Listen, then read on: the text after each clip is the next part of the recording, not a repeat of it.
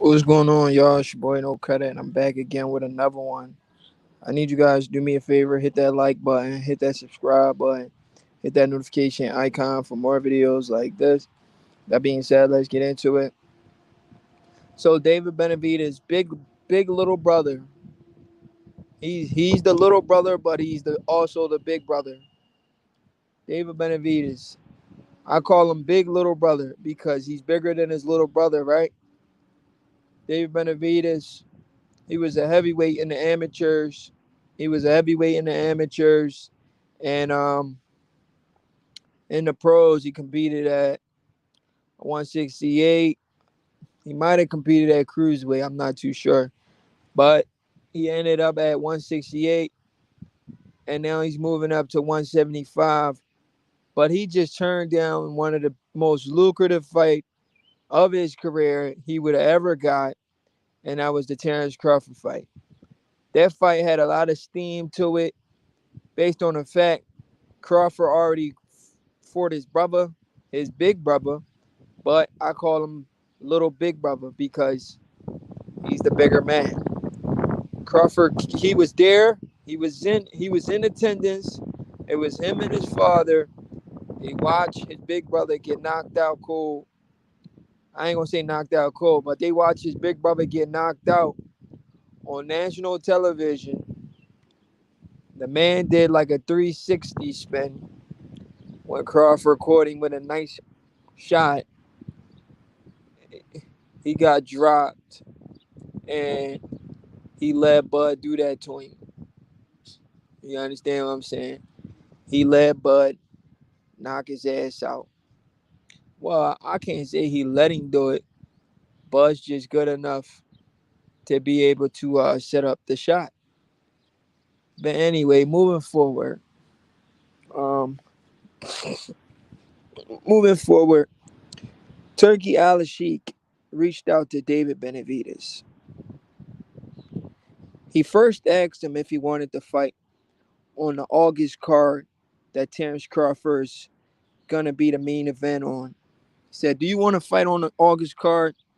And David was like, "I would have, but I got a fight coming up on the undercard of Javante because I'm with PBC. They already playing this event out." Turkey was like, "Okay, that's understandable, but I have another proposal for you. I want you to fight Terence Crawford at 160." He says he didn't even think about it. He didn't even think about it. He immediately turned down the fight. He said, "No, Turkey, I can't do it." In a situation like that, he should have thought about his brother, his older brother. He should have thought about what Crawford did to his brother. And he could have been like, "You know what? I got to get back for big bro. I got to spin the block and go get back for my big bro, man. Because what Crawford did to my big bro, it wasn't fun. And the crazy thing is, I was there to see it. This is my opportunity to get revenge for my big bro." But instead of doing that, he turned down the fight without even having a second thought. He looked at Turkey Alashik and he said, "Nah, I don't want to fight, bud. I can't make 160. How you know you can't make 160, bro? You get a nice nutritionist, you get on a disciplined diet, you can make 160, bro. You know what I'm saying? You're the bigger man, you have a huge size advantage, and you're going to rehydrate." He remember Arnold Brown salute. Arnold Brown said he remembers how his brother got stretched. He don't want that bud smoke. Hey yo. Hey yo, Arnold Brown. Somebody had to say it. Somebody had to say it. I appreciate you saying it because I ain't want to say it, but you said it for me. Yeah, he probably get PTSD from that. He remember what happened. He was ringside. It was a terrifying experience. He like, no, I can't go do that shit again. And this time it's gonna be me. So I understand where he coming from. He don't want to. He don't want to go through that. So it's cool. We'll give him a pass for that. But anyway, he didn't even think about it, bro. He didn't even think about it. Turkey Alashi called him and said, listen, you versus Crawford, that's a huge fight. Let's do it. 160. He said, Turkey, I'm sorry, man. I don't want to fight at 160. I'm moving up to 175. And Turkey was like, all right, when we find a fight for you, I'm going to call you back.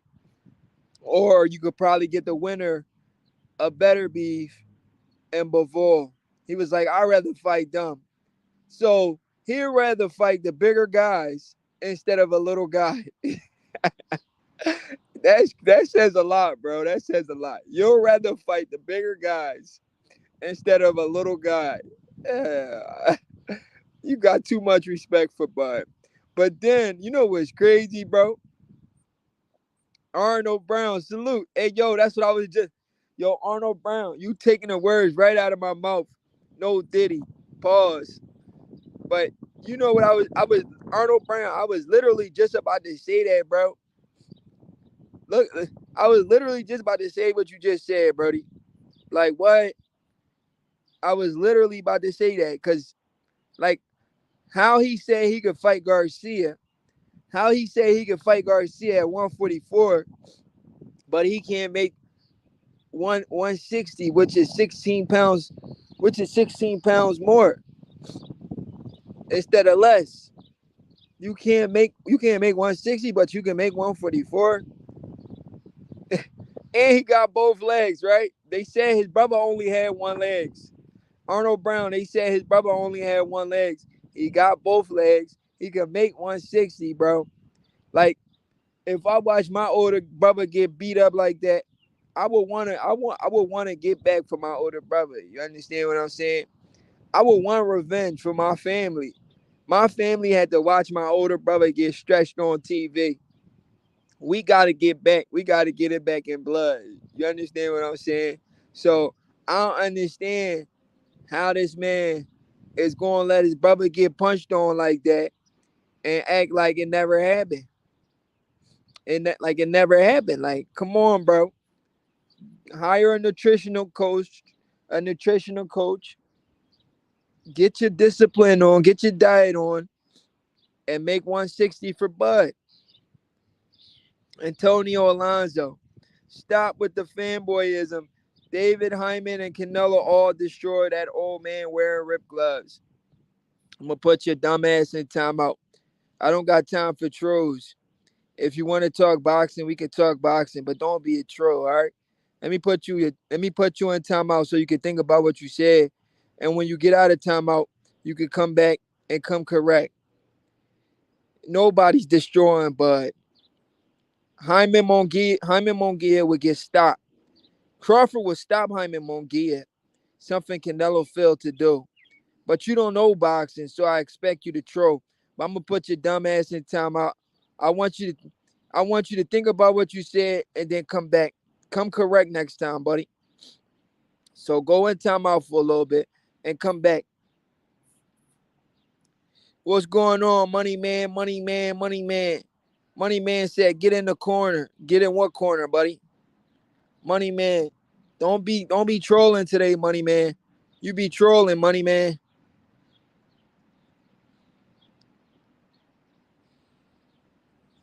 Don't be trolling, money man. Crawford versus Usyk. You see, money man's already trolling. See what I just said? See what I just said? Money man trolling already. Crawford versus Usyk. Like, you're not making any sense. Did Usyk ever start his career at lightweight? Did Usyk ever start his career at lightweight? Crawford versus Canelo makes sense. Canelo was once a lightweight. You understand what I'm saying? So he's not a natural super middleweight.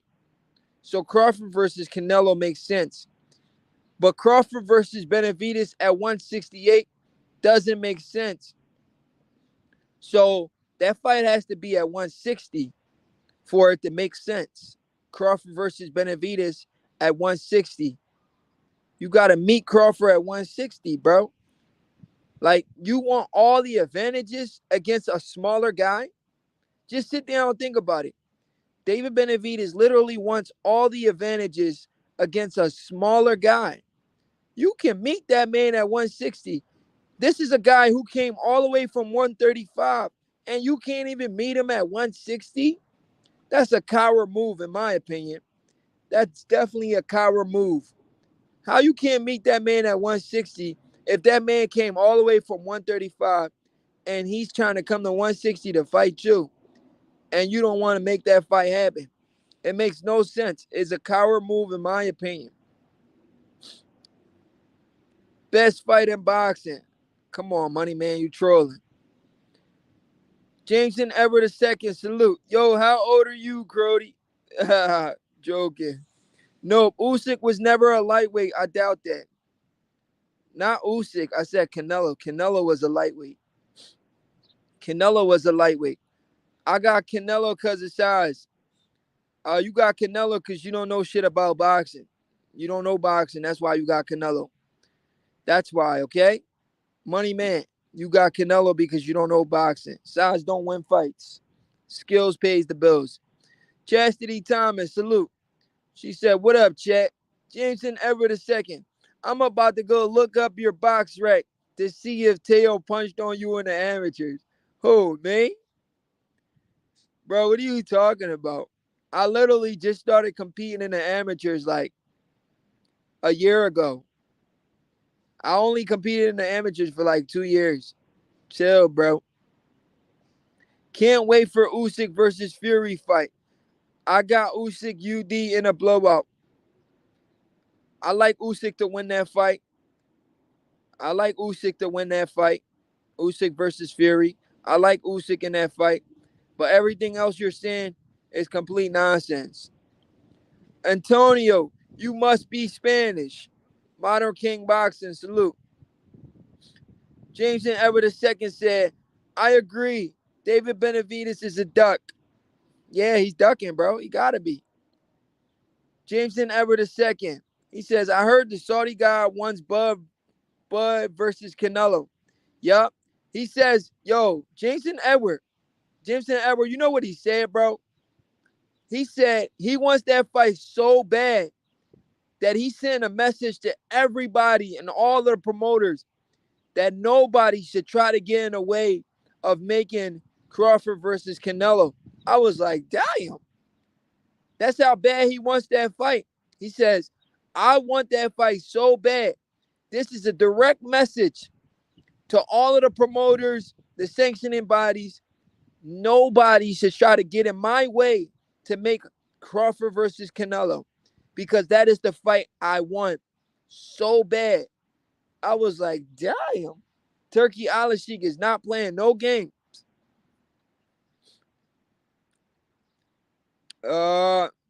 Chastity Thomas says, salute Modern King Boxing.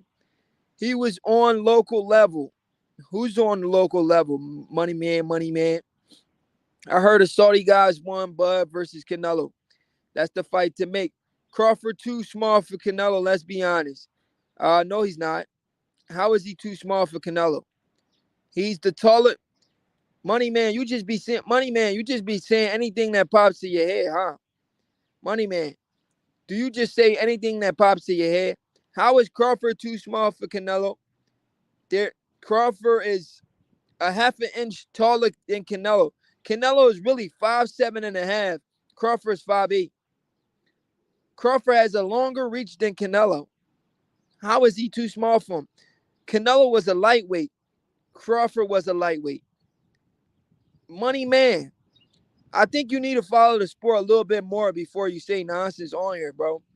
Cause sometimes you say some okay stuff, and then sometimes you embarrass yourself in the comments. Canelo was a lightweight. He started his career at 140. Do you understand that? He's 5'7" and a half. He started his career at 140. Money man, I want you to listen to me when I'm speaking for a second. Cause I feel like you just be chatting, bro. You don't be listening. Canelo Alvarez started his career at 140 pounds, a lightweight, super lightweight. He moved all the way up as far as high as 175. The reason he was able to do that because he had some boxing skills and he has a good chin. And he had the judges on his side too. So we know that's why he was able to do that. Other than that, he came back down to 168 after he lost at 175. The reason why he came down to 168 is because he is not a natural 175-pound fighter. He's not a natural 168-pound fighter. But 168 is a weight class he can compete at as long as he stays away from the likes of David Morrell and David Benavidez. But if he fights like a David Morrell or a David Benavidez, then it becomes a problem. But as long as he stays away from David Morrell and David Benavidez, he can continue to compete at 168. But once he thinks he's better than what he is, and he fights David Benavidez and David Morrell, then it becomes a problem. But other than that, he can compete at 168. He just got to stay away from those two natural 168-pound fighters because those guys are not just natural 168-pound fighters. They have a lot of skills and power, and it won't be a fair fight for Canelo Alvarez. So I understand why he don't want to fight Benavidez. I understand why he won't want to fight David Morrell. Those are not fair fights for a lightweight Canelo Alvarez who came all the way from 140 to 175. Those are not fair fights for Canelo. Let me read some of these comments. Crawford too. Come on. I already read that. I'm not going to entertain that. Modern King Boxing, you know it. As good as Crawford is, he's lighting the ass. Canelo by UD. How is Canelo? Money Man. All right, listen, Money Man. Money Man, can you do me a favor though, bro? Can I drop the link on you and you come on here and you break this fight down for me? Crawford versus Canelo. Can you come on here? If you can break this fight down, because I need you to convince me how Canelo's going to win. If you keep talking about lighting the ass, I'm not going to take you serious. I want you to tell me how is Canelo going to win? What is he going to do? How is he going to win those rounds against somebody that's a better fighter than him? What? He's going to outbox Crawford in the first couple of rounds? Like, what is he going to do? I want you to break the fight down for me. What is he gonna do that Crawford's gonna allow him to do without stopping him from doing it? So he's just gonna walk through Crawford punches. Like, I'm trying to understand. First of all, if it was a boxing if it was a boxing match, he'll get outboxed. If it was a fighting match, he might have a better chance. But other than that, how does he win? Is what I'm trying to figure out. You said Canelo by UD, meaning like, is he going to outbox Terence Crawford? He can't do that. So how is he gonna win UD? How is he gonna do that? I'm really trying to figure that out. I want to drop the link on you, Money Man, so you can come on the show and you can explain that to me. But if you're gonna say Canelo win because Crawford's lighting the ass, I can't take you serious because that's not how you talk about boxing. That's not how you break down a fight. Saying somebody's lying the ass is not how you win a fight. That's not how the sport of boxing work, buddy. You got to break it down, and if you can't break it down, you're clearly trolling. So I can't take you serious no more, bro. If that's true, he's going to throw a lot of money out there. So if it doesn't happen, Canelo is the biggest duck. Jameson Edwards, salute. Yeah, bro. If it doesn't happen, Canelo is a duck. He talking about he got nothing to gain, which is an excuse not to fight. You're willing to fight Amir Khan. You're willing to fight Jermell Charlo. You're willing to fight Jaime Munguia. These are all guys moving up in weight. So you're willing to fight smaller guys, but you're not willing to fight the best small guy on the planet, pound for pound king, Terence Crawford. If you can't fight him and you want credit for Amir Khan, you want credit for Jermell Charlo, you want credit for Jaime Munguia, you want credit for Gennady Golovkin, we can't give you credit, bro. You're not going to get no credit for fighting any of those guys. Since you think you won't get credit for fighting the best small guy, you was okay with fighting smaller guys, but when it was the best small guy, now is a problem? Now is a problem? Come on, man. Nobody wants to hear that. Nobody wants to hear that. So it is a duck, Jameson Edward, if he don't get in the ring with Bud. Mexican boxers, you always sound mad. You're going to be real crying when Bud gets knocked out by Canelo. Mexican boxing, salute. I got news flash for you, Mexican boxing, and I want you to listen. And I want you to listen good. Canelo hasn't knocked out anybody in 3 years. Canelo couldn't even knock out Jermell Charlo. Mexican boxing, I just want you to listen to me for a second. I feel like you people just talk without thinking. Can y'all use your brain for a little bit? Can y'all use your brain? Please, can y'all use your brain, bro? Can y'all use your brain, yes or no? Can y'all do it, yes or no? I'm asking a serious question. Can y'all use your brain? Yes or no? Huh? How can you use your brain, Mexican boxing? Huh? I want you to listen to me for a second. Nello couldn't knock out Jermell Charlo. Jermell Charlo is a lesser fighter than Terence Crawford. Jermell Charlo is a lesser fighter than Earl Spence Jr. And Canelo couldn't knock him out. And guess what's even more worse? Jermell Charlo was coming off a hand injury. His hand was injured. His hand was injured. He was coming off a hand injury. He went up 2 weight classes. He left the ring with no damages. Yet, a guy with the name of Mexican boxing is telling the public that Nello will knock out Crawford, who's better than Charlo. Earl Spence is better than Charlo. Canelo couldn't knock out a lesser fighter in Charlo. He couldn't knock out Jaime Munguia. He couldn't knock out John Ryder. And he couldn't knock out a 40-year-old Gennady Golovkin. But he's going to knock out the best fighter in the sport. This is what Mexican boxing is saying. This guy don't know shit about boxing. And it's disgusting. When you say something like that, you have to look at the track record. You have to look at the facts. And the fact of the matter is, your boy Nello ain't knocking shit out. He hasn't knocked anything out in damn near 3 years. He couldn't knock out a Charlo with a hand injury. How the freak is he going to knock out the best pound for pound fighter in the world? Y'all need to use common sense and educate yourself on the sport of boxing. Because this trolling shit is getting out of hand. Chastity Thomas, salute. That's what Turkey said. I love him. Yup, that's what he said. He says nobody should stand in his way. He says nobody should stand in my way. I want to make Terence Crawford versus Canelo Alvarez. I don't want anybody to stand in my way.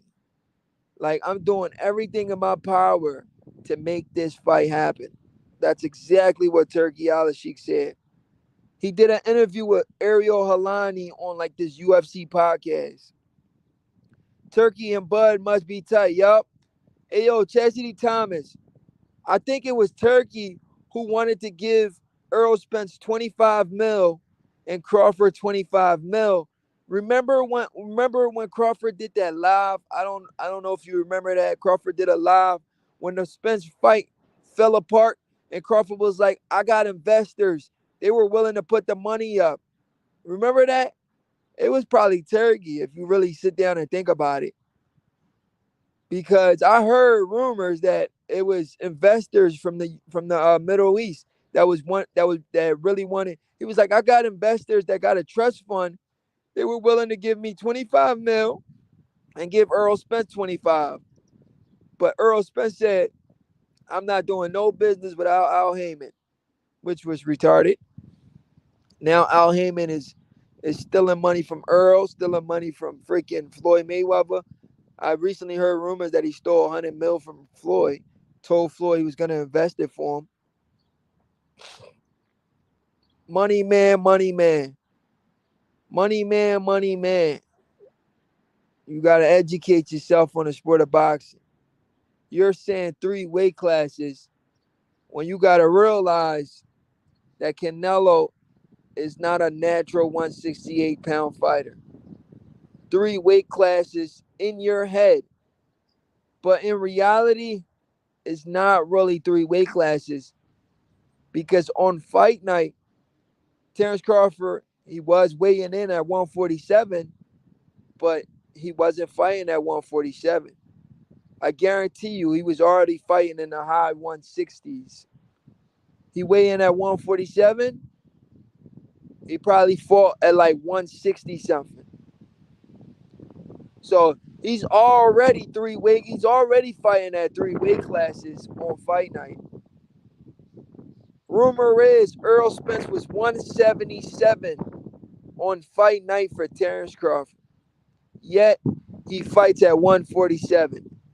Yet people like Money Man are saying weight classes are there for a reason. If weight classes are there for a reason, why is Earl Spence weighing on 177 pounds on fight night for Terence Crawford when they fight at 147? Why is Devin Haney weighing 165 pounds for Regis Prograis when he fights at 140? That's 25 pounds more. You fight at 140. How do you weigh 165 pounds? Yet a guy like Money Man don't understand the sport and don't know that there's no same day weigh-in, that these guys already fight at a higher weight class. Money Man continued to embarrass himself in the comment section. And it's disgusting, bro. Don't embarrass yourself in the. How in the world is Devin Haney fighting 165 pounds on fight night? But yet, weight classes are there for a reason. When he fights at 140, 25 pounds above the limit. Come on, Money Man. You keep saying weight classes are there for a reason, but on paper, it's not making sense. It's Lomo versus Regal all over again. No, it's not. No, it's not. Regal was a defensive fighter. Guillermo Redondo was known for being a very defensive fighter. Terence Crawford is known for being an offensive fighter. Lomachenko was known for being an offensive fighter. Guillermo Redondo was known for being a defensive fighter. It's not Loma versus Regal all over again. You make absolutely no sense. One guy, both guys are known for being offensive fighters. You understand? Regal was just known for being a great defensive fighter when he fought Loma. So you're not making sense anymore. You're not making any sense. It's not Loma versus Regal all over again. That makes no sense, buddy. Bud Crawford beats Easy Spence. What's your name? It's Prince. Prince. Damn, look what Devin Haney did, Crody. He got punched on by Ryan now, and these Mexican fans are showing out. Yo, Jameson Everett II, you trolling, bro. Yo, Jameson Everett II, you know Devin, my guy. I like Devin, but I didn't like how he carried himself in the Ryan fight. I didn't like that. Some of the stuff he was saying, I wasn't a huge fan of what he was saying. Like, even look at this bullshit he was saying. Let me show you something he was saying, bro. He says the Devin Haney era. Like what, bro? How is it the Devin Haney era? Bro, you're like 25 years old. You're already claiming the era.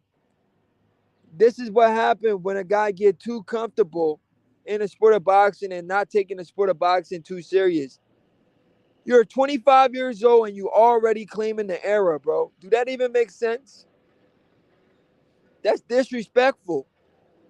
How are you 25 years old and you're already claiming the era? Huh? How does that make any sense in the world? At 25 years old, why are you already claiming the era? How does that make sense, guys? How does that make sense? It makes no sense. Let me read some of these comments, y'all. Let me read some of these comments. Let me read some of these comments. Crawford was 135 as a grown man. Canelo was 15 years old when he turned pro. He was a kid. Money man. You just say some bullshit over and over. If 18, 19 years old is a grown man to you, then I don't know what the hell you talking about. You just be saying anything. Because that man turned pro like 18, 19 at 135. He wasn't no grown man. Grown man is like 21, even though they say 18, 19 is an adult. But we all know being a grown man, you like 21, 22, 23. 18 years old at 135. That ain't no grown man. Canelo was 19 years old at 147 as well. And he got hurt at 147. So was Canelo a grown man when he got hurt at 147 against Jose Miguel Cotto? Money man. Minor King Boxing, salute. Boxer and content creator. Oh, his name is Prince? Yeah, yeah. I've been listening to him for a while now. I had no idea what his name was. Thank you. Cool. Not to mention he ate the Mexican meat to make the weight. Ah, oh man. So you saying your boy is gonna need the Mexican meat to fight Terence Crawford? Is that what you telling me, buddy? Is that what you telling me? Money man, you telling me he's gonna need the Mexican meat to fight Terence Crawford? That's not cool. Yeah, agree. Canelo knocks out Bud. He too old and chinny. Verdat Solo, you don't know shit about boxing. I'm gonna put your dumb ass in timeout and you can come back correct. And don't say stupid shit in my comments. Casual fangirl. Let me put that dumb ass in timeout. You like me. I'm always listening, but we working. Salute Modern King Boxing. Money man, money man. Money man said feints. I told you how. No, you ain't tell me shit. You ain't break that fight down. All you saying is light in the ass. That's not how you break down a fight. You saying light in the ass. That's not how you break down a fight. I want to drop the link on you and you come on the show and let's go back and forth. And you tell me how Canelo wins the fight. Bud versus Canelo is going to look like Bud versus Spence. James and Everett II, I agree 100%. TBE boxing. Every time Crawford name is mentioned, Canelo fans get Mayweather flashbacks.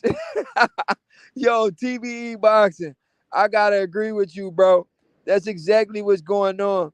These boys are in their feelings when Crawford name is mentioned for their boy Canelo Alvarez. It pisses them off. They don't want to go back to that. They don't want to go back to that day. Modern King Boxing says, man, Turk giving out boxing longevity, and we about to see what Crawford capable of at 154. Jonathan Larver says, you're a fanboy and delusional. Bud been outboxed by Porter, and I mean me, Machine Kell Brook, and Canelo way more skill than all of them. Jonathan Lara, you makes absolutely no sense. That's the most casual shit I ever heard. But you calling me a fanboy. Bub been outboxed by Porter. Everybody know Porter is not a guy that outboxes somebody. That's your first mistake, Jonathan Lara. So I want you to come back. I want you to reread your comment before you say that. Before you talk, before you say anything else. The first thing you got to do is reread what you said. Bud been outboxed by Porter. Porter is not known for outboxing anybody. So you're 100% wrong. That's your first mistake. Porter is not known for outboxing anybody. You understand what I'm saying? So you're not making any sense, buddy. You're not making any sense. And then you said he got outboxed by Me Machine and Kell Brook. Kell Brook only went 4 rounds, bro. 4 rounds. The fight didn't even get started yet, bro. How you get knocked out in 4 rounds and a guy like Jonathan Lara say you got outboxed? Do it take 4 rounds to outbox you, bro? Jonathan Lara has to be the stupidest guy on the internet. Do you understand what I'm saying? He has to be this Jonathan Lara. You have to be the most stupidest boxing fan on the internet by saying Crawford got outboxed by Kell Brook. The fight was only 4 rounds. Sean Porter is not even known for outboxing somebody. Mean Machine is known for outboxing somebody. This guy has to be this. You have to be the most stupidest fan I've ever came across. I gotta give it to you. I used to think there were some people more stupid than you, but you're an idiot, bro. So you telling me in 4 rounds, because it only took 4 rounds for Crawford to get Kell Brook out of there. You're telling me Kell Brook outboxed Crawford in 4 rounds and got knocked out. So he won every single round except the fourth round, right? That's what you're telling me. He couldn't even make it to the fifth round. He couldn't even make it to the fifth round. I'm gonna put your stupid ass in timeout because I'm losing brain cells listening to your dumb ass. Put your dumb ass in timeout. Casual fangirl. Man, that Jonathan Lara is an idiot. I never met somebody so stupid on the sport of boxing before. Man, Turk giving boxing longevity. And we about to see Crawford capability at 140, capable at 154. Modern King Boxing, I can't wait to see Crawford get his time. I think Crawford is in his prime now. He definitely is. Salute, Chastity Thomas. World Combat Sports, salute, man. We got some crazy people in the chat today, man. They driving me crazy, World Combat Sports. They saying some bullshit on here. Let me drop the link on my guy, World Combat Sports. If you want to come up here and bust it up. If you want to come up here and say a few things. Salute to World Combat Sports. One of the best channels on YouTube, always doing this thing day in and day out. Everybody in the chat, go subscribe to World Combat Sports. This man be dropping that heat every single day. Salute to everybody in the chat. Arnold Brown said, he says, salute World Combat Sports. Jonathan, Modern King Boxing said, Jonathan don't know nothing about boxing. Crawford was allowing Porter to pursue. I didn't even panic watching Crawford allow Porter to trail him. Yeah, Jonathan Lara is a casual fangirl. I remember when Easy Root was crying after Bud versus Spence fight. Like people said, oh, wait. Hey, yo. Yo, Jameson Edward, you crazy, bro. TBE Boxing says, salute World Combat Sports. I disagree. Charlo is better than Earl. How do you know Charlo is better than Earl? from what we know, Earl used to punch on Charlo, and from what we know, Earl used to punch on Charlo in sparring. Charlo even admitted that Earl hurt him multiple times in sparring. He said, "Yeah, he hurt me with some good shots." Rumor is Earl knocked out Charlo in sparring. So I don't know what you're talking about by saying Charlo is better than Earl. That makes no sense.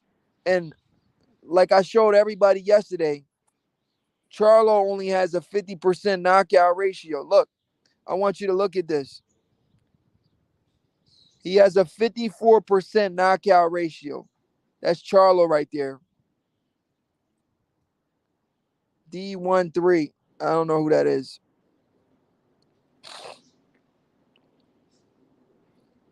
Where is it?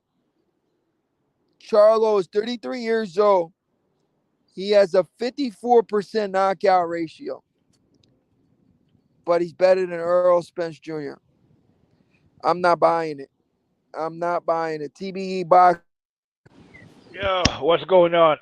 Yo, it's been a while, man. I've been looking for you. Where you been at, TBE?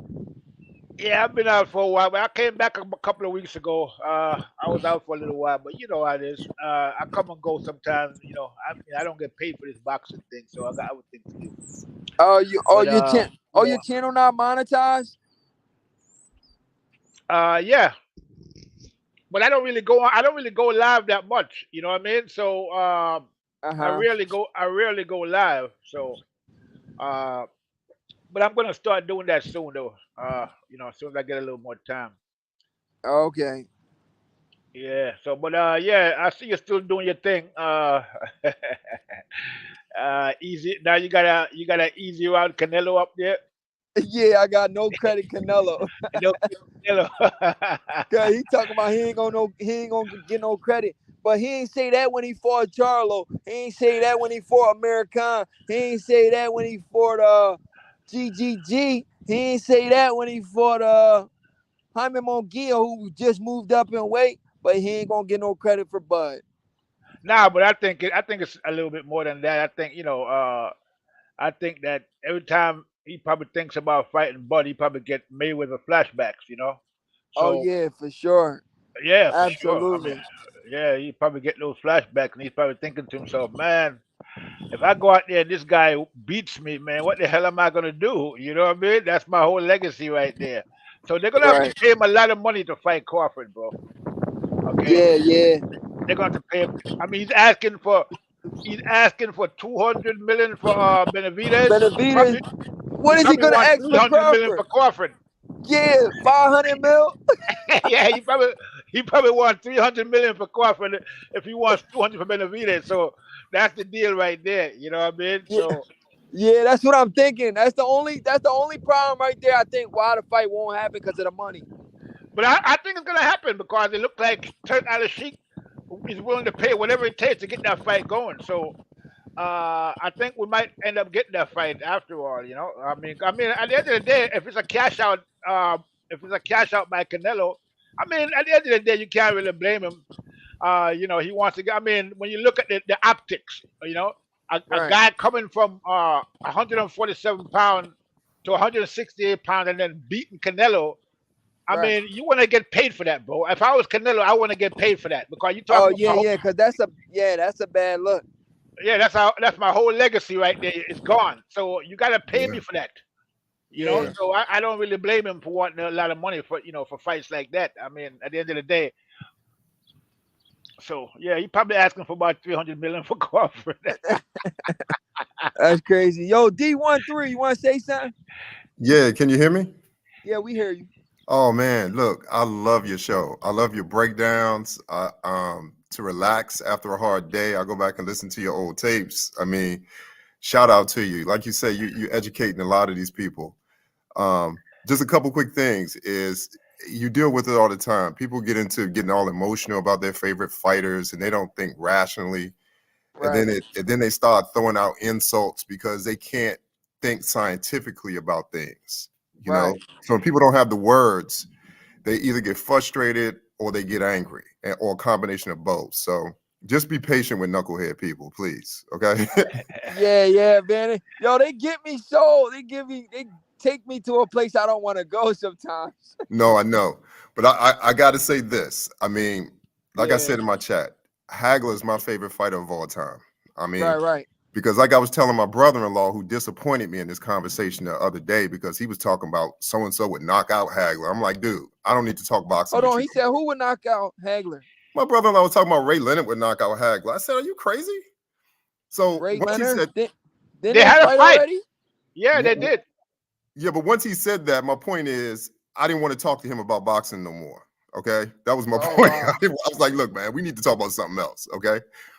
But what I was saying Yeah, about Bud is people need to understand they're not realizing what they're seeing. And give me a Exactly. second to give me just a quick second to make this point. Yeah, go See, ahead. Go ahead. a lot of times with athletes is Steve Young used to talk about this is, and Ali talked about it, is your brain can see it when you get older, but your body can't get you there. It's very, very, very rare that we see an athlete who has whose brain can see it. He has all the data, he has all the experience, he has the whole toolkit, and his body can still get him there. That's what you're seeing with Bud. You're seeing something breathtaking. I've only seen it with Hagler, where a guy who has his total toolkit every step of the way, every level that he's fighting. I mean, everybody else gets diminished over time, but this guy, he is in his prime. I mean, it's incredible. It's breathtaking, actually. I agree 100%. And this is what we're trying to get these guys to see, but I think some of them just don't want to see it, or Nah, too emotional. yeah, they don't want to see it because Too like emotional. yeah, because they're too attached to these guys, like the Earl Spence of the world, the Charlos of the world. They're attached to these guys, and their pride won't Or let them Canelo. They too attached to Canelo emotionally. exactly, and their pride won't let them see the truth. No, no. And that's the I, way it is with greatness. I Is haven't it's seen any such a fighter. shame that we got to wait till greatness leaves before we appreciate a lot of it. I Right. haven't seen any fighter you could compare to a guy like Hagler in this generation. I mean, there's nobody even close to it. I mean, when I say close, I mean not even in the same galaxy. Okay, Hagler was a whole different. He was a different beast altogether, bro. All I together. mean, this guy. I mean, his determination was inhuman. I mean, the guy is his chin was like we talk about Canelo's chin. Forget it, man. I mean, Hagler's chin was like it was adamantium. You know what I'm saying? It Right, was right. like, I mean, Damn, it was like that. yo, that guy was a. I mean, I don't know if you. Hey, listen. Easy route. Did you If you ever did you get a see chance, Hagler in this? Did you see Hagler in real time? yeah, I'm telling you, easy route No, now. no, If you get I a chance, didn't. I easy route. didn't. If I'm you a. get a chance, watch the Go back and John watch his Mugabe, tapes. watch I'm the Go gonna back go John and back and Beast watch his Mugabe fight, tapes. the Hagler Beast Mugabe fight. yeah. Hagler Oh yeah. versus John the Beast Mugabe. And that's an Watch that old fight. Hagler. That's an old Okay? Hagler. Yeah, watch Oh that wow. fight, man. You'll see a guy. You're gonna see a guy who determined. Who now, I don't care how many punches you land, he's not gonna stop coming. Okay, he's gonna keep. I mean that. Oh man, that fight. Oh, that was a classic. And But I mean, and I'm sorry, I just now gotta go say, ahead. and the thing about Hagler is he, as a boxing fan, you look at tools and skills. And what does a guy have to pull from when he's dealing with an opponent? Because that was the thing with Spence. Spence had a limited toolkit. He had the desire, but he didn't have the toolkit. But when you're dealing with a Marvin Hagler, you're dealing, like you said, with a chin. Hagler was like the Hulk. You made him angry. You got him. He got stronger. But he had a total toolkit to where he could destroy you left hand, he could destroy you right hand, he could box you, he could punch you, he could do everything. There was nothing he couldn't do. It was And he breathtaking. never got tired. He was like a robot. He was Yeah. like a robot. Go back and watch his tapes. But the thing that reminds me about Bud with Hagler is Bud has the total toolkit. He doesn't have Hagler's chin, but he has his toolkit. And Bud is ferocious. When he goes in that ring, he is there to destroy you. Make no mistake. So Go back and watch Hagler's tapes. You'll be astonished at what you see. What is the closest guy from this generation to those fighters back in those days? You know, like he would probably Crawford. Yeah, only Bud. Yeah, Crawford, probably the only guy from this Hey, what's up? generation. What's up, y'all? Back in those days. What's up? How you Can y'all doing? hear? Can y'all hear me? I can hear you. Oh, all right, just checking. I got you plugged in the jack in the phone in the car and shit. Yeah, this era is soft. It's not the same. But look, hey, look, recently I looked at some of the fights, like the records from back in the days, and like even as recent as Mike Tyson, we're not even going all the way back.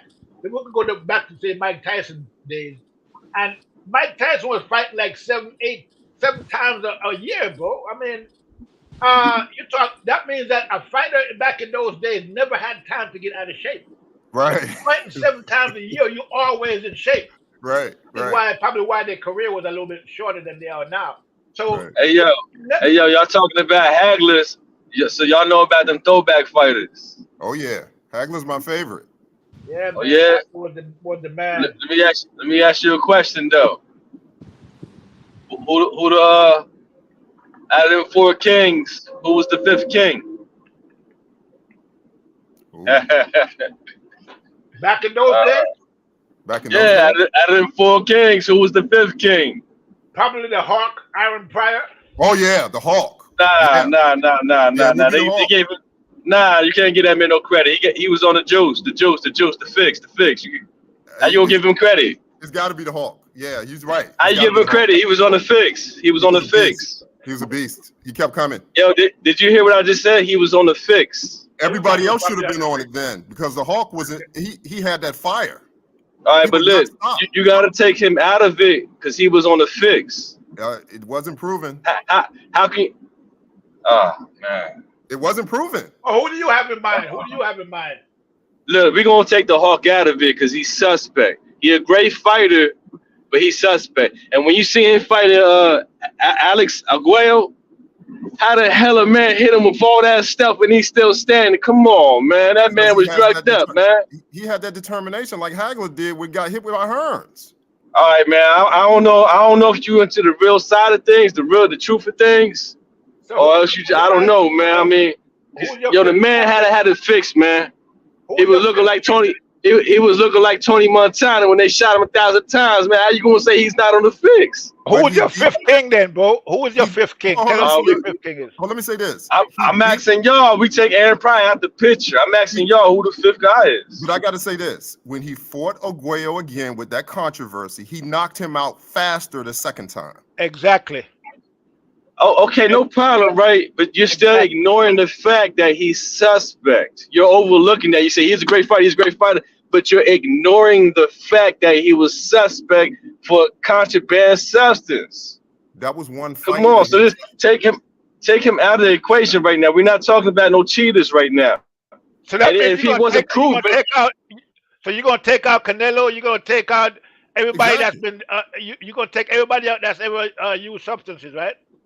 that's not the question, brother. I said who's the 5th king? No, That's not Canelo. Give Canelo any credit, right? You don't give Canelo any credit whatsoever, right? Why would you say that?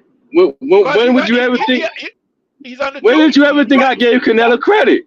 How do you know that's my favorite fighter? I don't even deal with Canelo like that. Favorite fighter, bro. I didn't say he was your favorite fighter. I'm just asking you. I don't deal with Canelo. So I don't like Canelo. I can't wait till he get knocked out by Crawford.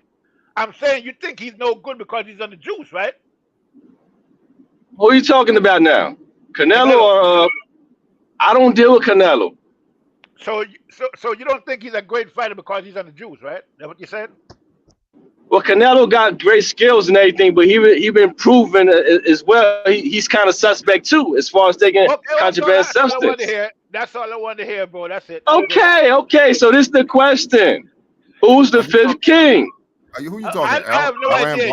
I already gave you my choice, so you tell me who you think it was now. Who's your 5th king? Who's your choice? We take Aaron Pryor out the picture. We take him out the picture. Take him out the picture. You talking Barkley? Barkley got knocked out by Duran. Barkley got knocked out by a couple people. Oh, you talking? I think I know who you're talking about. But he's Yeah, he was a beast. Barkley knocked out Hearns too. So if you know about boxing, they be like, what was his name? The guy that I mean, I ran Barkley. Mike McCullum was pretty good. Connor Ben's dad beat him, but he had a brain aneurysm. Nah, you're going too much in the future now. You're going too much in the future. I forgot his name. What's his name? Jerome McKellen. Yeah, he was a beast.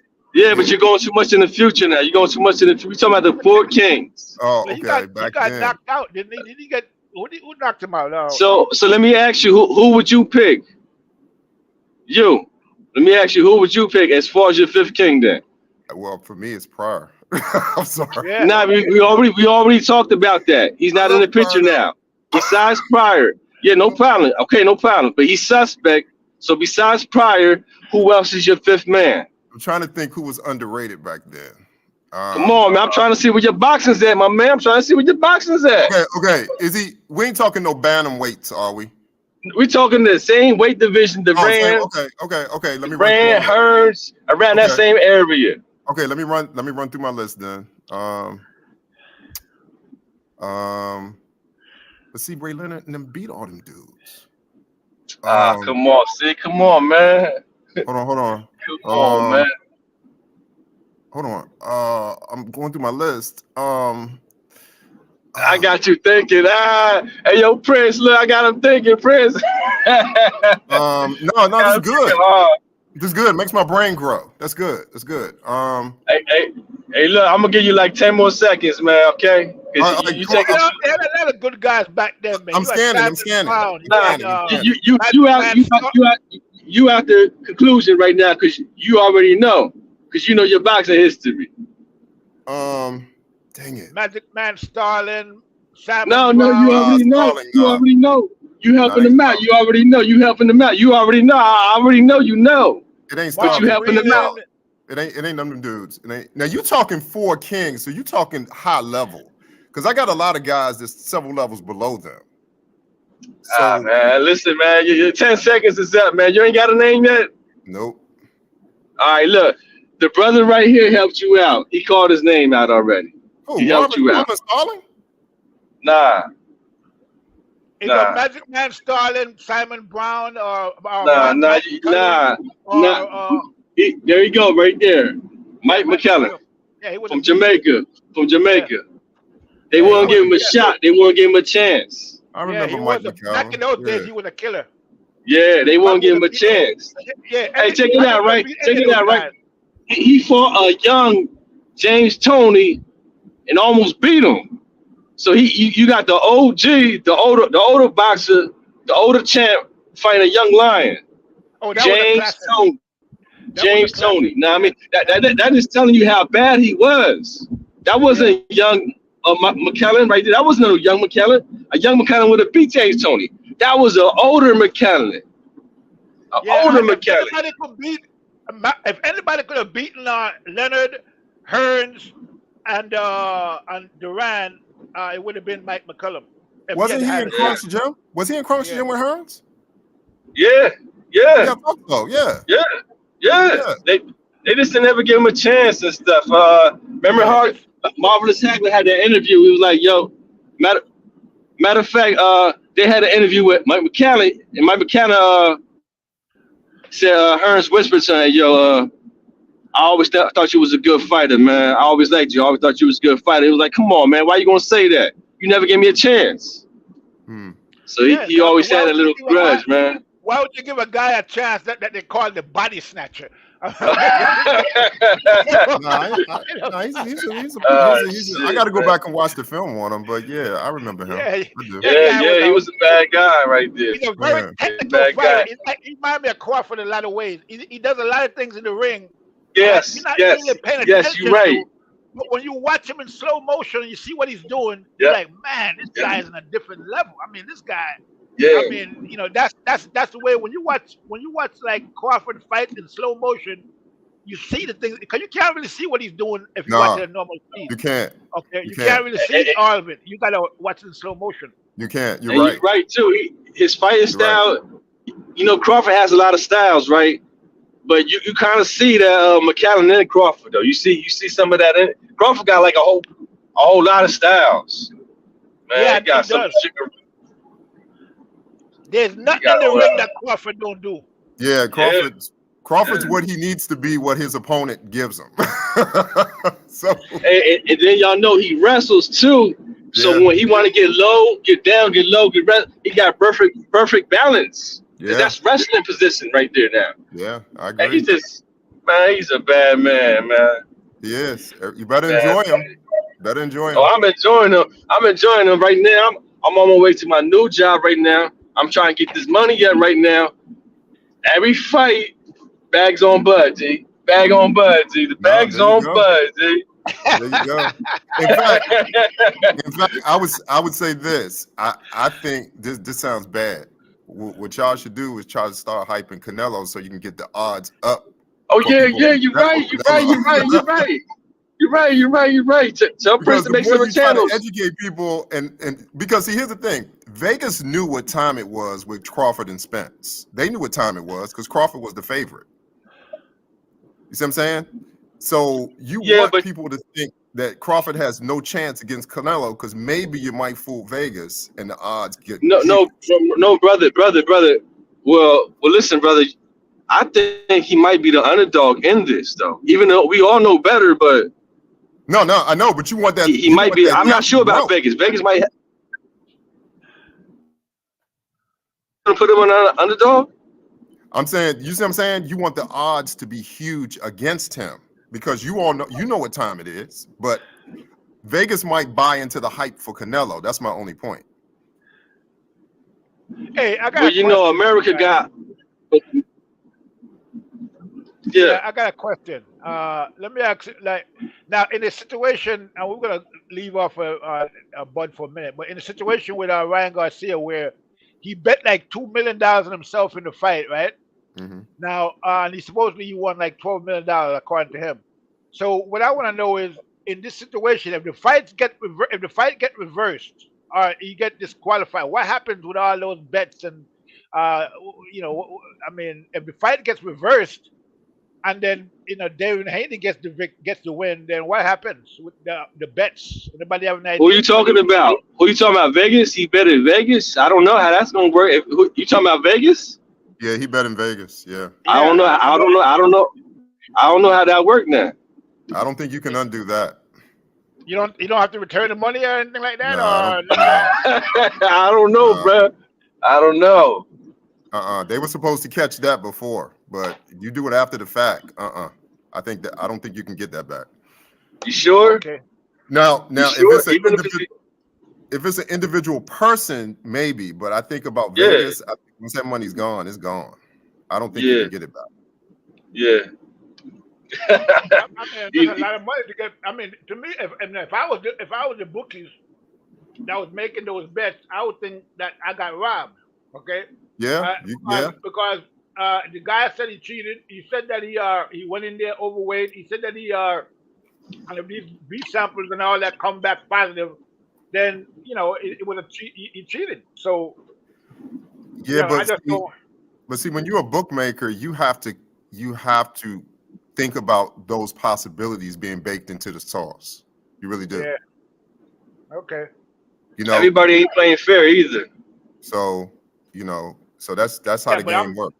I'm just thinking, bro. I think about it, like, I mean, I look at it like this. People do a lot of different things to make money, and sometimes they get caught and they get dealt with. You know what I mean? Whether they're doing it legally or illegally, whatever that they're doing.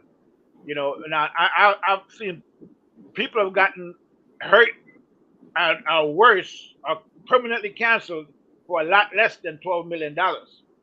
Okay, so I mean, we don't know where this money is coming from. Okay, that he's gotten. I mean, somebody might think to themselves, "Hey, man, this guy robbed me. I don't really like this," and and decide to take some kind of action against them. You know what I Right. mean? So But see that there's a difference between an individual bookmaker who in Vegas because Vegas is public companies. They're not going to be sending out people to go get their Yeah, money. yeah. They got shareholders and stuff. You know what I'm saying? That's a whole different situation. So yeah, mm, It's like a system, kind of like. Can't, exactly. It's corporation. can't, So it's gone. You gotta let that go. It ain't like You you're know, gonna run up on him on the streets and nothing like that. Nah, you get nice. right now the bookmaker down the way might feel a different way. You know what I'm saying? Yeah, he might have a problem. He might have to leave town. You know, but Vegas ain't sending nobody. Nah, because if they get caught, you're talking. Can you imagine the billions in lawsuits that they would have to deal with? Nah. You know, that's a rounding error to people like that. They don't think about that money. That's pocket change to them. Okay, You know? so Okay, I hope that answers your question right there. But let me ask y'all: do y'all really think they're gonna overturn it? it's I think it's possible. irrelevant, to be honest with you. Possible? I think it's possible. I mean, that has been done before, so it's not like it's For unprecedented. what? For what? For the weight or because he For wasn't the same proven thing. For the same thing. for For the aspirin. drugs? Yeah, aspirin. I think it's irrelevant. I do. So that's my opinion. You know, because see, here's the thing about roids. You know, roids don't make you a better athlete. They make you allow you to train harder and longer. You still have to have skill. Okay, you're not going to be a couch potato, take a bunch of roids, and get in the ring with a professional boxer. All right, you know. So Yeah, but that's not the point, though. I mean, you know, that's not the point whether if you're a couch potato or not. It's called an unfair advantage. no, So I know, but Devin Haney, if you watch that fight, he got hit square. but that's in the irrelevant, block. bro. That's not relevant. That's not relevant. Whether you got hit square, whether you got his ass beat, or none of that. The point is, just like the brother was just saying just now, he doesn't rate Canelo or these other fighters or Aaron Pryor because they was taking steroids. Okay, so if that's the case, you got to be, you know, you got to keep it a buck. So if Ryan got, I mean, because I've seen, you know, I remember when Deontay Wilder, there was telling Deontay Wilder to sue Tyson Fury because he took, you know, they say he cheated with the glove. And now those same people that was telling Deontay Wilder to sue Tyson Fury are saying Deontay Wilder that Devin Haney's a snitch because he's trying to sue Ryan Garcia. So you know, Right. people that, I mean, this is crazy what people be talking I about. agree, Some of but these, commentators. But see, when you get into that kind of stuff, I mean, you're talking like some people can say certain things in cold medicine could get you failed. You know what I'm saying? I mean, certain thing that you took in a supplement that you got from GNC that you weren't sure about 100%. Yeah, I get that. I get that. But check this out. The skills win the fights. Skills win the fight. Check this out, though, bro. You can say, you know, I'm not, you know, it's not. I'm not even. Let's not even get into that aspect of it. But just deal with this one aspect of it, which is this. If Ryan Garcia, like you said, it could have been an accident, right? That's what you're basically saying. And that's a possibility, right? That is a possibility. But in this case, what did Ryan say when he popped dirty? He said it was immediately he said it was ashwagandha. Then that didn't work. The company came out and said, no, we don't have that in our product, and you can test it, do whatever you want to do. We'll stand by our company. And so that was out the window. So then he said it was Victor Conte and Bill Haney and Devin Haney. They conspired together, and somehow they got the results. I mean, this whole, and every day it's a new story about why he popped dirty, bro. So to me, if you're asking me to believe that Victor Conte, Devin Haney, Vada, and all these people got together just to frame little Ryan Garcia, I mean, that's impossible for me to believe, bro. It's just impossible. It just doesn't make any sense. So when you're coming out with excuses like that instead of having an actual alibi, then I know that you're lying. Okay? This is what I would say. I don't disagree with what you're saying. All I'm saying is that when you go back and watch the fight, Devin Haney was sloppy with his toolkit and how he dealt with Ryan Garcia. He was sloppy. He should not have been hit with those punches. I agree with you. I agree with you 100% on that. Hey, can I ask y'all brothers a question? Can I ask y'all brothers a question right quick? It's important right quick. I need y'all help right quick. Hey, yo, I got this rental car, right? Can I hit the easy pass with this rental car, or I got to pay this shit? Easy pass. Yeah, they'll probably pay it, but you gotta reimburse them. You're gonna have to reimburse them. No, it's for my company. I ain't gotta pay for my company. So all right. Good looking at. All right, pardon me. I didn't mean to interrupt. No, Thank you for that. that's all good. Oh shit. Yeah, so I agree with you, bro. That yeah, you know, Ryan. I mean, Haney fought the wrong strategy against Garcia because he was too emotional in that fight. To me, he wasn't doing the things that he needed to do. He fought. He wasn't fighting, moving backward. I mean, moving Exactly. side to side. He wasn't doing any lateral movement. He stood in Nope. front of the guy the whole fight when he should have been moving to his left. I mean, he made a lot of mistakes, but that doesn't change the fact that there you do have an advantage with those steroids because, like you said, they make you stronger. You can cut weight better. So these are, and then on top of all of that, while Haney, because I don't think Haney could make 140 any easier than Ryan Garcia. Okay, they're both having trouble making 140, I would think. So that means that Haney had to do his due diligence, do his work hard, do everything he had to do to make the weight, while Ryan Garcia didn't even come in on weight. And then on top of not coming in on weight, he's also taking PDs on top of it. So at the end of the day, bro, it's a bad look. If it was up to me, he would be disqualified immediately. Okay, because I think he's lying about all of the. He's coming up now. He wants to fight. He wants to fight. He's talking about everything to take attention away from his PEDU. Next thing he's going to be calling out Anthony Joshua. So I mean, and people are going along with that. You know, oh yeah, him and Anthony Joshua, that's going to be a good fight, man. Yeah, I want to see it.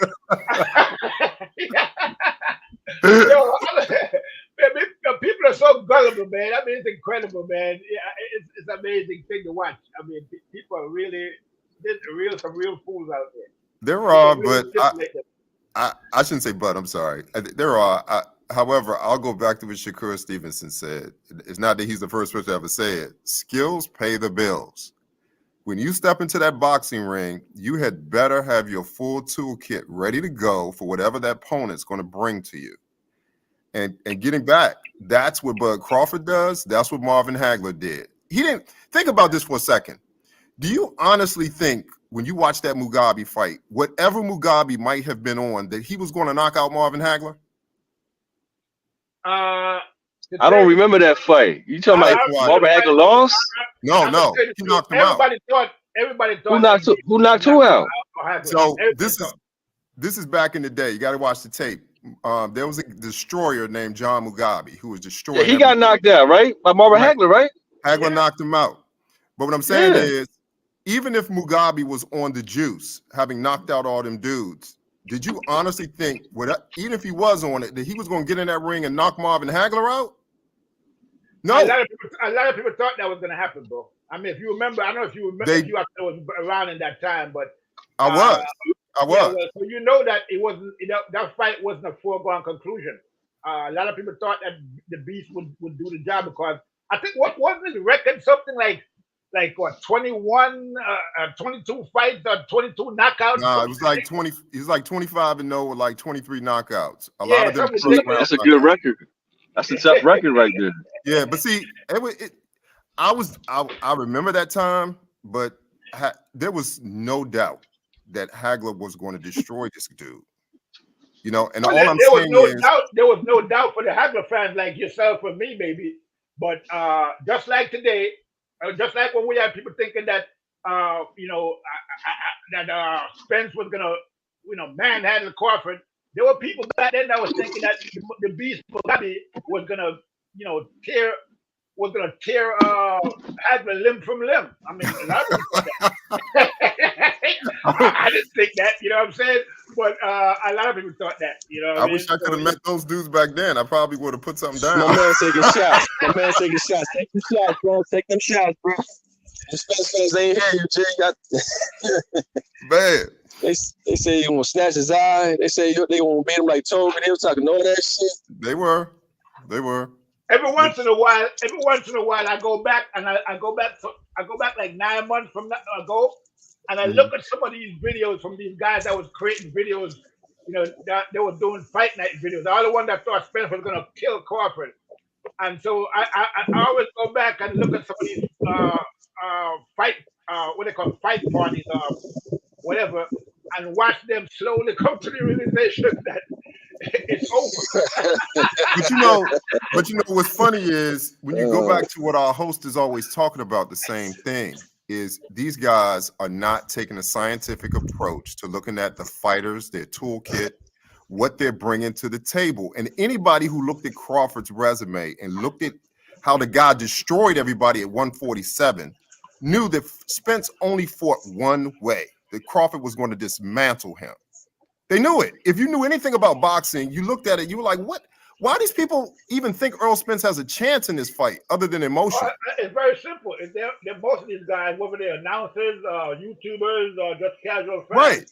It wasn't science. You There was no why? science in it. It was just They're emotion. fans of men. They're You know mad why? fans, not huggers.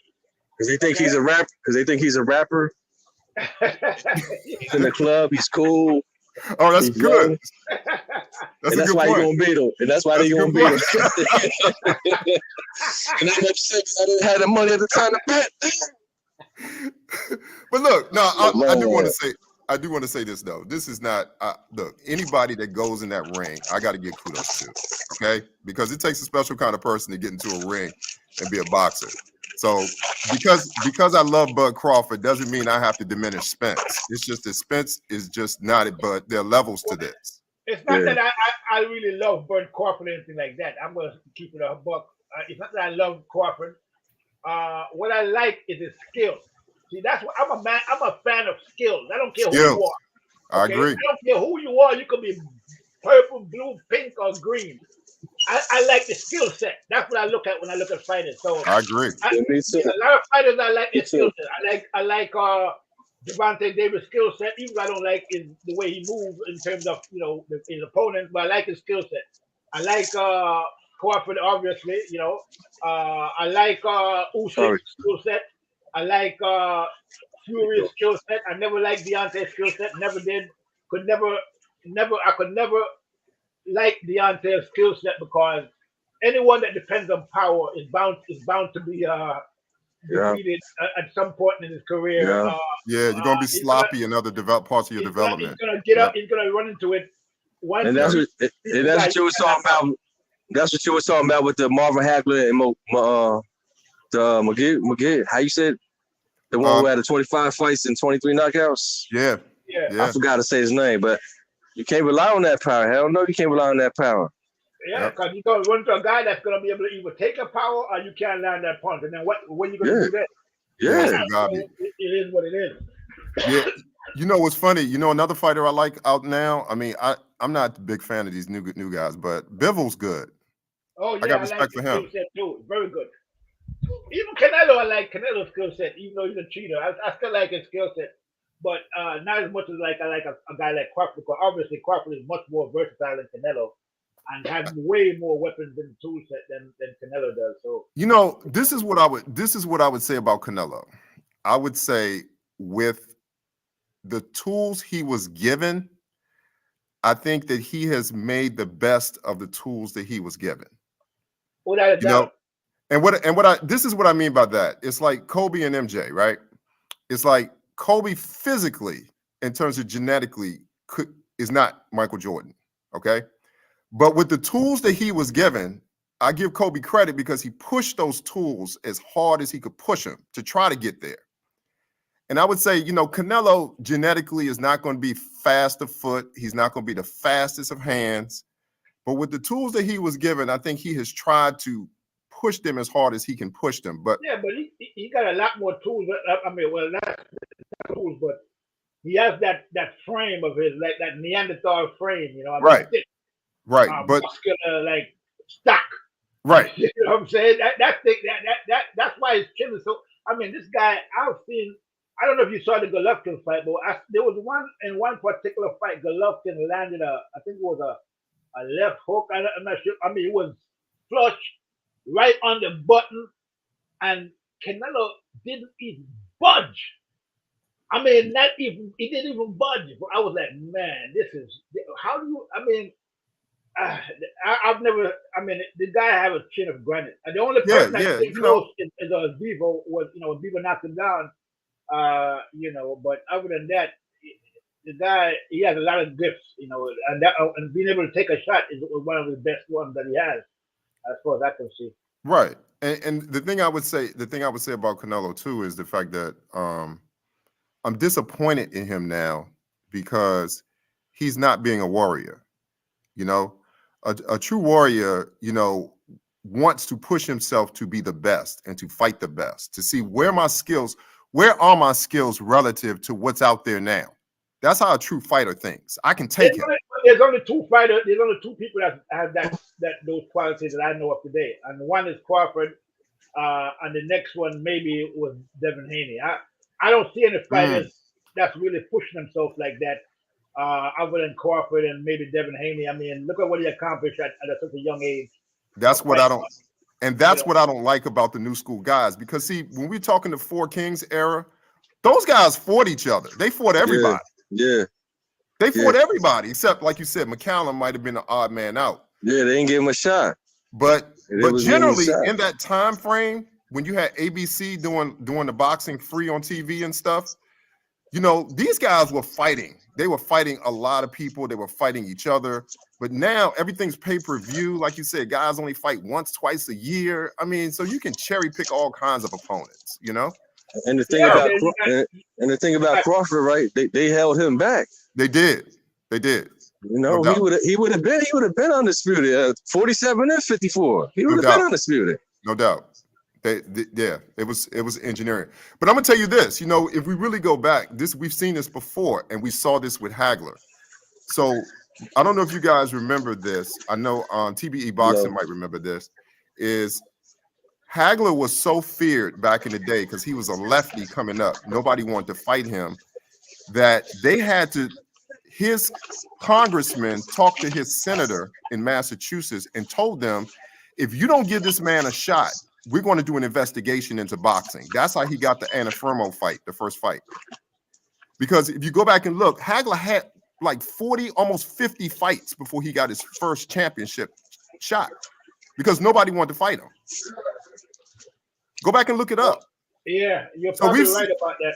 So we've seen this before at a high level, you know what I'm saying? Where guys, they want to freeze guys out because they're just too good in the period of time that they're in. So this isn't new, you know, like the Bible says, what does it say? Nothing new under the sun. There's nothing new under the sun. Yeah, Hagler was definitely a whole different beast. I mean, this guy was a murderer. I remember when he tried to change his name to Marvelous Marvin. Nobody would call him Marvelous Marvin. Oh, yeah. He had to go and get it legally changed. Oh yeah. They wouldn't call him. They wouldn't give him the nickname. Like he gave himself a nickname, but nobody wouldn't call him. He kept saying, "My name is Marvelous." And then he was like, "Yeah, okay, Marvin." But see, Bud's the same way. He's too good. These guys understand. I can't beat this guy because there is only one style that can beat Terence Crawford that I've seen when I look at him fight, and the only person who possessed that style was Thomas Hearns. You got one punch that you had better land, and it better be catastrophic to knock him out, because if he survives your punch, he's going to adjust and knock you out. You can't beat this guy. Yeah, that's the Grand Slam shot. You got a Grand Slam shot. That's it. But look, we'll check it out. Maybe you might have a point, but what if Crawford could take that? But let me ask you this one, right? A lot of people say that Roberto Duran was the weakest of the Four Kings. Oh no, because he got knocked out by Hearns. That was an old Duran.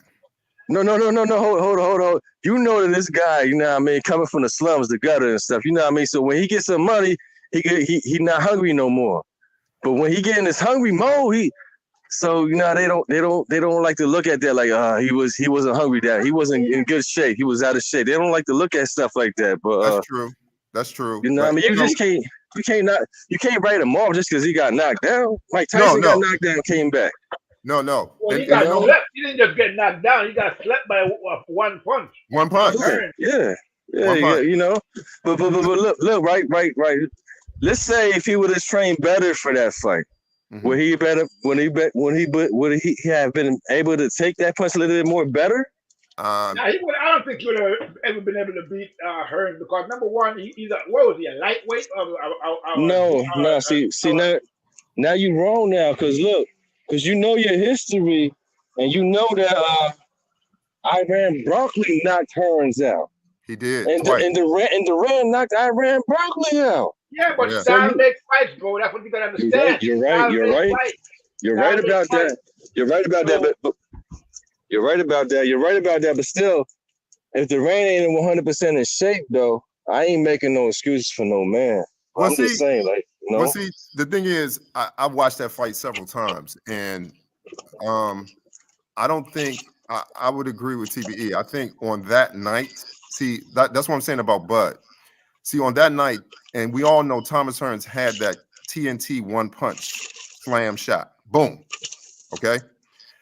That Duran ran into Hearns at his absolute best because Hearns put on the extra weight that his frame allowed him to, and he was coming off of a hand injury, so he was on his game on that particular night.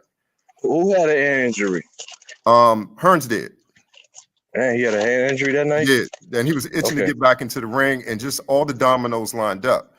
Now, I wouldn't look at it from a standpoint of if he had trained harder. What I would say about Roberto Duran, and I slept on Roberto Duran because back in the day, all we had was VHSs, and we didn't have access like we do with YouTube now. yeah, I didn't get to see Roberto Duran as a lightweight. I only start to see Roberto Duran when he fought Ray Leonard the first time. So you got to understand, Roberto Duran was such a destroyer at lightweight. He was.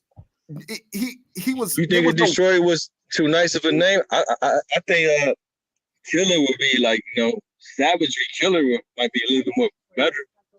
Yeah. And see, people didn't see that because that stuff wasn't broadcast because he was from Panama. So if you go back and watch those fights now, because you do have access to him now, you see how devastating and incredible Roberto Duran was. Yeah, I didn't get to see it growing up. He was a killer. But what I'm saying to you is that play audio phone. Moving up to what he fought Hearns at what, middleweight, right? Yeah, middleweight. All right, so ringtone 2021. By that time, he got to middleweight, and let's not forget that Duran was pretty arrogant on top of it too. Okay? So yeah, he thought he was, he thought his shit didn't stink, So and especially like against black fighters, I would think because he had like a disdain. Even when I remember when he fought Benitez, and Benitez outboxed him, and then Benitez tried to shake his hand at the end of the fight, and he waved Benitez away like, get out of my face, get out of my face.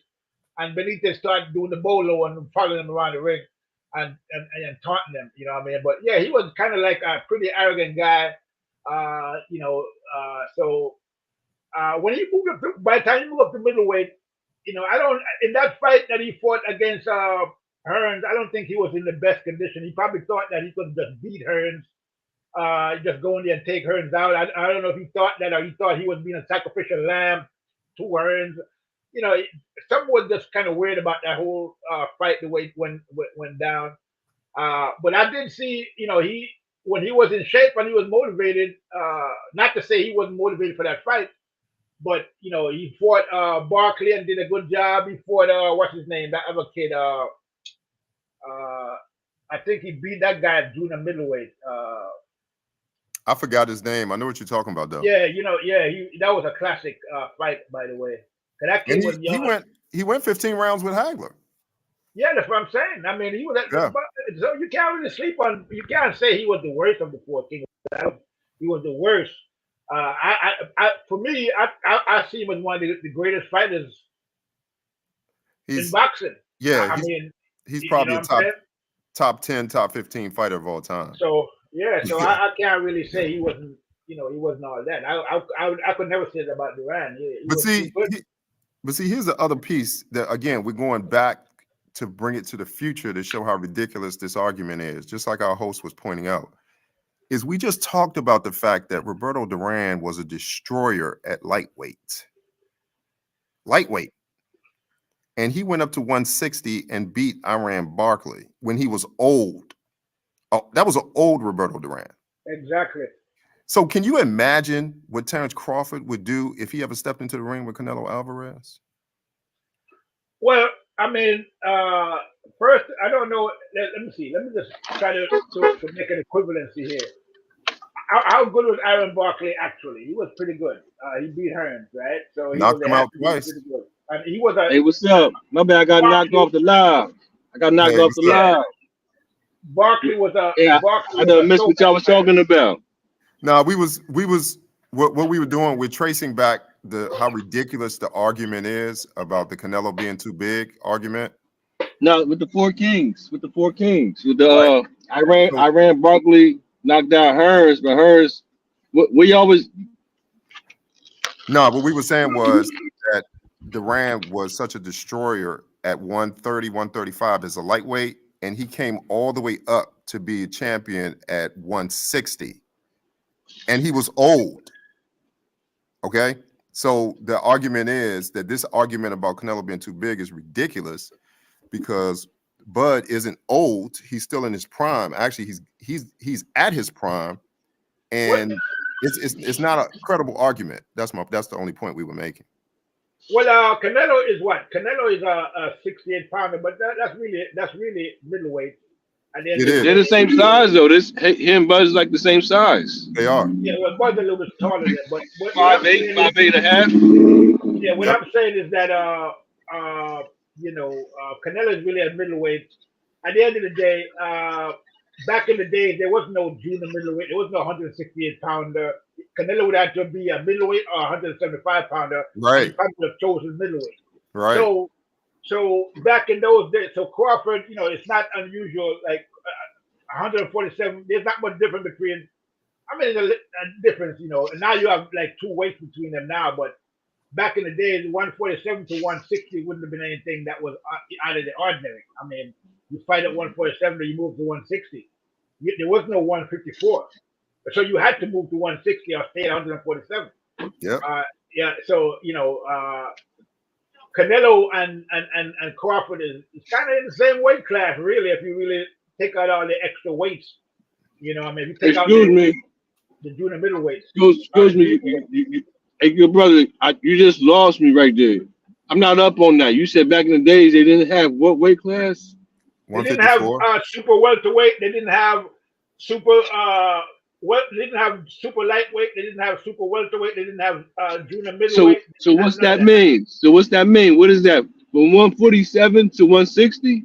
Yeah, you Yep. had to go from Way back in the day. Yeah. 135 to 147, 147 to 160, Yep. 160 to 175, 175 to heavyweight. There was no cruiserweight either.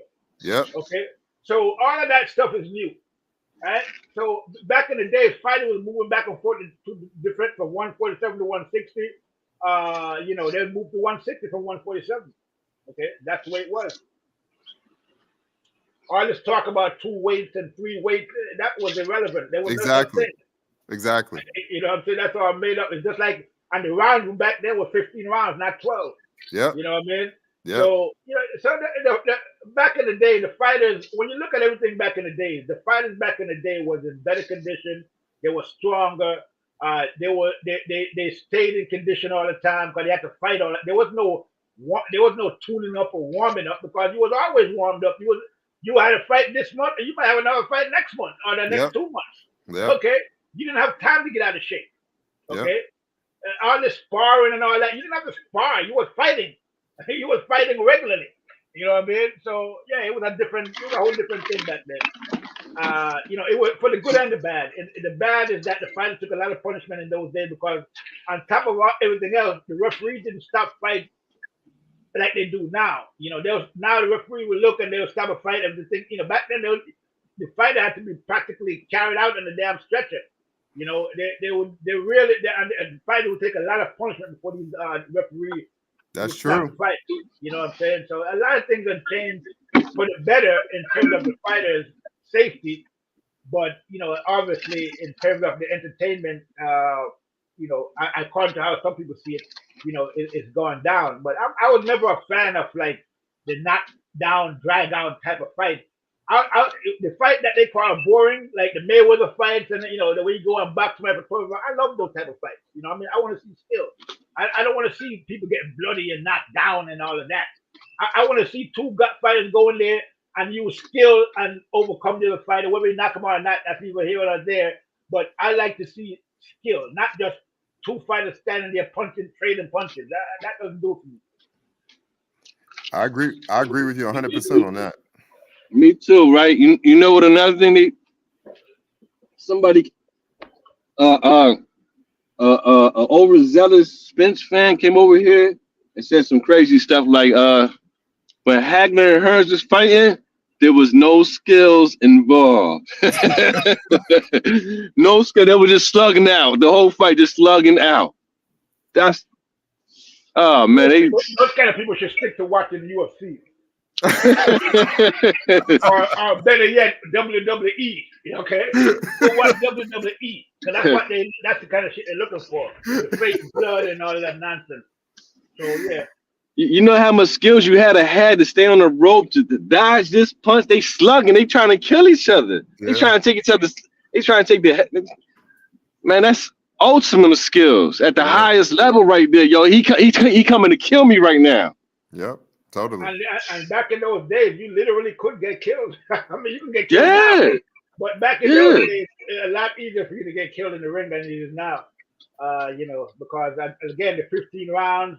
The referee's not stopping the fight like they're supposed to. Show GPS going on. That's why I say, I don't want to be too critical of any boxer. Show GPS.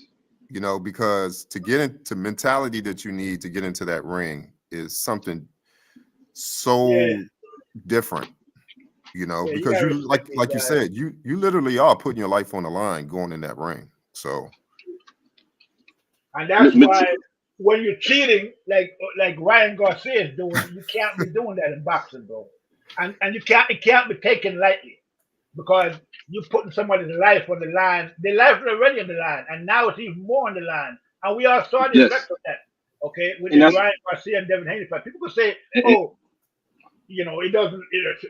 Steroids don't give you an edge." Okay, save that shit for somebody else, bro. I'm sorry. And look, brother, we gotta stand on that though, even if it's for fighters in the past. You know what I mean? If you was cheating. Like you could have killed somebody.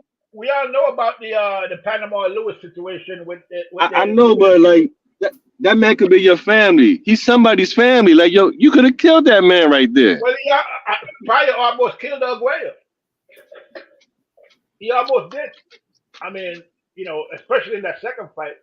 I'm saying right now, Matias killed somebody a couple years ago. Yeah, he did. Yeah. You know what I'm saying? It's a dangerous sport. And then as you want to use enhanced substance, man, come on. That's damn near like a case right there, man. You about to, I don't understand why everybody's trying to give Ryan Garcia up. I mean, I get it. I mean, they're trying to give him a pass. You got Showbiz over there. Every video he makes is that Ryan is innocent. And not guilty, not guilty, not guilty, not guilty. And then he goes into some talking point. But I mean, again, these same people back in the day was talking about Deontay Wilder needs to sue Fury. Fury's a cheater. The glove don't fit or whatever. The glove is flapping, whatever. They want him to sue Fury. But now those same people are saying, Devin Haney is a snitch for suing Ryan Garcia. Make it make sense, bro. You know what I'm saying? These guys are so inconsistent. I mean, again, most of these guys are just man fans. They just, but I think it's more than that. A lot of these guys are getting paid under the table for their narrative. That's how they make their money. So they get a little change from the fighters or from the camp to run their narrative. And that's what they do. You know what I'm saying? They do. Well, if they're smart, they're paying these guys, some of those dudes. There's no doubt about it. They get that's paid. marketing. That's marketing. Well, it's more like I guess if you wanna call it that. I mean, it's more like prostitution. You know what I mean? That's what it is. At the end of the day, if somebody is paying you for your opinion, you know, and you shaping your opinion according to the payment. So I mean, come on, that's a joke. Yeah, yeah, it It's does. a clown show. It destroys your integrity when you do that. It does. But No your doubt pockets don't hurt though. about it. You know, no doubt about it. And some guy they probably say, "Man, I don't give a shit about all this." But man, yeah, you pay me, I'll take that money any day. And some of them out there can't pay them for the money. You know what I mean? So it is what it is, man. But you know, to each his own. Nobody ain't gonna pay me to say nothing.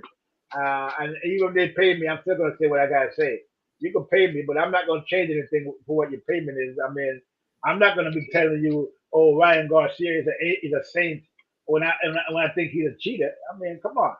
I mean, it is what it is. But you know, a lot of guys out here, they just, you know, so when I came on the show, somebody said to me, "Oh, the host," and I was seeing, you know, YTV. Yeah, because I gotta, you know, I gotta do what I gotta do.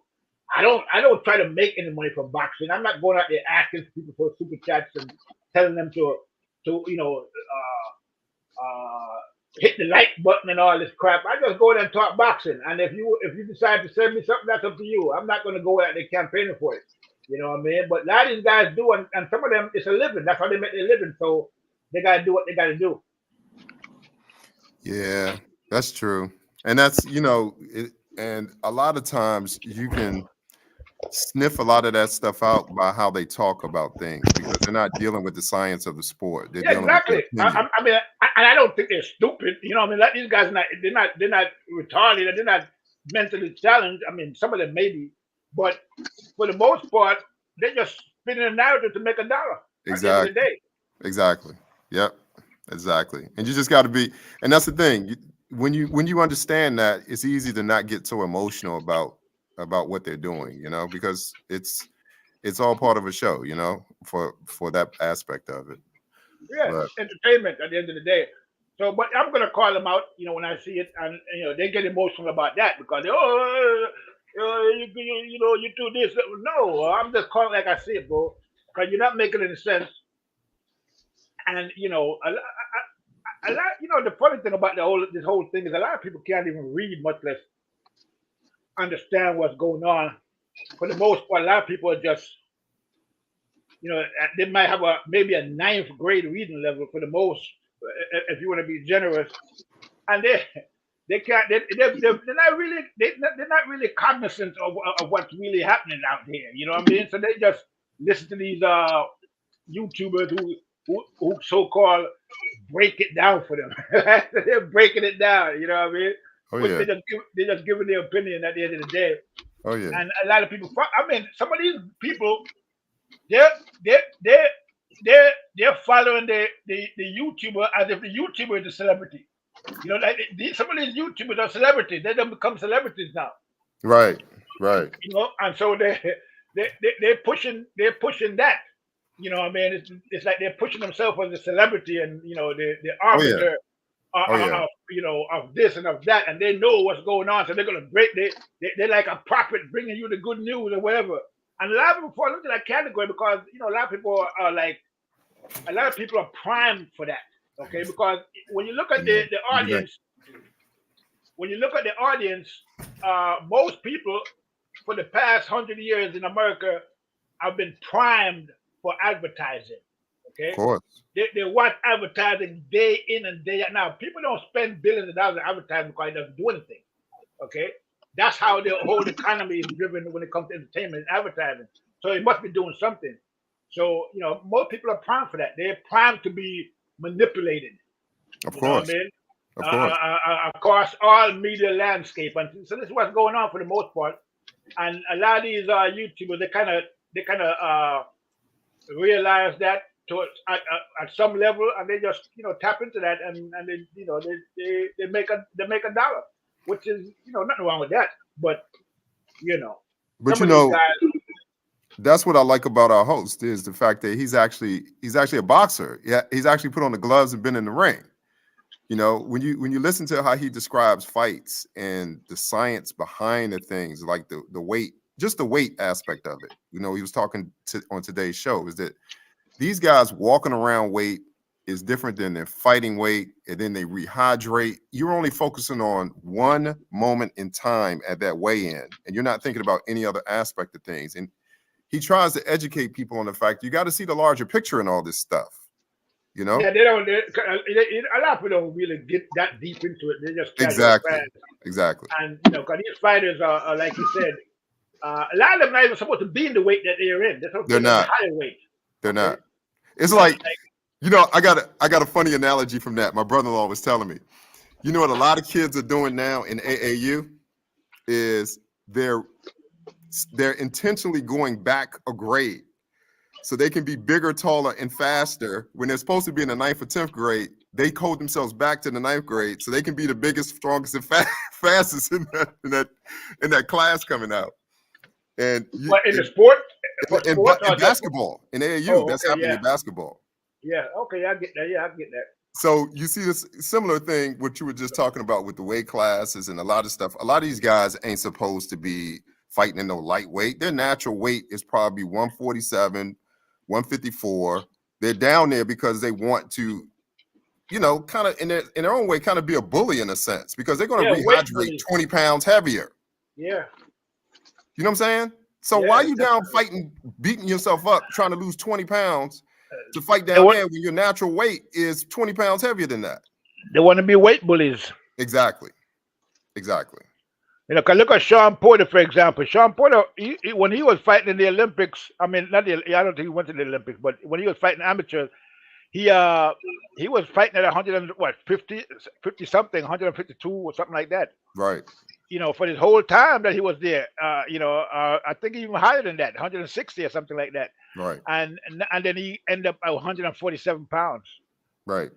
You know, but in his case, you know, he's short, so you can see this, but he was like a tank in there. You know what I mean? Right. So, but see, Crawford, from what I understand, I think Crawford's walking around weights 170, something like that. And since he stays in shape all the time, that's probably his natural weight. It's not like he's trying to lose like 20 pounds of fat or something stupid like that, you know? Yeah, So no. he should be able to retain all his speed and power at 170. Yeah. So yeah, I think anybody who looks at this fight, I think what they're going to see is just such a vast gap in skills that the only chance Canelo Alvarez has is a puncher's chance. That's it. You know. Well, I don't know how vast is going to be the gap in skills because again, you know, it's not in a fight. We're not just talking about weight, but we're talking about mass. Okay, so Canelo is massive in terms of mass. Okay, and Crawford, I mean, yeah, Crawford is up at the same, could get up to the same weight, but he's not that massive like Canelo is. So at the end of the day, that's going to be a difference in you know. So I would think that what we're going to have to look at is whether or not Crawford can hurt Canelo. Okay, now we all know that Canelo can take a shot. And we've seen Canelo go up to 175 pounds and fight Bevo at 175 pounds and got tagged a couple of times well and took it pretty good. So the danger for Crawford in this fight is not, you know, anything else. The only thing you got to worry about really in this fight is whether or not can he hurt Canelo. That's going to be the question. If you can't hurt Canelo, then he's going to have a problem. Okay? I think. See, my thing with that right there. Mm-hmm. I'm gonna put timing versus power. Timing, I agree. And then timing is power. Yep, I agree. Yep, totally. I was just going to say that. Yep. Okay, well, I can see that. I will, you know, give you that. But again, and see, and this is kind of how I see the fight a little bit, is the fact that Canelo's is what happened with Spence. Canelo's going to realize every time I throw that punch, I'm getting tagged. And there's going to come a point in that fight real quick that he's going to realize I can't let my hand go on that because I'm going to get tagged. So he's going to get more and more cautious. And then eventually he's going to take that one step backwards.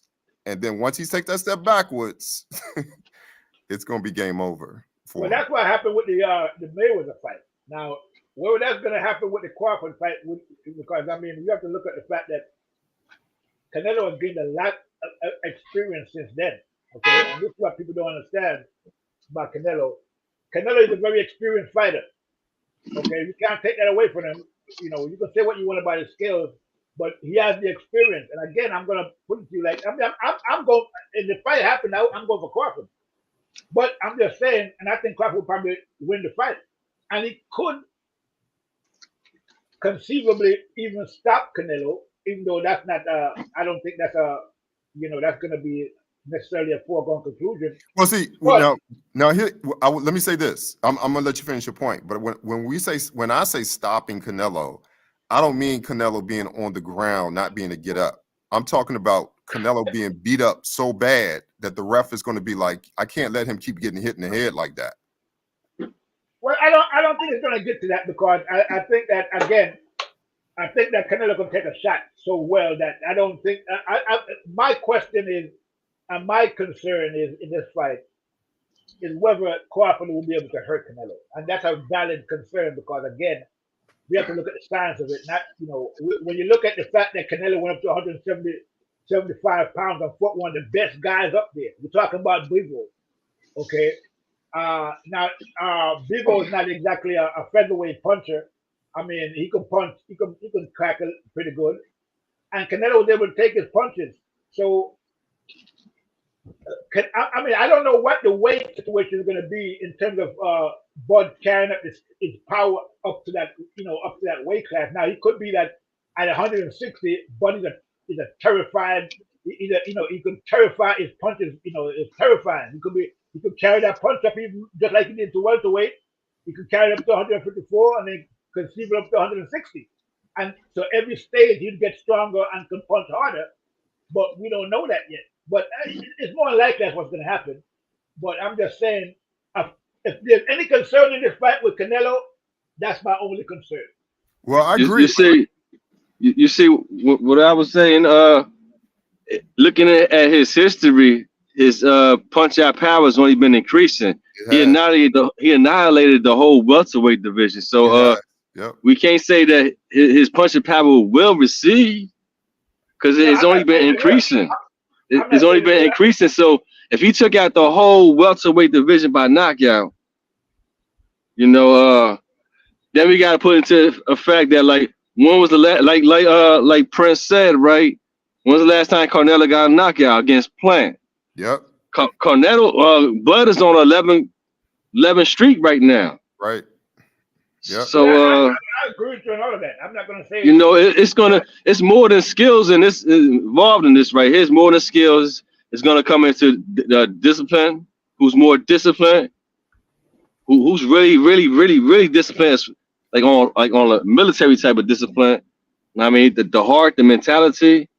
It's going to be a whole lot of things, to factor in with this one right here. You know what I mean? But I'm going with Bud.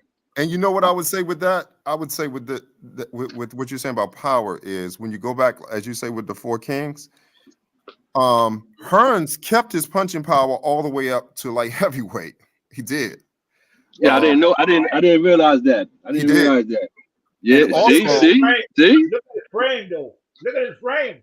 He wasn't. I mean, the guy was like what 6 feet. Of course, he's going to keep his power. Well, not of course. You can't take that from him though. No. What he's saying is not the power. The puncher power still. It was still there. The KO power was still there. It was, and I'm gonna tell you another example. So if you and I knew you were going to say that, by the way. So I got another example for you. An old Ray Leonard knocked out Donnie Lalonde. Go back and look at that fight. Well, yeah, Ray Leonard had a lot of power. His power was underestimated. Right, and that was an old Ray Leonard moving up to what was Lalonde? Was he was over a middleweight? He was a 175 pounder. Exactly. That was an old Ray Leonard. Knocked him out. Yeah, he was a light heavyweight. He looked like a giant in there against Ray Leonard. Exactly. Yeah, so we're talking about power, and like I said before, Bud is getting better. That's what's scary about this guy. Yeah. He's getting better. Hey, I'm glad you brought that up, man. That was a perfect example because here we had Ray Leonard going from 147 up to 175. Yep. pounds, and they're worried about Crawford going to 168. Exactly. Come on, it's ridiculous. Nah, look at Go back and watch Duran. that Look fight. at Go back and look watch at that fight. history. All them fighters, Duran, all them fighters went up. Sugar Ray Robinson went up. Yep. Yep. Well, Sugar So Ray Robinson could have beat that one guy, but Maxim, it was Joey too Maxim. hot. It's It too was hot. too hot. He Yep. was beating his ass, right? Yep. But then it was just so hot, man. He kind of like fainted on my man when they had to carry him back to the corner. I mean, I quit, man. I quit. I think He they was had, beating his ass. Yeah, I know. they had one guy. Yeah, I you're think right. they had one guy that went up from lightweight to middleweight, and he kept all belts at the same time. Defended them. Roy Jones. No, I think his name was Armstrong or something like that. Oh, Henry Armstrong? Oh, you went back in the days. I'm not That's too way, much. that's way back Yeah. in the day. I know that's a heavy name. I heard a whole lot about him. I heard but that he was like lightweight. He fought for the welterweight title, kept it, defended it, and the middleweight title all of them at the same time. So Yeah, that was before Ray Robinson, wasn't he? yeah. Yeah, that was. I'm not sure. I'm not sure, brother. For real, I'm not sure, really. I'm not sure if it was all the way to was it middleweight? I'm pretty sure it was lightweight to middleweight. But I might be. I don't want to mislead anybody, but I think he was one of the only guys that was able to do something like that. But Actually, see, defend all the titles at the same time. all this proves the fact that Bud's power can translate up. Yeah. It has Yeah. been doing that. It's been doing that. So we know that it can do that. Now, how far it can translate, that's the question. How far is the limit for him? We already know that. But it's not limited to just power, though. Remember, timing. Timing. In endurance, who can last longer. I'm just too tired. I can't make another round. Boom, boom, boom. That's it. It's over with. Yep. You know what I mean? Canelo So is it's a lot famous for slowing down. Yep, in later rounds. Yep. Yep. Yeah, but And also, yeah. But he also went to his we also saw the limits of where he could go, which is 107. He can't go no more than 68 is about he's at his best at 68. When you go to 175 pounds, he's just too small up there. Those guys it's just too big for him up there, I think. So at some point, Crawford has to have a limit. Everybody has a limit. Okay. So Wait, I mean, we're not saying 160. We're not saying 175. We're not saying 190. We're not saying that. This is the scary thing about Terence Crawford is we don't know what his limit is. Yeah. We don't know. That I can agree with you. I agree with you on that. And we don't know, and he wants to know, which is commendable, by the way, that he actually wants to know. No, listen. You can't put limitations on no man, because then that I ain't want right. y'all to think about this. Both of y'all know boxing, but think about this. Have you ever seen a 37-year-old fighter get better? Have you ever seen this? I'm trying to go into history. Marvin Hagler. He was. I think it was 34, 33 when he retired. Yeah, but then you got to put into this factor as well, though. Like, this guy is a gym rat. No. I know. I'm just saying. I'm only talking about one thing. Have you ever seen a 37-year-old fighter be this good? Yeah, Duran was good at that. He's still good at 38, 36, whatever. Not like this. Okay. Well, I mean, when we say not like this, again. And this is what I'm saying with Terence Crawford. I can't argue with you, though, brother. I can't argue with you. Let me give you context. Sloppy days. Remember what you were saying, pound for pound, about Duran and him being a lightweight and him fighting Hearns, and I was saying that Duran's best years were at lightweight. But what I'm saying with Bud now is I want you to think about this, both of y'all. I'm saying Bud is at his best now. This Bud would destroy the younger Bud. This Bud Crawford would beat the younger one. Think about that. I only want to argue that one right there. So you're talking about a 37-year-old fighter being at his very best that he has ever been. I've never seen this before. I immediately when you said that, when you said that, I immediately jumped to the comparison between the old Mayweather fight and the young Mayweather, and I'm thinking that the young Mayweather will probably beat the old Mayweather. Right. And here you're saying that the old that's pretty yeah, that's something to think about. You know, when That's when how you it look is at it in like life that. sometimes. In life sometimes people evolve. They get greater. They do. But this, Like, what do we say about this Terence Crawford? He still has his whole toolkit accessible. yes. He's not giving up any part of his toolkit because of his age. But And again, he's getting stronger to me. He's getting And he's stronger getting to me. stronger. we could really say that Crawford hasn't really been tested yet. At the end of the day, I mean, Well, we could say that. I wouldn't because- say that. If you want to say tested, or he hasn't even been in a war. Well, I Same mean, thing, right? Same thing, right? Same thing. Yeah, that's basically the same thing because at the end of the day, Yeah. I mean, Spence wasn't his But toughest that's fight. not his fault though. That's That's not not his his fault. You Yeah, I'm can not only saying fight it's the his fault. guys in I'm front just of you. saying Spence was not his toughest fight. You can Okay? only He fight had the guys in front of you. almost it. every fight he had before Spence was tougher than Spence.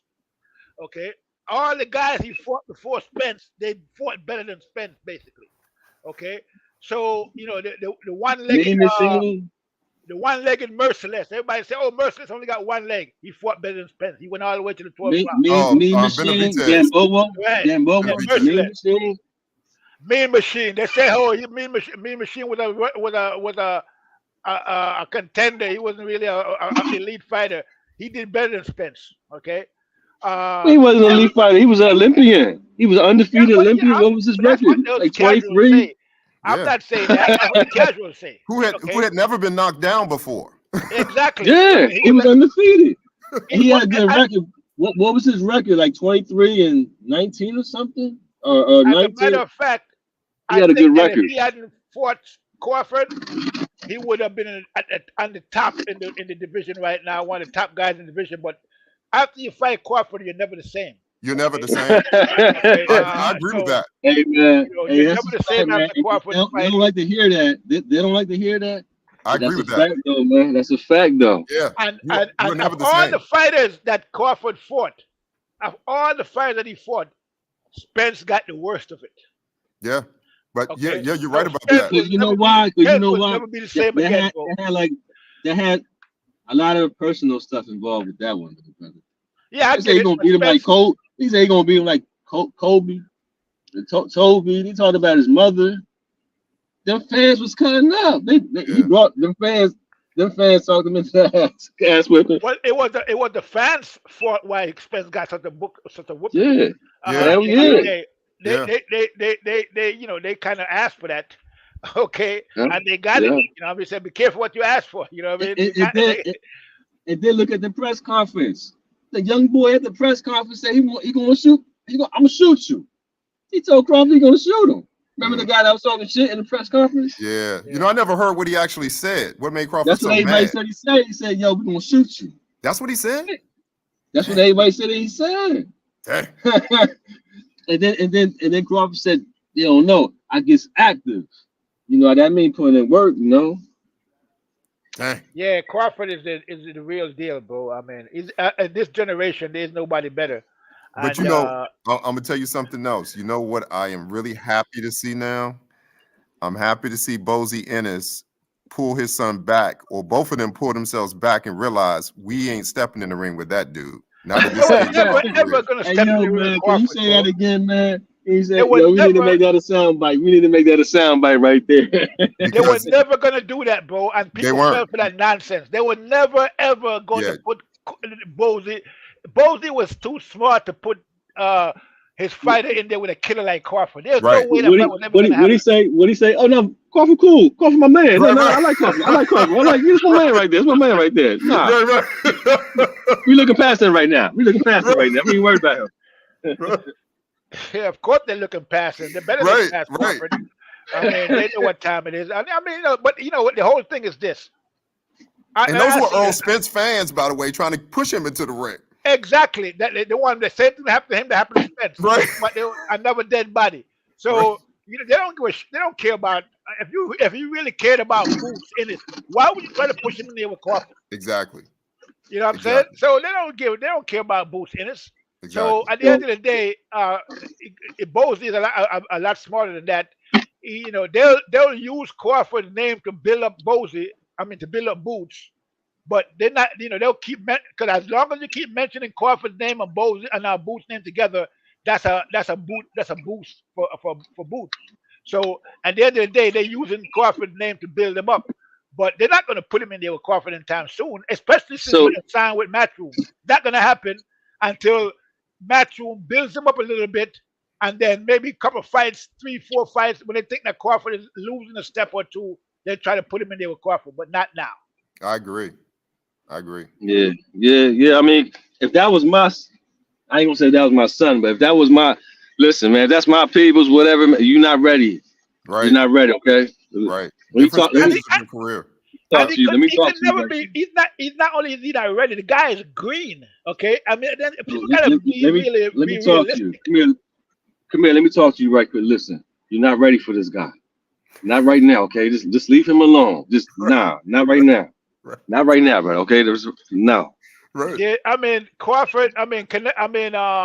Boots has fought like what's his record, like 35, almost 40 fights, and he hasn't fought anybody yet. I Right. mean, look at the guy Not one Madrimov. champion. He hasn't fought Right. one. Madrimov had 10 fights, 11 fights, and he's already champion. Right. Okay, so you know when people say, "Oh, this guy Madrimov only have 10 fights," okay, that makes him even more dangerous. The guy only have 10 fights, he's already champion. You got Boots out there. He's been there for like almost 40 fights, and he hasn't fought a champion yet. And he's a champion. How do you become a champion without fighting a champion? Without fighting for the belt. Yeah, I mean, how does that work? He didn't even fight for the belt. Hey, what's They my just man gave from him the belt. Cuba? They What's just my took man the from belt. Cuba? I mean, What's my man from Cuba right there? Morel. He got like 10 fights. He a champ, right? Something like that. Yeah. Yeah. And look, Yeah. Morel teaching him how to do it. Listen, you going to 175? I'm going to 175 too. He chasing Benavidez. Ooh. Yeah. Talking he shit. is. Every interview talking shit and everything. I mean, like he's showing, Yeah. he giving him the blueprint that this is how you chase a man. This is how yeah, you chase. that's kind of crazy. Benavidez chasing Canelo, and he got a boogeyman chasing him. Yeah. Yeah, man. Hey, man, I think Morel a tough fight for both of them. Yes, You gotta keep looking behind his back and see this guy Morel. Oh shit, he's right. Yo, I gotta keep this guy's always up to me. Come on, Canelo, move it, man. Run. So this guy's catching up to us, man. What's up? So yeah, that's a funny situation for That is funny. That's totally You funny. talking about the man chasing Canelo? You talking about the man chasing Canelo? He catches up to Canelo. He said, "Go ahead, hurry up, hurry up, hurry up. You on me." Canelo run like, "Who chasing you? This guy? What?" Oh man. So then he passed Canelo.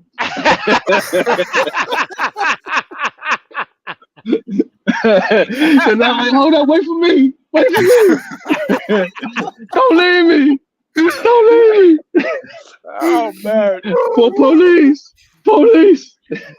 But you know, I'm gonna tell y'all something though. You know, what really would be the saddest fight about Bud fighting Canelo to me would be the fact that I don't think Bud has any other horizons to chase after that.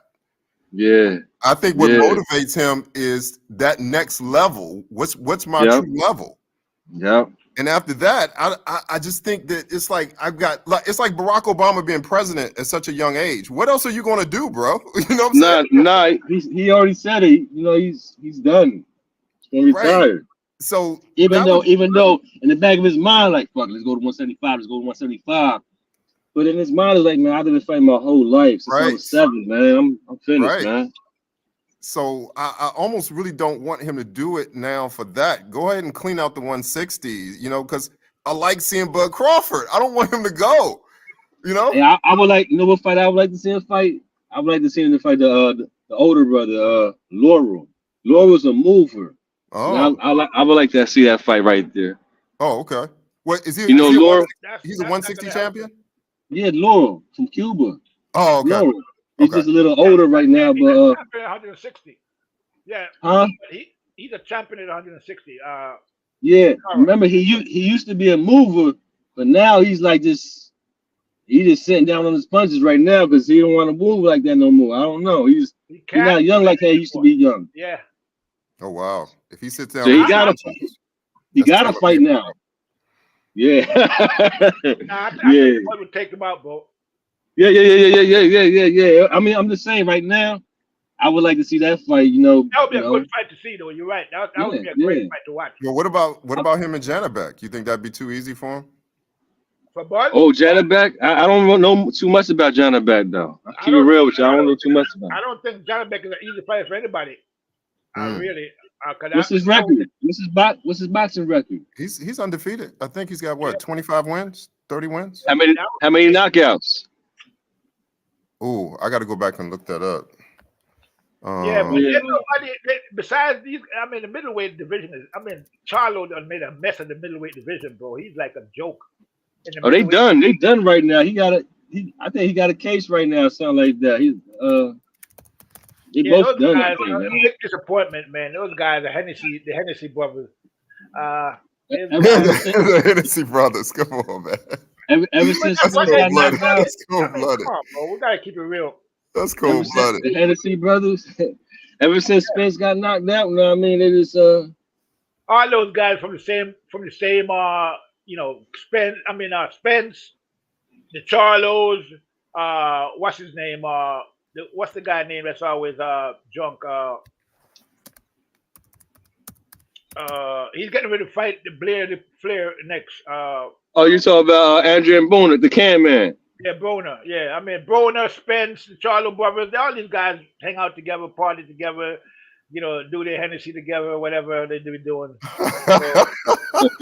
at the end of the day, these guys are in the same category.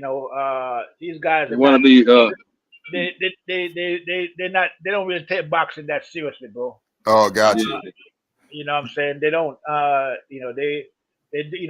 I mean, come on, man. I mean, did you see the interview with Jamel Charlo before he fought Canelo? Which he was saying that he had me fooled for 1 second when he started. He was talking about how if he beat Canelo, then he get to fight this guy and that guy, and everybody's gonna be chasing him, and he's gonna get to fight all the big guys. And I'm like, oh man, this guy like he's really excited, but then he was just a joke.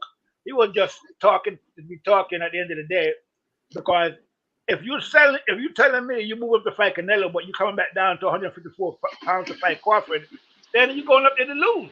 Right. You're not going up there to win. Why would you come back to 154 if you're going up there to beat Canelo? Right. Okay. It doesn't make any sense what you're talking. So you're talking nonsense. Okay. Good point. So he just went up there to lose, and that's exactly what happened. And he came back down, and then now he's in hiding. Okay. I mean, these guys.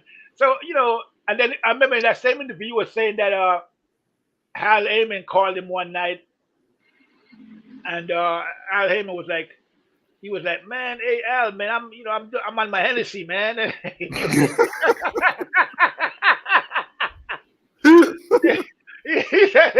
he said Al Heyman called him while he was on his Hennessy, and he was like, yo, Al, man, I'm on my Hennessy, man. What are you calling me?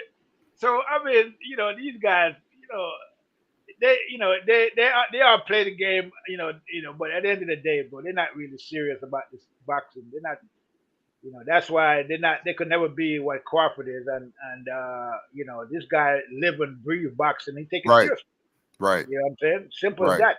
He's that. a real Crawford is not even a boxer. Okay. Right. I don't really see Crawford as a boxer. I see Crawford as like the last of the warriors. I mean, he's like a haggler. This is a guy who takes to him when he says that he can fight, he means that he can fight, not he can box. He sees himself as a fighter, a warrior, somebody that can fight and beat anybody. He don't care who it is. Yeah. And this is that's how I see Crawford. That's his mentality. And boxers today don't have that kind of mentality, bro. No, I agree. It's just a business. It's just a sport to them. It's not something. It's not a lifestyle like the way Crawford. He actually lived that life. You're right. You're right. And you know what? His motivation is different. Like they motivated to live that rapper lifestyle. What motivates Crawford is what motivates any real man. Like, yo, I'm going all out for my family. Crawford got a family, so like as real men for our family, we going all out, big. You know what I mean? So that's you can't get a motivation higher than that right there. I don't think that's his motivation because he's been doing it before he had a family. So I'm just saying that he's doing it. But that's extra. That's extra though. That's like extra more fuel though. That's extra right there. Like you're right. What I'm saying is that he's got a warrior's mentality. He's not. It's not the same. Like when Crawford say he's the best fighter in the world, he actually believes that. Right. Okay. He's not saying it for talking points. Right. Okay. He actually believes that if Right. he goes up against anybody, he can beat them. Right. He's not just talking to be talking. And it's kind of I'm looking for the word. It's kind of primitive, primordial. You know how back in the day, when you were in school, in elementary school or middle school, whatever, it wasn't the guys who was doing all the talking that you needed to be afraid of. It was the guys who didn't talk, because people who knew they could really fight don't have to be doing a lot of talking. And that's what for anything though. That's for anything. Like, you know what I mean? Killers don't talk. No. No. You know what I mean? That's the one you gotta be worried about right there. Exactly. And that's how I view Crawford. It's like, I don't have to be doing all that. Just step in the ring with me. We're gonna handle our business. Yeah, that's for real. I mean, and that's and like you said, that's how he lives. I mean, it's like this is what I do. I enjoy it. Like I heard a quote by Bernie the Boxer. Bernie the Boxer said, Crawford's one of them dudes, and he's not like a psycho or nothing. But he just enjoys beating people up in fighting. You know what I'm saying? It's like, what? So yeah. So he's a throwback dude. He's not one of these, like you said, he's not one of these guys trying to be a rapper or trying to be an entertainer or, all this other stuff. It's like, no, just get me in the ring. Let's get a good sweat going. Let's get these gloves on. Let's do what we do. Yeah, for sure. And a lot of these guys, like I said, they just, it's like the rappers. They got a college degree. They graduated from college. They took up English, English, whatever, and then they become a rapper, and all of a sudden they gangster. No. No.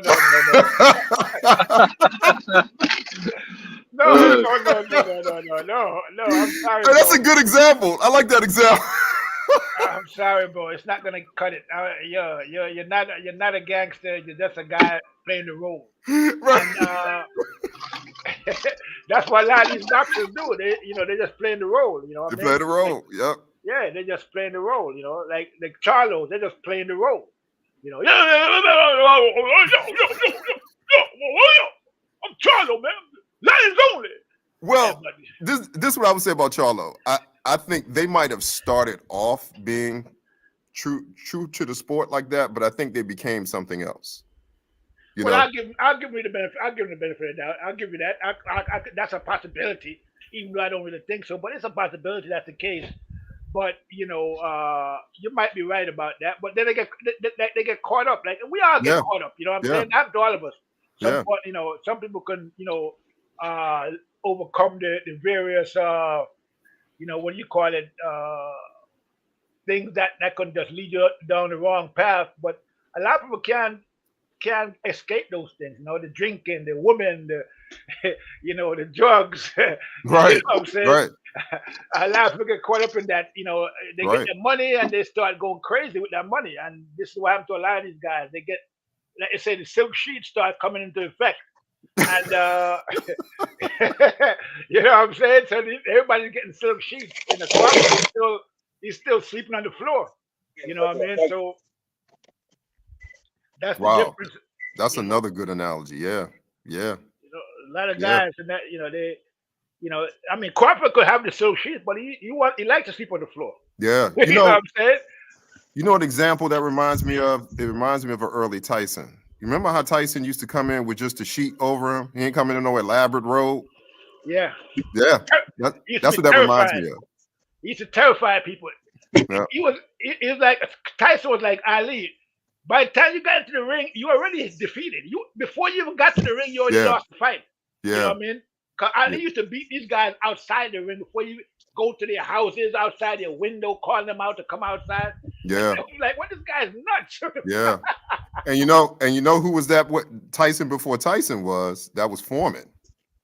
Yeah, Foreman Foreman was that way. he was a monster. I Foreman mean, was a monster. he really terrified people. Play He did. audio.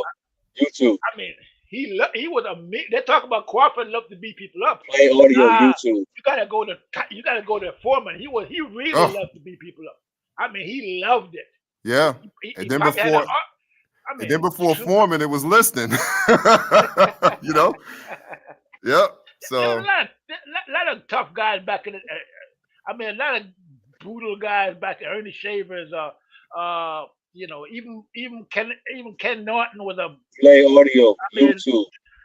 you know, I mean, Larry Holmes was another Play guy. audio. YouTube. Brutal guy. I think Yeah. Holmes was more of a surgeon. Yeah, but he did a job with Muhammad Ali. I didn't like that at all. Well, yeah, that was an old Ali who shouldn't have been Yeah, fighting. but the way he beat the man, I mean, Yeah. He because, shouldn't have been fighting. but the reason he did that was because he was always living in Ali's shadow. Yeah. Okay, Yeah. he always lived in Ali's shadow, which is a shame because he was a great fighter. He was a great fighter. Probably a better technician than Ali, actually. But you know, Play audio. YouTube. that jab was something else. But Play audio. you know, YouTube. he lived in the shadow of Ali, and that kind of got to him, I think. And when he had a chance to, he thought he was, you know, he was moving out of the shadow of Ali by brutally beating him like that. Because I think that beating is what made Ali so, you know, decrepit in his older age. And that beating really put it on him. I mean, it was accelerated it. Yeah, I agree. Yeah, I mean, it was bad. It was just And sad. Mike Tyson said that he fought Holmes because of that, because he wanted to take revenge for what Holmes did to Ali. You know, I wasn't mad about that fight. Ali, you know, I'm gonna tell you, when I saw that fight, I thought that he was trying to be merciful. You know, and I'm gonna tell you something else. When you go back and watch that Crawford fight against Spence, Crawford was trying to show Spence mercy. He really was. I thought he probably carried him a couple of rounds. He did, Yeah. because he could have destroyed him faster than what he did. You know, if you go back and watch that fight again. I'm gonna tell you something right now, and you know, in a way, I don't really blame Spence. You know, even though I blame him for a lot of different things, but in this, we're not paying Derrick James, where you say he owed Derrick James. Oh yeah. The bottom line is this, bro. That fight should have been stopped in the 6th round. Yeah, should have. That fight, there was no reason for Yeah. Errol Spence to take 2 more rounds of beatings after Yeah. the 6th round, bro. Yeah. They should have threw in the towel. They should have stopped the fight. It was over from the 4th round. See, Okay. and see, you're right, because see, here's the thing, and this is what concerns me about a Crawford Canelo fight, is, like I said before, I don't picture Canelo ever being on his back, you know, counted out. But Canelo will take so many headshots, clean headshots against Crawford, and those clean headshots are those that can take years off of your life. And see, that's what Spence took. Spence kept getting up, but Spence was taking those clean, vicious headshots. I'm gonna have to say something about that, though. It's gonna be different with Canelo, and the reason is this. Okay, Canelo will take some shots, but he's not gonna take as many shots as you're thinking that he's gonna take from Crawford, because he's a better offensive fighter than Spence was. And Crawford, no matter how good he is, and I believe he's the best, he's gonna have to watch out for what's coming back at him. And what's coming back at him against Canelo is going to be way more dangerous than what anything he's ever faced before. Okay, so we can't take that out of the picture. You know, people keep thinking, "Oh, you're just going to win and walk over Canelo." Oh no, I didn't say walk over him. I think that, again, I just think that clean headshots from guys who just keep coming forward are the things that cause severe brain damage later. You know? Yeah, I agree with you on that. You know, it's much more dangerous than a guy who gets hit and gets knocked out. A guy who's taking round after round of clean headshots is dangerous stuff. But again, Canelo, I mean, we don't know how hard Crawford is going to be punching at 168 pounds. And like I said, Canelo has been up to 175. So he can take shots. I mean, he can take those shots from a lighter guy, coming. Look at the fight he did with Jamel. He had Jamel running like a reindeer. Uh, I mean, I don't think that. I'm He not saying. did. But did you Yeah, I'm see not saying. the fight against Bivol? Yeah, he took a lot of shots. He took a lot of clean shots against Bivol. A lot of Yeah, clean I don't shots. think, and that's another thing. I don't think he was ever the same after that fight either. He lost a lot after that fight with Bivol because, So, yeah, and Bivol's not the destroyer Terence Crawford is. He doesn't have the mentality because he kept backing off of it. Even when Canelo started dropping his hands, getting frustrated and got tired, Bivol just kept the space between them. yeah. Well, that was smart for Bivol. That's what I'm Well, saying because Bivol was aware of what's coming back at him. You see, this is what you got to understand. Crawford is going to have to be a. He can fight Spence like he fought Spence, but he can't fight Canelo like that. He's not gonna. He got to be a whole different strategy because Canelo, when he throws his punches, Crawford is going to have to be very hyper aware of what's coming at him. You can't just do like he did with that. Remember when he gave Spence that right uppercut against the ropes and Spence hit him with overhand left, and he was like a split second between the punches, and he took a chance, took the punch, and then the Spence punch hit him, I and he just do. took it. He can't do that against Canelo. I didn't even Gonna see work. that punch in real time, to be honest Yeah, with you you. couldn't. I didn't see it in real time either. You I couldn't. didn't. I didn't even see it. I mean, that's why you have to. That's why I say you have to watch Crawford in slow motion because that shit was lightning fast. I don't even think most people didn't see that. I don't. What's his name? Spence. He definitely didn't see it.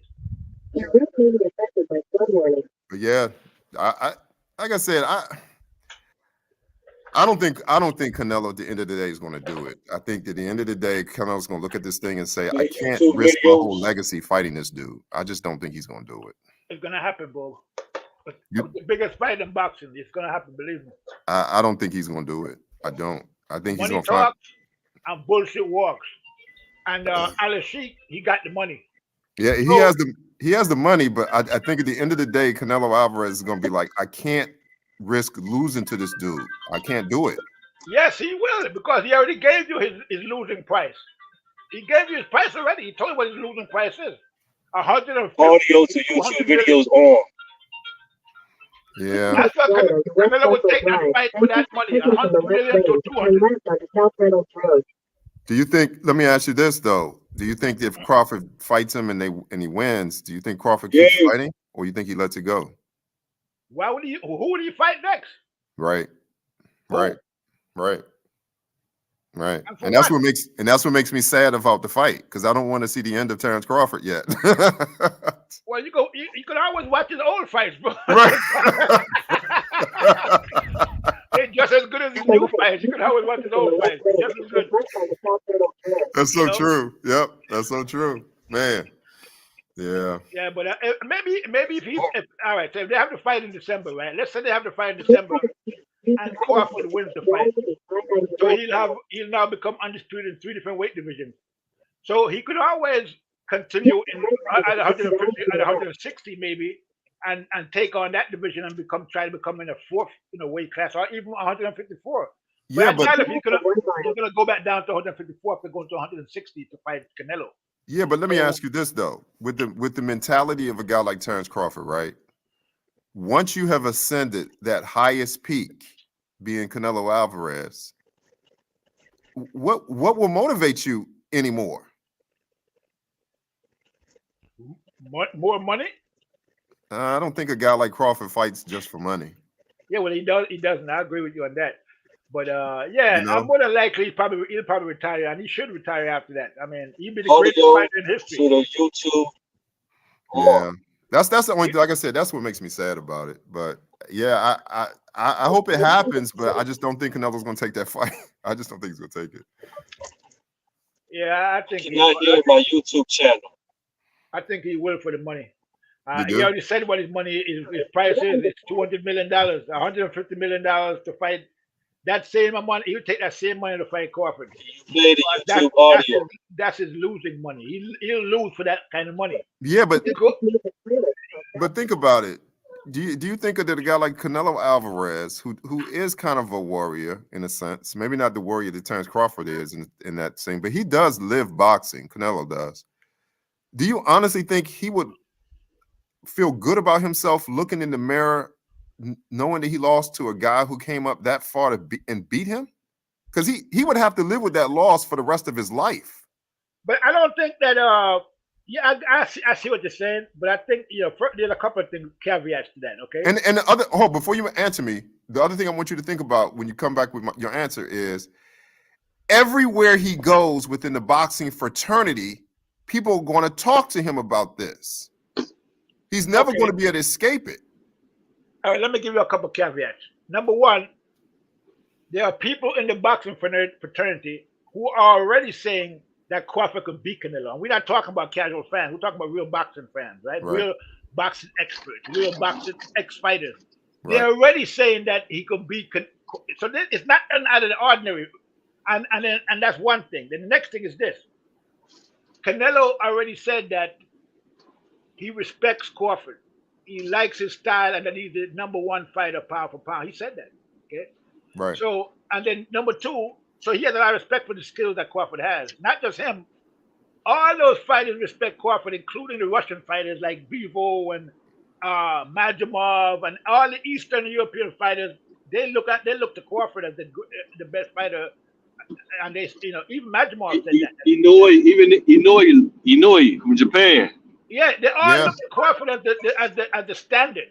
Yeah, okay? Good point. It's no shame if from a fighter's standpoint, for Canelo to lose to Crawford. There's no shame in that at all. That's a good point. That's a good point. Yeah. That's a great point. Great point. Yeah. Yeah. You lost to one of the best ever. Yeah. That's no shame in that.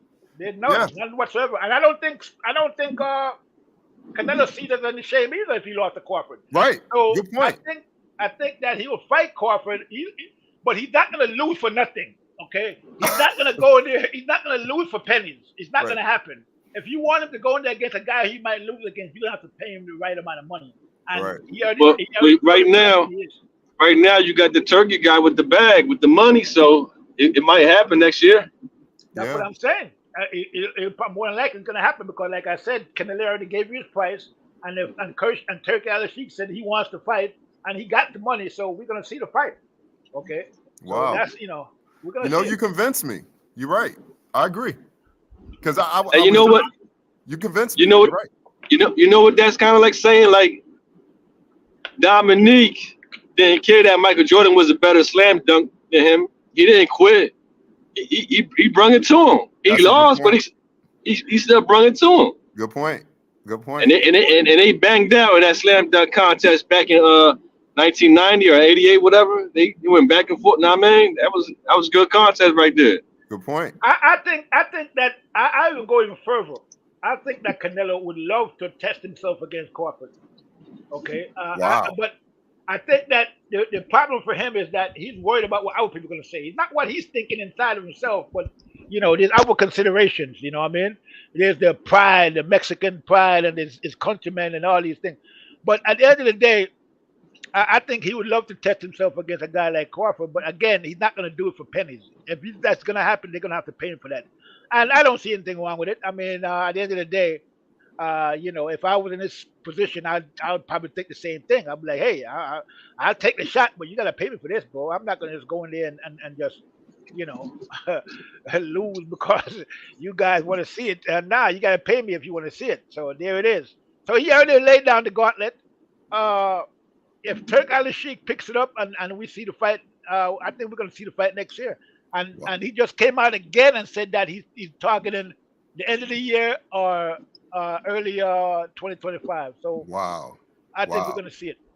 You've convinced me now. Wow. That's going to be the biggest fight in the history of. That's going to be a huge fight, bro.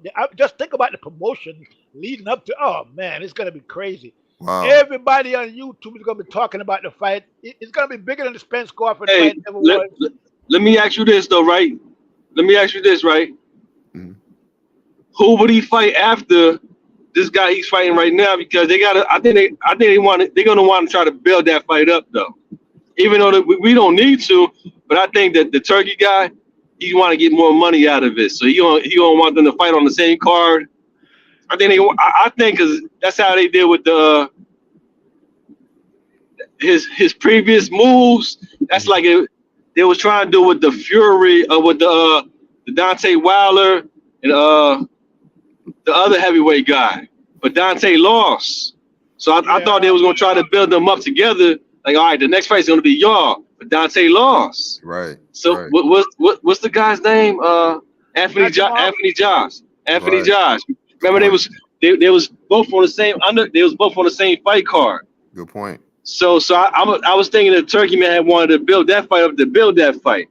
So who you think Crawford's gonna fight next though? Because I don't think it's gonna be Canelo. It'll be somebody else. It'll be like a build-up fight. So you saying? I thought you said Canelo fight next, or you talking about Crawford fight next? Crawford fight Majimov next. No, after that though, after he beat him, it's not. I don't think it's gonna be a Canelo fight. Well, we don't know what's going to happen in that fight yet, bro. Let's not jump the gun. That's what I'm saying. all right, brother. Right. Yeah. All right. First, I got to say these disclosures first. Right. You know? Yeah, my bad. I be moving too fast sometimes. I move too fast myself.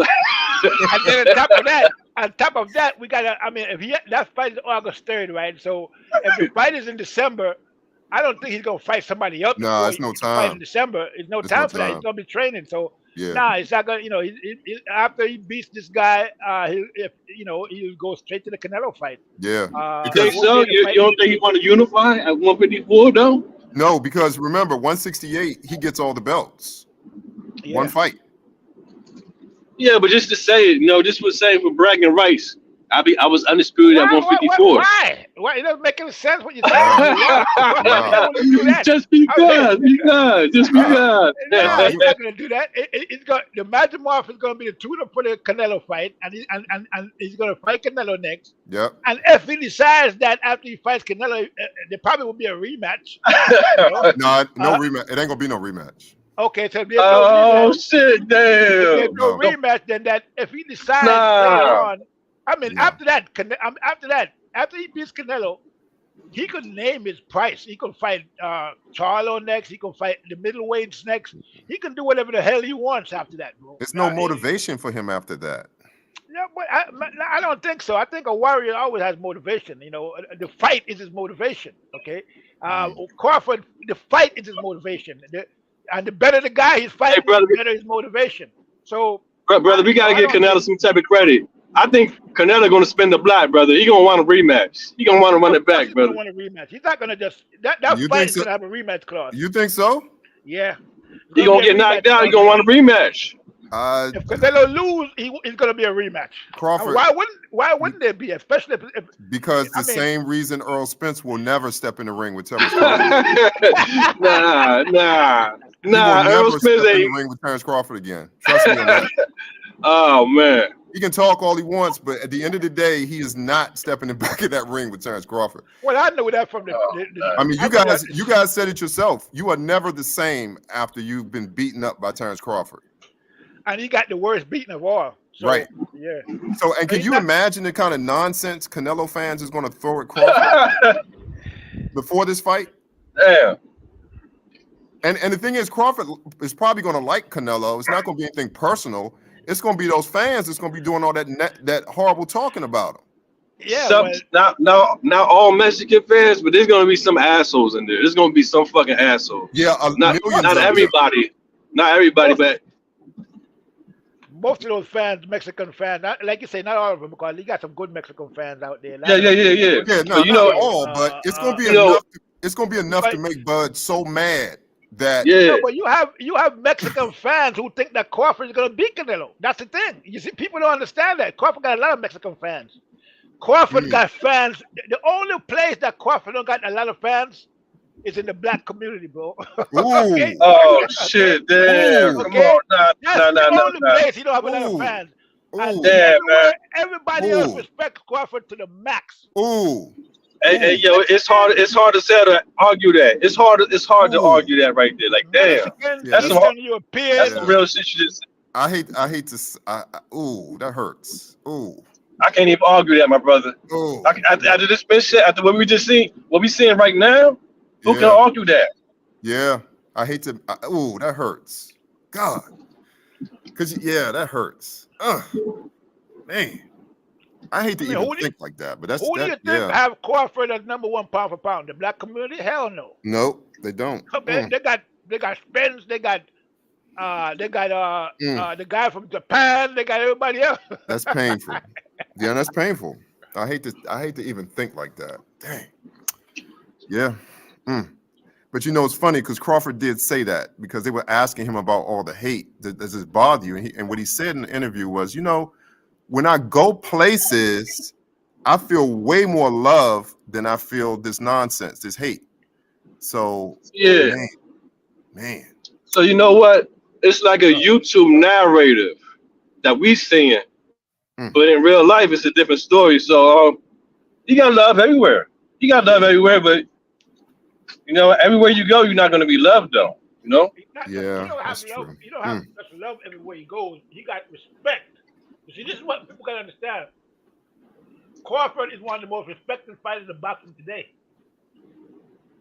And a lot of people don't understand. Like a lot of these fans don't really know anything about Crawford. They just watch these YouTube guys and they listen to whatever these YouTube guys say. They don't really know anything about boxing. And the first thing these guys say is when they see a fighter that they don't know, oh, we don't know this guy. He hasn't fought anybody. What the hell are you talking about? Just because you don't know him, right. that means he's no good. Showbiz ain't talking about him. Who is he? Yeah, exactly. Phenomenal mentioned him. Who the hell is he? Yeah, exactly. That's what I'm talking about. You hit the nail on the head, bro. That's the black two sugars. Yeah, man. Word up. That's it. Because look at the lead up to the Spence Crawford fight, right? Remember how they kept saying, "Well, who did Crawford fight? He ain't fought no Danny Garcia. He didn't fight no Mikey Garcia. He didn't fight no he didn't fight no Sean Porter. Spence done beat all those guys. These are the top fighters. What the heck, bro? Those fighters that he's talking, Danny Garcia. We already saw what happened with Porter, but he would have murdered. He would have knocked out Danny Garcia. Yeah. He would have knocked out Mikey Garcia. Mike Garcia didn't want to fight Crawford. Nope. Okay, he said he don't want no parts of Crawford. He said Virgil Ortiz didn't want him either. He would have hit Danny Garcia so hard his father would have nah. Let me chill out. So when you are trying to say that Crawford is a great fight, I mean Spence is a great fighter because he beat those guys, and that the guy that Crawford fought was nobodies. That's not boxing, because the guys that Crawford fought, a lot of the guys that he fought, okay, were top guys. Not only top guys, they were undefeated. I think Crawford probably got the record for beating the most undefeated fighters. Right. Okay. Benavidez was undefeated. Yep. He does. So I mean, this guy got so many records in boxing. It's incredible when you really examine it. I mean, I don't know if you guys saw when he fought Brady Prescott. I didn't see that one. Okay, all right. In that fight, Brady Prescott was supposed to be fighting a champion. It was a championship fight, and Crawford was in the card. Crawford was supposed to be fighting a 4 or 6 rounder. He was still a 4 or 6 round fighter. Oh, you know what? I heard about that, but I didn't see the fight. He was a 4 or a 6 round fighter at the time. Right. He hadn't fought a 10 round fight yet. He was still a rookie. Right. I heard about that. Brady Prescott was getting ready to fight for the title against a guy, but the guy got hurt. And so they said to Crawford, listen, would you mind? Not only that, Crawford was a lightweight and Brady Prescott was 140 pounds. And then they asked Crawford 3 days notice, bro. Hey, Bernie. Notice. Bernie said that, right? But no one never brought that part up that Crawford was only a 4 to 6 round fighter. Yeah, I never Right. heard that before. Right. As a matter Right. of fact, the Right. Bradis Prescott was his first 10th round fight at a weight class above his own weight class. Wow. Wow. So, and he took the fight on 3 days' notice. Wow. Wow. And he beat Prescott. See, this is the kind of fighter Terence Crawford is. A lot That's of people don't some realize that. urban legend kind of stuff. You know what I'm saying? Yeah, man. Hell yeah, man. He taking the fight at the last minute. It's purely the underdog. Woo. And so he had to move up to fight a guy in his first 10-round fight. Right. We never fought that fight, even in his lightweight division. He hadn't fought a 10-round fight yet. And he went up to 140, fought a guy that was getting ready to fight for the title. A killer, a murderer. The guy that beat he had beaten what's his name? Ricky Burns? No, the Indian guy. Yeah, the fast guy. American? American? Khan. Yeah, beating Khan. Oh wow. You beat him? Yeah, Brandon Scott knocked his ass out. Wow. Damn. Wow. Wow. Yeah. Wow. And you know, to do all this shit, right? To do all this, to make this type of history, look what PBC did. Remember when PBC, they threw all the welterweight champion posters up on the fight thing, but they didn't have Crawford, and he was a champion. Oh yeah, PBC, yeah. I remember. So that. who did they put up there? They put up 4 men, but the other 4 guy wasn't it? Who was that 4th guy? Was that Mikey Garcia? Oh, I don't know. That's a Yeah, good they put up 4 guys champions. 3 was welterweight, and the other one was like, I think Mikey Garcia to build up the Spence fight. Mikey Garcia and Spence. Wow. Like, that shit was crazy. Wow. That shit was crazy. That's sad.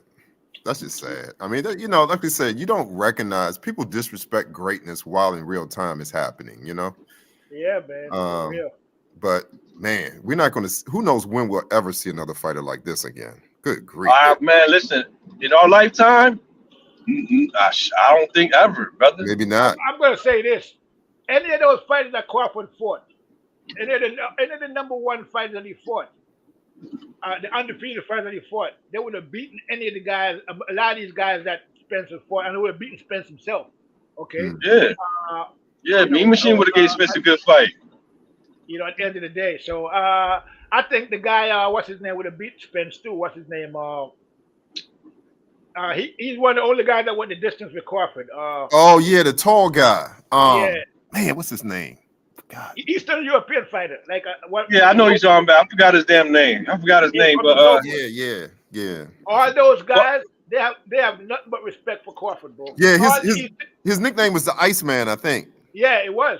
Yeah, the Iceman. At that time, he was a terror at that time, though. I'm sure. Yeah, he was terrorizing the division. I took his. Victor Postal. Yeah. Then got Donnie Garcia ducked him. Yeah, that's what they said. I mean, you know, not only that, but they said Danny Garcia ducked in Prescott too. But anyway, that's another story. But, you know, so that's. But I took Victor Postal's name, the Iceman. I gave it to Crawford. So I call him Iceman Bud Crawford. You know, so that's why. Hey, no, you can't stop there. He's the Iceman, the Showtime. He's the Mean Machine. He's the Eye Snatcher. Man. Can you imagine that shit? The Eye Snatcher. They call him Crawford. I mean, when I think about the build up to the Crawford Spence fight and all the shit that people was talking, you know how Crawford. I mean, Spence is snatching eyeballs. I mean, these guys, they were creating this monster. You know what I mean? Like he snatched an eyeball. Look what he did to Uga. He snatched that. All right. Yeah. That's why I tell you guys, like. Every once in a while, when I get bored, I just go back and I look at the 9 months ago when the fight, you know, different people. All the Spence fight, all the Spence man fans like Boxing Ego, Champ Side, Right. Yeah. Fanon, Fanon. Yeah. even Him Blue too. Blood before he Yo, skipped we gotta make a video. That could be a real funny video. We gotta make a video of these guys. You know, that could be a That real. would be funny. Yeah. Word up, nah, man. and I watched the video. I watched the fight party when they come to the first knockdown, and they were like, "Oh yeah, well, Spence, he just that was a flash knockdown. He's gonna get back up and he's gonna go there and do his thing. We're gonna see Spence now. He's gonna get active now." And then the fourth round, and Spence getting beat up. The fifth round, Spence getting. They're like, "Oh, then they start. then by the time they get to the end of the fight. Oh yeah. And you know what's funny? When you go back and watch the fight, Showbiz brought up a really good point. When you knew that, and he said he's noticed it in when he was there, when that whole fight was like, it's over, was when they got into a clinch, just like you were saying, pound for pound, about Crawford being a wrestler, and he just manhandled Spence off of him. Like, he don't. Yeah. It was like you knew the fight was over at that point. Hold on. Not just that. Right there, he like the lion, like, yo, I'm just king of this shit right here. You know what I mean? Not just that, right? When he knocked him down, Spence got up, his legs were staggering. That was it right there, brother. That was it. It was over right there. Yeah, because in the first knockdown, people say, it wasn't just a flash knockdown. If you look at that fight, shit, man. Look at that punch in slow motion. That was it was two solid shots. And when Spence got back up, he was hurt. And look at his legs. If you don't see his legs in the corner, his legs was like he wasn't. He never fully recovered from that knockdown. Never. Nah, man. That was the end. That was from there. It was all downhill from there. And what's funny if that is knockdown was if that knockdown was like a minute after the round started, the fight would have been over in the second round. Oh yes, definitely. Yeah. The bell saved him right there. The bell saved him because his legs was not under him. Yeah, his legs was not there. It's like, damn, he was staggering. Like one thing though, the one thing that surprised me in this fight, and nothing surprised me in the fight, but it's like one thing that surprised me in this whole fight, and that was how tough Spence was. Oh yeah. I've seen people get beaten in my life. I've seen people get beaten in gang fights. I've seen people get beaten with chains, with bats, stabbed with knives. I've seen it all. I'm serious, bro. I used to go to. I'm from Brooklyn. I used to go to a school called 275 in Brooklyn. Oh wow! And every day after school, there used to be a gang fight. There were a whole bunch of gangs back then. And every day I see people get beat up on the ground with chains and sticks and bats and stabbed. And I broken bottles. I saw one fight one time where, they beat the hell out of this guy. I said to myself, man, I was thinking to myself back then, how can a human body take so much fucking punishment, right? And this is what happened with the Spence fight, bro. This guy took so much punishment. I don't know how he took that punishment because I don't know how he did it. The guy, Spence is one tough son of a bitch. But you know what Bernard Hopkins said though about that. He said when you look at that fight, that probably took years off of Spence's life. Yes. You can't take those kind of clean headshots like that accumulated. And that's why I was shocked that Derek James didn't throw in the towel. He should have threw the towel in. That was his job. I don't care damn what Spence said. I don't care what Spence formula was saying. Right. If I was the trainer, that towel would have been in that ring round. Nah, cause see, we was talking about that on the other live though, cause that's Spence fault. Derek James was mad at him because he was jipping Derek. He been jipping though. He been not beating him for money. So now if I ain't gonna get your ass beat. Fuck you. You ain't pay me my money. You ain't paying me. You get your come on, man. He was jipping them all that time. He was jipping them. Wow. That's I don't know, bro. I just have a different mentality. I just think that as a trainer, it's like being a manager, right? You're as a trainer or as a manager, if you manage an artist or you manage anybody, your job is to take the hits for your client. So if in a situation where the fight's supposed to be stopped and you don't want your client to get blamed for the fight. You don't want Spence to take the hit for the fight being stopped. So you got to go in there and do it for him. That's your job. Yeah, but you. Let me tell you, you the trainer, and he been jipping you for the last 5 fights. Ooh. Now I don't know if you gonna keep it real on it. Come on, man, like. Fuck it, man. Get his ass beat, man. I ain't throwing the towel in, man. You owe me money, man. You owe me money. You know what I mean? Bro, I'm gonna say this.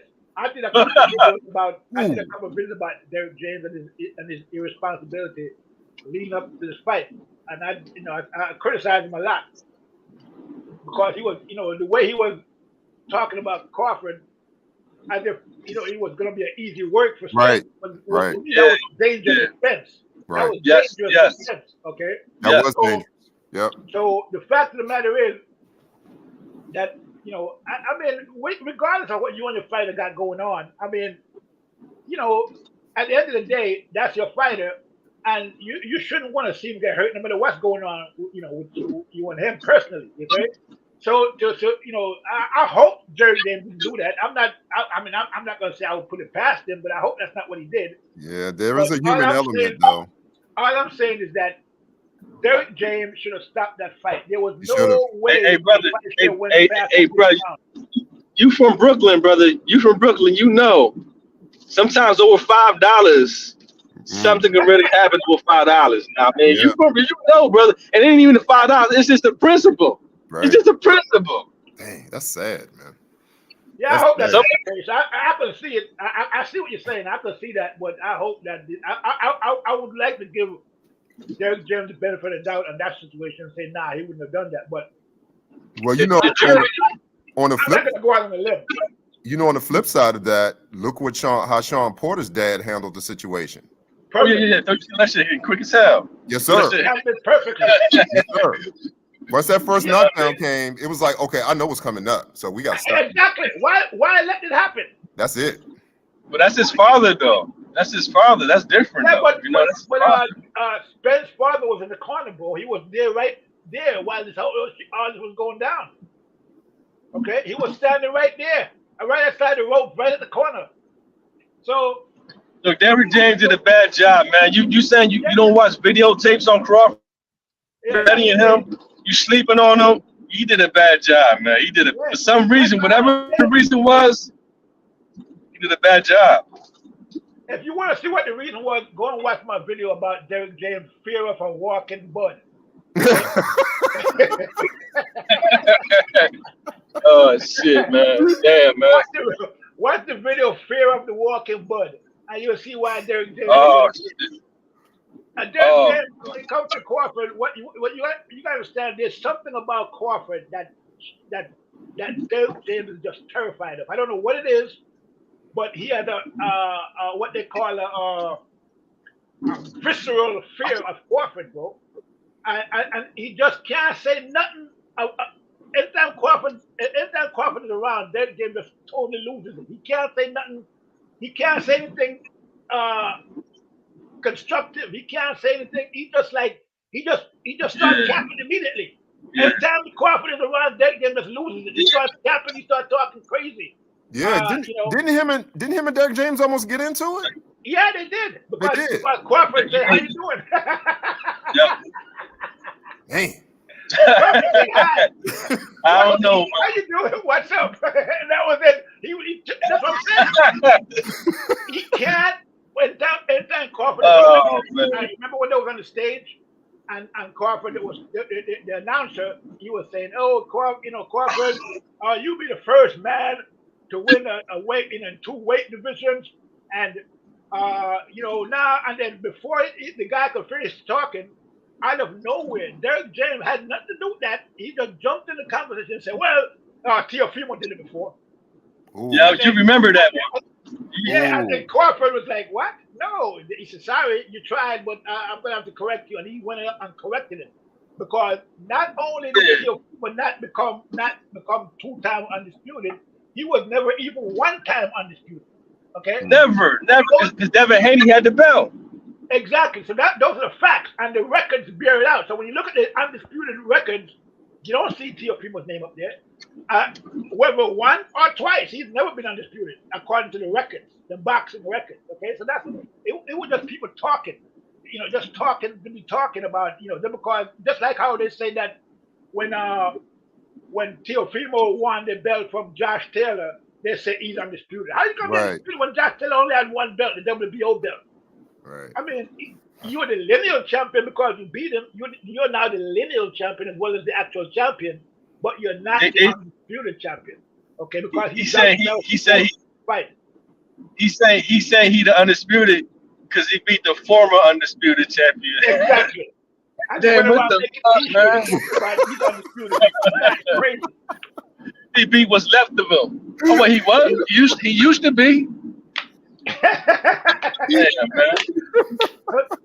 So those are the type of things that Derek James was saying. And then another thing Derek James said was, I remember when Fight Hype asked him, he said, "Hey Derek, Crawford, he's been knocking everybody out. He had 10 knockouts in a row." And then Derek said, 10 knockouts against who? Who? Right. Who did he have 10 knockouts Right. against? Right. And then, Right. he said, well, Crawford, he had Porter. Porter? What? Porter? Did you see what Porter's father said before the fight?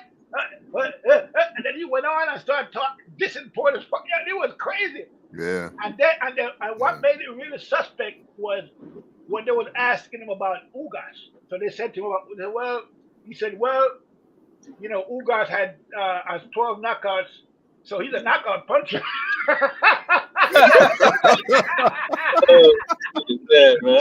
So he's a dangerous fighter. He said Ugas is dangerous because he has 12 knockouts. Right? So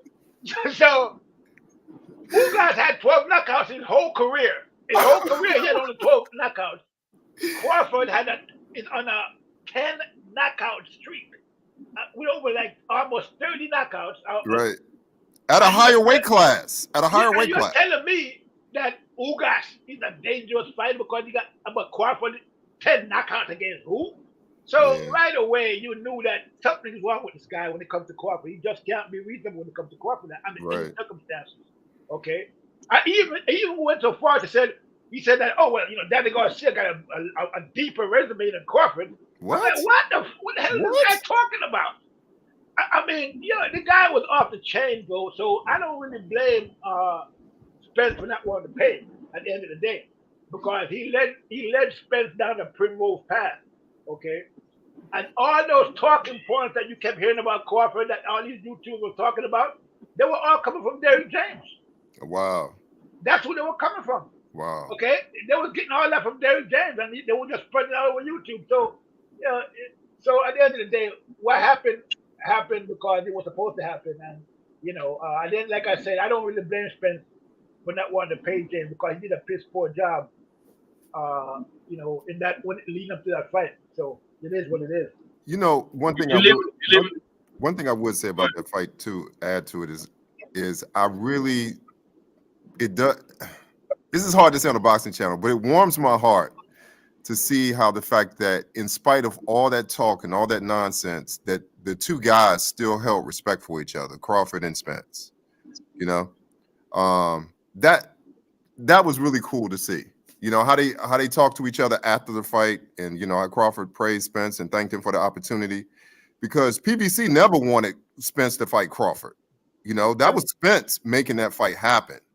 Yeah, you gotta give him credit for that as well. But you gotta understand too, though, it's more than just that, because it took 5 years for that to happen, and it took 5 years for Spence to build up his courage enough.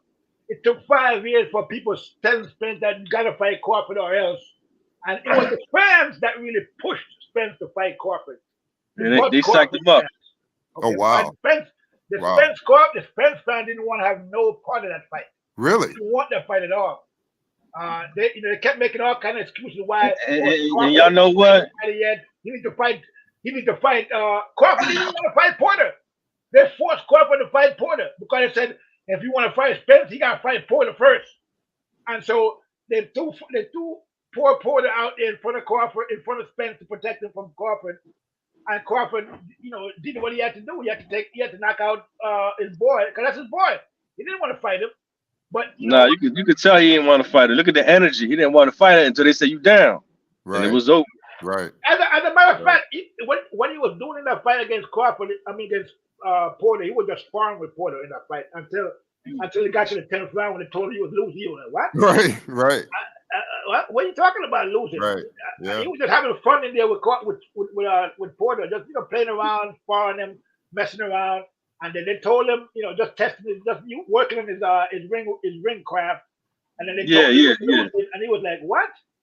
Hell no! He got out there. It was over.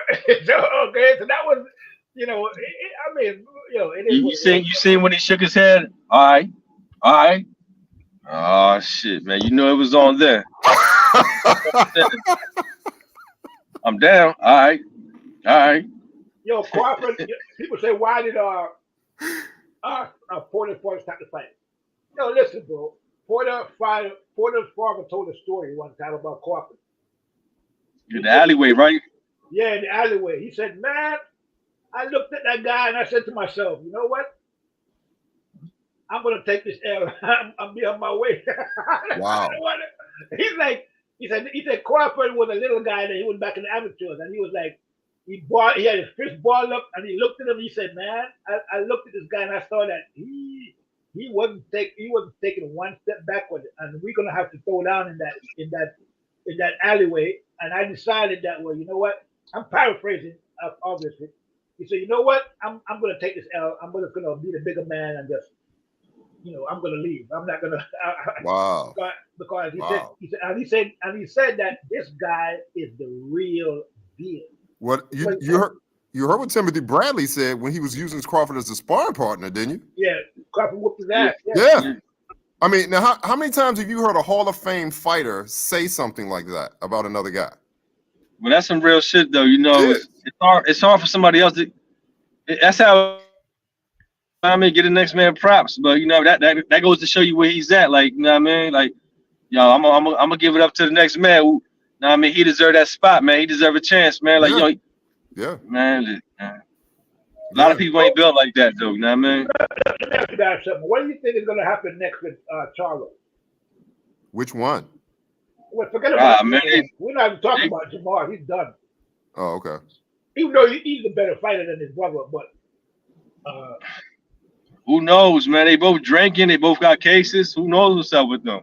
Yeah. The Melo got a case too?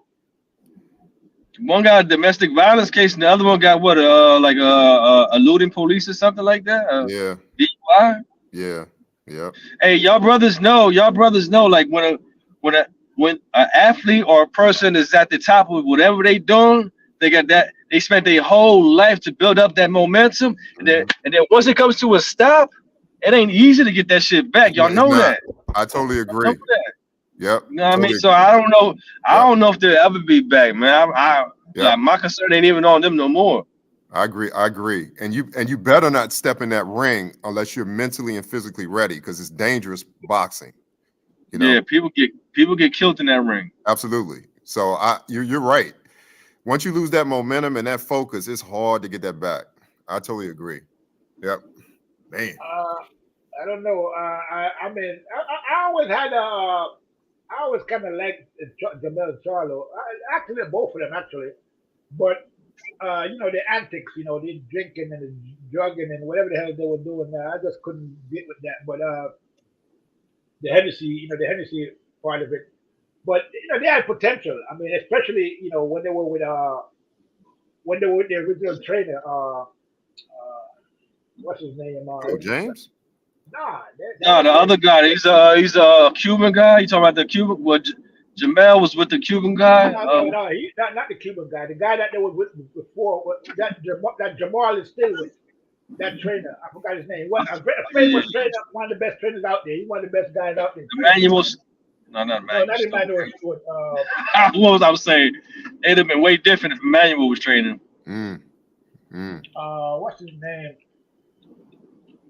Damn, I forgot their name too. I forgot his name too, but his name ring a bell though. You know what I mean? He put work in the boxing world. Yeah, he's a top-notch trainer. Yeah. Just up with him, Ronnie Shields. Oh yeah. Oh yeah. Yeah, Shields. Yeah. Yeah, But Randy Oh, Shields.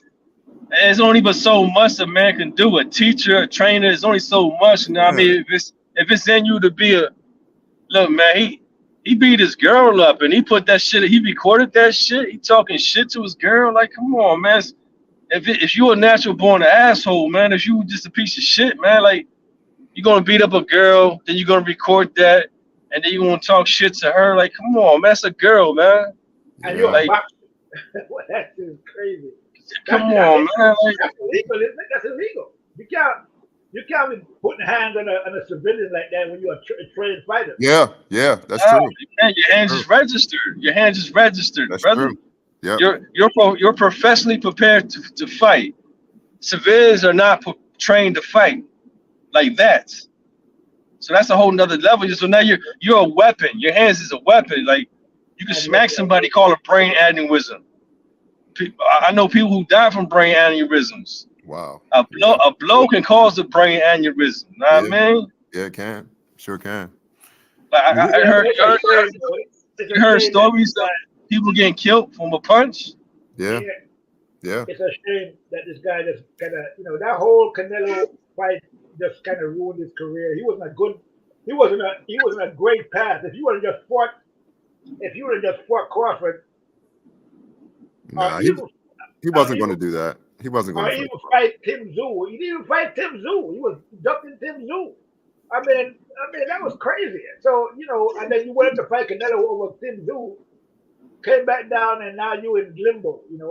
I saw that he came out and was trying to jump in front of Crawford for the Madrimov fight, but that didn't work. I'm pretty sure that was never going to work with Turkey Al-Sheikh involved. Nah.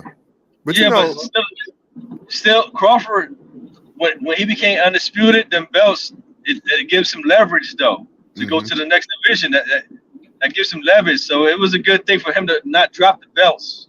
Hold on to them, and that gives him more leverage now. It was. Yeah. Anybody ever seen this guy Cody Crowley fight? Cody Crowley. I haven't seen. Who the hell's Cody Crowley? He's in his next fight. Oh yeah. I seen a little highlights of him. He got dropped like 2 times in the highlight. Well, one time he went to a knee. The other time he got dropped. So he's definitely suspect for counter punching. In the highlights, he got dropped. The highlight that I seen, yes. No. It wasn't boxing highlights. It was a fight highlights of a fight. Oh, okay. So it was 2 different. One of them went to a knee. The other one he got knocked straight on his ass. But look, check it out, right? It's he's a fighter he likes to be in the paint. So when they take the Rocky shit, yeah, he likes to be in the paint. But he's open for a counter punch. So I think Boots got him though. He's gonna be a tough fight for Boots. But Boots got him though. Leave himself too open and stuff. Hey. Huh? Did you see the fight with Boots and Karen? I saw highlights. I didn't see the whole thing. I forget who the guys. I forget the names. I forget the names. Remember, Boots said one of those fights he was just wanting to knock the guy out. That's how he was messing up. Because when you go in there with that mind frame, I'm gonna knock him out. You're only looking for the knockout. Right. So I think that's what messed him up. Right. After I saw that fight, that's when I decided that Boots didn't have it yet. He wasn't ready. Yeah, and, you're right. Right. After seeing that fight, I said to myself, if he was in the ring with Crawford, he'd have been knocked out in the first round. Yeah. He's not unexperienced. He's not experienced enough. Any little thing can fluster him. You get flustered very easily, and he started doing wild, crazy stuff in there. All that switching and stuff, he's just doing it for show, not for any real purpose. Exactly. Okay? That's the difference for him and Crawford. Exactly. It's just showboating and stuff. He's doing a lot of showboating in there against these guys because he's slower than him. But when it comes to I think any real boxer, any one of them out there right now, any real good boxer would beat Boots.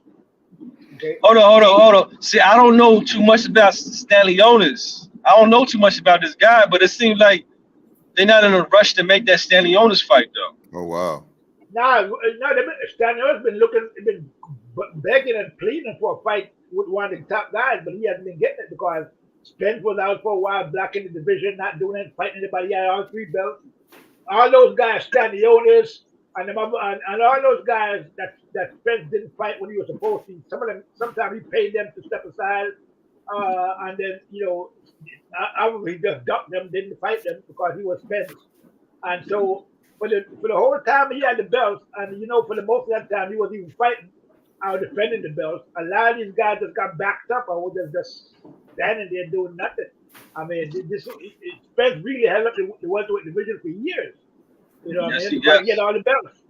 You know what I mean? Yes. So it is what it is. But those guys never got the opportunity. A lot of guys never got the opportunity. So now that Boots is champion, maybe they'll get the opportunity. And they'll get a chance to fight. But I'm looking to see Boots fight somebody. Somebody that's like decent. I watched a couple of fights with Crowley. I mean, he looks okay, but he doesn't look like any world beater. It looked like somebody that you can dazzle. You can. You don't have to be brilliant to beat a guy like that.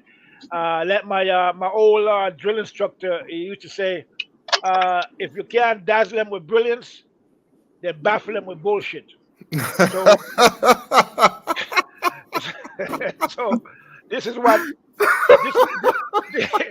this is what Boots been doing most of the time to me. At the end of the day, and so it is what it is.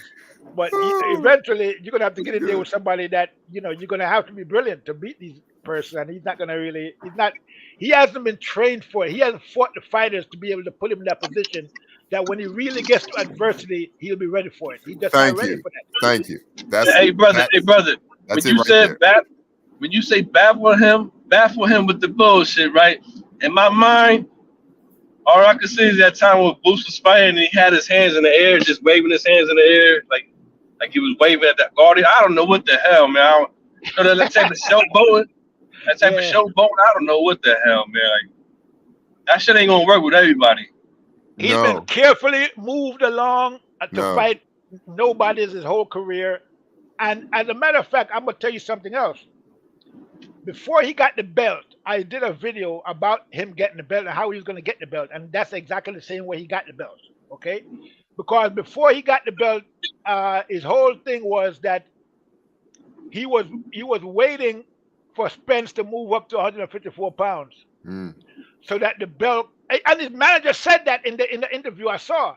His manager said that.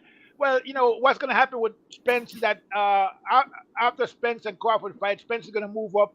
He's not going to stay at welterweight, and the belt is going to just Boots is just going to get the belt. He didn't even say that. He said Boots is just going to get the belt handed to him. He said Boots. I'm going to give you exact words. He said Boots won't have to throw a punch for the belt. This is what his manager said before Boots got the belt. I did a video about that. He said Boots won't even. Who's talking about his father? His father? No, his manager, the promoter. I forgot his name, but you know him. You all know him. The one that passed away? No, he's still around. He was still around. He was promoting Boots at the time, but he's not now. But Cameron Duncan. Oh, yeah, he passed away. Oh yeah, he did. Okay, yeah. Okay. I was getting to mix it with somebody else. Yeah. So the same guy used to have. I think he used to have Crawford at one time, right? Back in the day. So anyway, he said that Boots would not have to throw a punch to get the belt, to get the IBF belt, and he was like a prophet. That's exactly what happened. Boots didn't have to throw a punch for that belt. You know what I mean? That was their whole strategy the whole time. The whole time they were out there talking about they wanted to fight Crawford, their strategy was to maneuver to the IBF route and to get the belt without even fighting. And this is why when there was a $1 million worth of games, Crawford asked them, "Hey Boots, if you really want to fight me, why did you go the IBF route?" Because Crawford knew what was going on. He knew that. And so he brought that up. But a lot of people missed that. They didn't really catch what was going on. That's what was going on. I was on point with that because I remember that he was ranked. I think he was ranked number 201 in UBO. I remember that shit, right? I forget who else was ranked. I think it was Keith Thurman. It was highly ranked Keith Thurman, him. Porter Ortiz probably. up there too. Ortiz Oh and yeah, Ortiz, yeah, but he declined it though. Ortiz yeah, declined it. So yeah. then So Boost came. Yeah, Boots never, maybe Boots might have, but his team never ever wanted to put him in the ring against Crawford. Never. That was never an option. Okay, no matter what they say. The fight was brought to them by Crawford himself, and they turned it down, talking about they didn't want to go against Showtime. Where the fuck is Showtime now? I mean, what are you talking about? Somebody, the champion, the champion, I mean, the WBO champion, who's in line to fight for the undisputed belt, come to you and wants to give you a fight.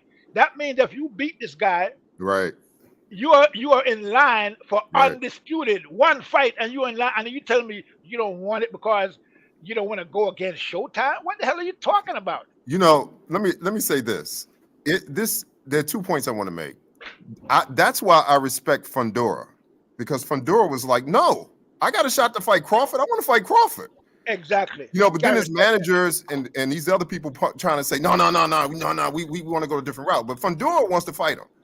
But see, yeah, but it's his peoples that's messing it up though. Exactly. But see, let me make this point about Ennis. See, here's the thing. I got to do a different sport analogy. So everybody looks at Michael Jordan's athleticism and the wild dunks and all this other stuff. But when he was playing for the Washington Wizards, when he lost all his athleticism, I was amazed because his fundamental foundational skill set was incredible, but nobody paid attention to it. Now, the thing with Ennis is he has been allowed to fight these guys where he has never had to develop the discipline to get the fundamentals and foundational principles right before you start doing all those showboating. Because see, Ray Leonard used to do some of that, but Ray Leonard's fundamentals and foundation was so solid, he could do all that.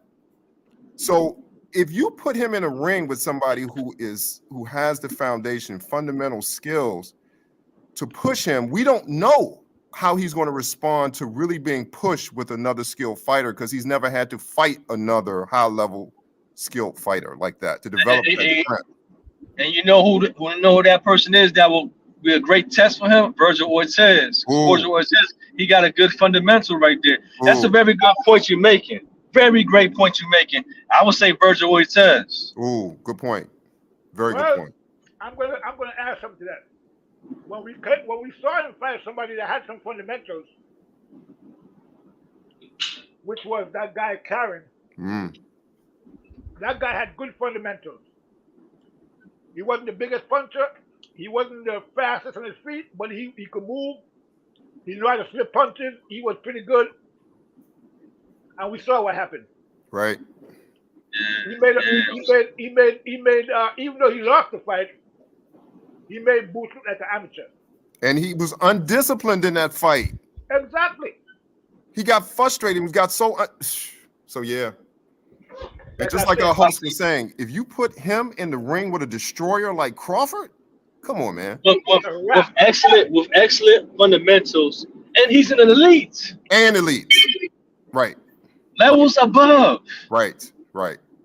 So I can take it to the fundamentals, to the middle age, to the middle school, to the junior high, right, college, university.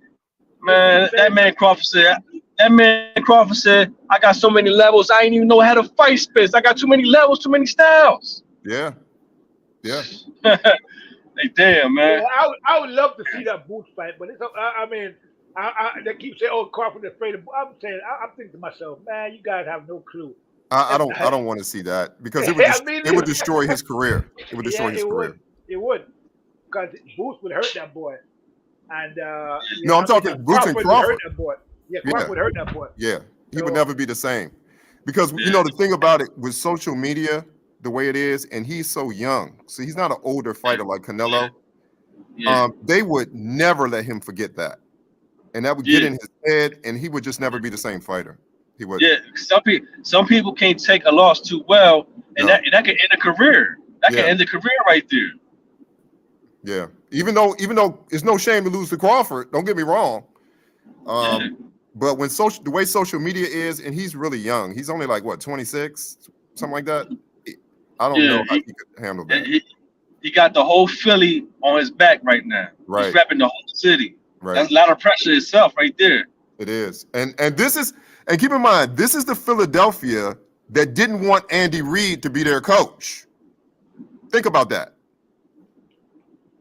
Why? I'm not sure who Andy Reid is, though, brother. I'm not sure who that is. The coach of the Kansas City Chiefs. Oh, see, I don't know football much, though. Right. You know? So Andy Reid, just to give a background to what I'm saying is, Andy Reid took the Philadelphia Eagles to 3 straight conference championships, right? Wow. And then they was like, that's not enough for us. So they was like, Reid got pushed out the job. So Reid goes to Kansas City, builds a juggernaut in the Kansas City Chiefs. So could you imagine if the city rallied around Boots and they're saying, he's our savior, he's our guy, and he goes in there and gets beat down? How are they going to respond to him?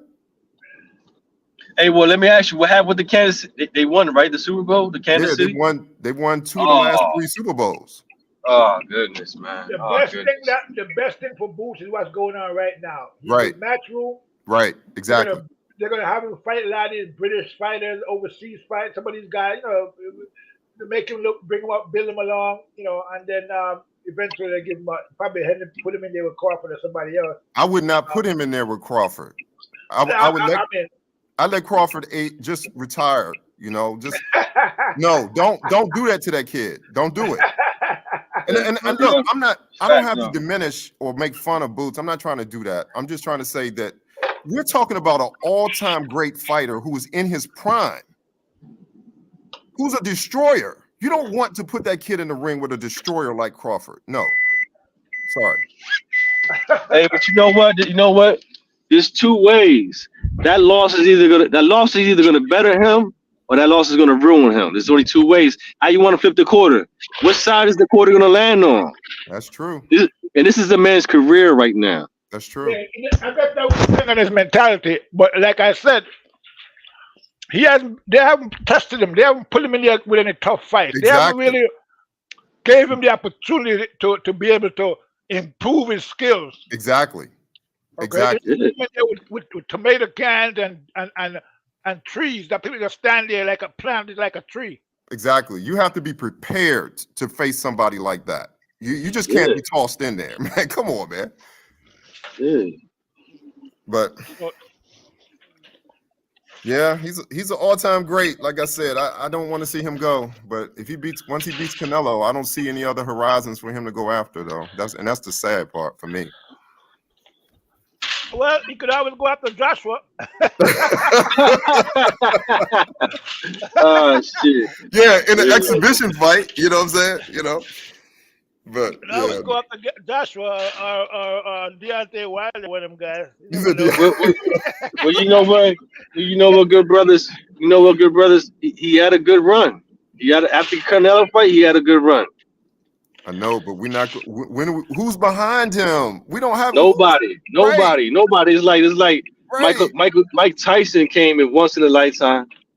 You know what I mean? Then Evander Holyfield beat Mike Tyson. Mike Tyson's my hero, but there's never going to be another Evander Holyfield. There's never going to be another Sugar Ray. There's never going to be another Roy Jones. You know what I mean? These are once in a lifetime fighters right here. So I don't know who's going to take Crawford's place, but I know one thing. Me, you, and the brother right here, like we know greatness when we see it, man. And this man ain't let us down yet, man. He ain't let us down yet, man. He hasn't. He's amazing. Like you said, right? Every time Crawford goes to fight, you bet the bag. That's it. You know, a lot of people made. Some people made millions off of Mayweather. Every time Mayweather fought, they bet the bag. They bet everything on Mayweather. Yeah. And he won 50 fights. So if you was betting with Mayweather every fight, and you're betting as much as you can, then you should be rich by now. Yeah. And a lot of people did that. You know, they bet on Mayweather the whole way. I mean, if you're an investor, you're gonna make a good investment. All right, look, this company's going far in life. This company's going far in the future. You know what I mean? Like, come on, we see it though, because we love boxing. We see it like, yo, man, we cannot lose with this guy. No. There is no losing with this guy right here. A lot of people lost money on Spence in the Crawford fight because they was emotionally attached to Spence and they bet their money on Spence. And then at the end of the day, they all lost. Hey, So brother, I lost too, brother. I lost too. I brought a damn car instead of betting on the fight. I Well, was supposed to Vegas, bet on the fight. I was supposed to bet on the fight instead. I brought the damn car and the money ain't come back, man. So damn, man.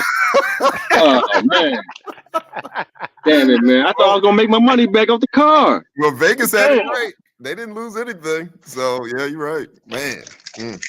That's oh, why. so But you look, bet on Spence. you're going to get another chance with this Canelo fight because the fans they're going to throw the odds so high towards Canelo. So you're going to get you another chance. Oh yeah. That's why I'm working right now. Well, I'm starting my new job at this new company. So now I'm saving money up, brother. I'm saving money up. See Yeah. the whole bag. Yeah. Everything. What do you think? And we got time for that too, though. We got time for that. That's gonna be like probably a whole another year, though. So ain't no excuse. Yeah. I think the odds are going to be what, about 2 to? You think they'll get 2 to 1? You think we 2 to 1 on Canelo? I don't know. But look. You know what, brother? There's a lot of Mexicans. So America's. There's a lot of Latins. And a lot of them just want to go with him because he's Latin. Right. Or Mexican. They don't know shit. That's why you want to go. Okay, go ahead. Go ahead. So he's gonna be an underdog just for that alone, because this America is like a lot of Latins and stuff. So you know what I mean. So that's one alone. Yeah, that's gonna be it right there. That's gonna be a big betting fight right there, bro. That's a big money fight bet wise. That's gonna generate a lot of money in Las Vegas. It's gonna generate a lot of money for marketing and promotion. I mean, that fight is huge, man. It's gonna be a monster fight money wise. Money is gonna be flowing everywhere. You know what I'm saying? There's gonna be money to be made all over the place. So yeah, that fight has to happen. Get your money ready. Get your money ready. Wow. Bud Crawford. Wow. So Spence is fighting. Who's Spence fighting next? Well, I don't know. It's supposed to be Fundora. I don't know if that was finalized, but do you think he could beat Fundora? I don't know. I don't know, brother. We don't know how Spence gonna look after this one right here. I don't know. Because I'm gonna tell you something. You got to give credit. Fundora finally woke up and realized I can use my reach to keep. Oh yeah, he's different now. Right. Yes. So that's about time. You use your damn height, your size, your height, your reach. It's about time. Right. So he's a different fighter now. If he fights Spence that way, Spence is not going to have much of a chance to deal with him. Oh, I'm pretty sure he's going to fight him that way. He's probably going to knock Spence out, I think. Probably. I just don't think Spence is the same. I think he's probably going to be a lot. His punch, his punch resistance is going to be down probably. And you're moving up in weight against a big, long, strong guy like. He's not the strongest guy in the world, but he's long. And that reach and that height is going to be a big problem for Spence.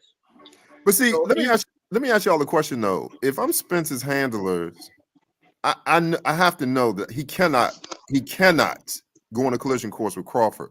Why don't they just move him up to 160? That's what Mayweather said they should do, and I agree with him on that. They should probably move him to 160, but then there's a lot of killers up there at 162, so. I don't know. These guys a lot of them are not well known, but they're not jokes. These guys, for the most part, the only bad people up there. You got what? I think is Golovkin still got a belt up there? No. He lost the belt to the Japanese guy, right? Janabek has 2 belts, and he's only got 15. I looked it up. He has 15 wins. That's it. Okay, and so that's 10 knockouts. What? So who? Then you got Lara got one of the. He got a junior belt, right? I don't know. I think he might be a full champion now. I think so, because one of those guys up there, I heard a story that was a sparring partner for Crawford, and he didn't want to fight anymore after 4 rounds with Crawford. Who was that?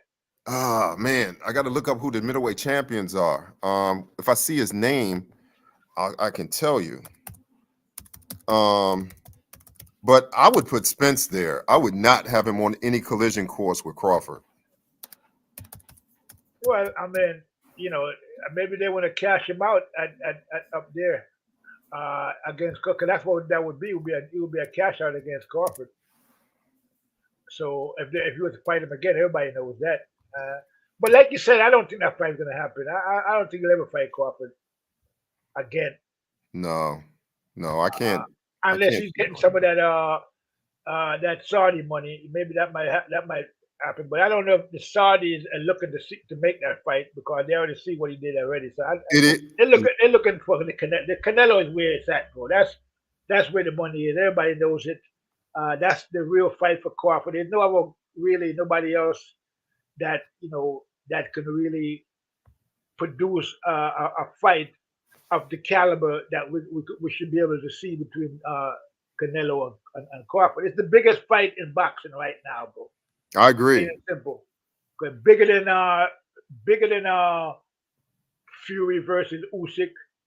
Bigger than any fight that's out there right now. It's the biggest fight in boxing, and it has to happen.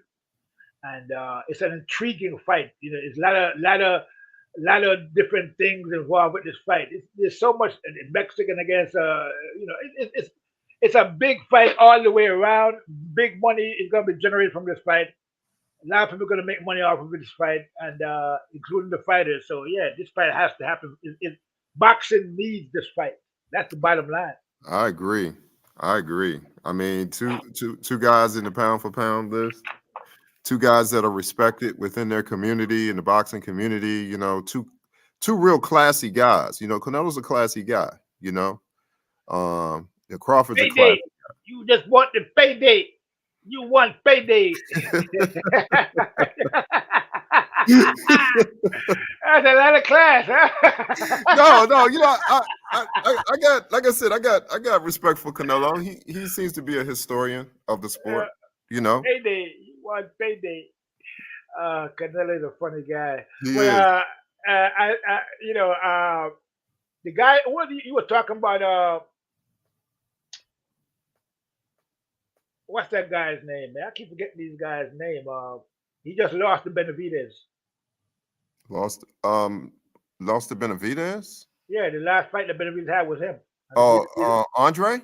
Yeah, he's been trying to fight Canelo for years. Oh yeah, he was. Yeah, that fight really shocked me with him and Benavidez. Yeah, he was trying to fight him for years. Canelo didn't do it. Yep. Yeah, then he ended up He should have never moved to fight Benavidez. He's not big enough to fight Benavidez. He's not good enough to fight Benavidez. And I thought he was going to beat Benavidez. I really misjudged that fight big time. And he got manhandled by a bit. When I saw the difference in the size, and I was like, "Whoa, this guy! What the hell?" I'm like, I didn't know Benavidez was that big, or that this guy was that small. So that guy is not really. He's not even. He's really a middleweight. He's not really. He should never win up to 260. But he was chasing the Canelo fight because he figured if he beat Benavidez, that would put him in position to fight Canelo. Yeah, that's what these guys keep thinking. He got trashed. Yeah. That shocked me because I thought he was better than that. I thought he'd give Benavidez a lot more work than he did. I thought he was going to beat him, and I was totally wrong about that fight. Well, it was competitive in the beginning. Yeah, but it wasn't competitive for long. Get right. When you don't come out from your corner, that's a serious situation. Yeah, seriously, and that actually shows that they actually care about you. Exactly. As a human being, when they do something like that. That's what should have happened with Spence in the 6th round. He should have never came out of his corner in the 6th round. I agree. That shouldn't. Yeah, that's tough. It's really tough.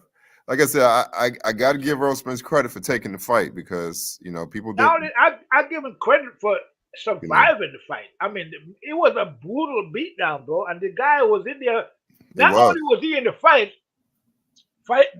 he was still trying to fight. Yeah, He didn't give up for 1 second. Yeah. Yeah, he Not was. even a second. There wasn't 1 second in the fight that Spence said, "You know what? I'm going to give up." He just kept trying the whole time. Even in the 9th round where he got stopped, he was still trying. So for that, I give him all the credit in the world. I mean, that's a perfect example of a guy that with the balls of iron. I mean, this guy, he just refused to quit. Yeah, And that's why you need the trainers in there that have your interest at heart, and they will stop you for your own good. for your Okay, own good. Yep, that fight yep, should have been stopped after the yeah, 6th round. That should have been the last round in that fight. He should have yep, never took 2 more rounds of punishment in a fight where you already know what the conclusion was going to be. And yeah. thank God the referee jumped in and saved him like he did, because if he didn't, he'd have been knocked out cold. Okay.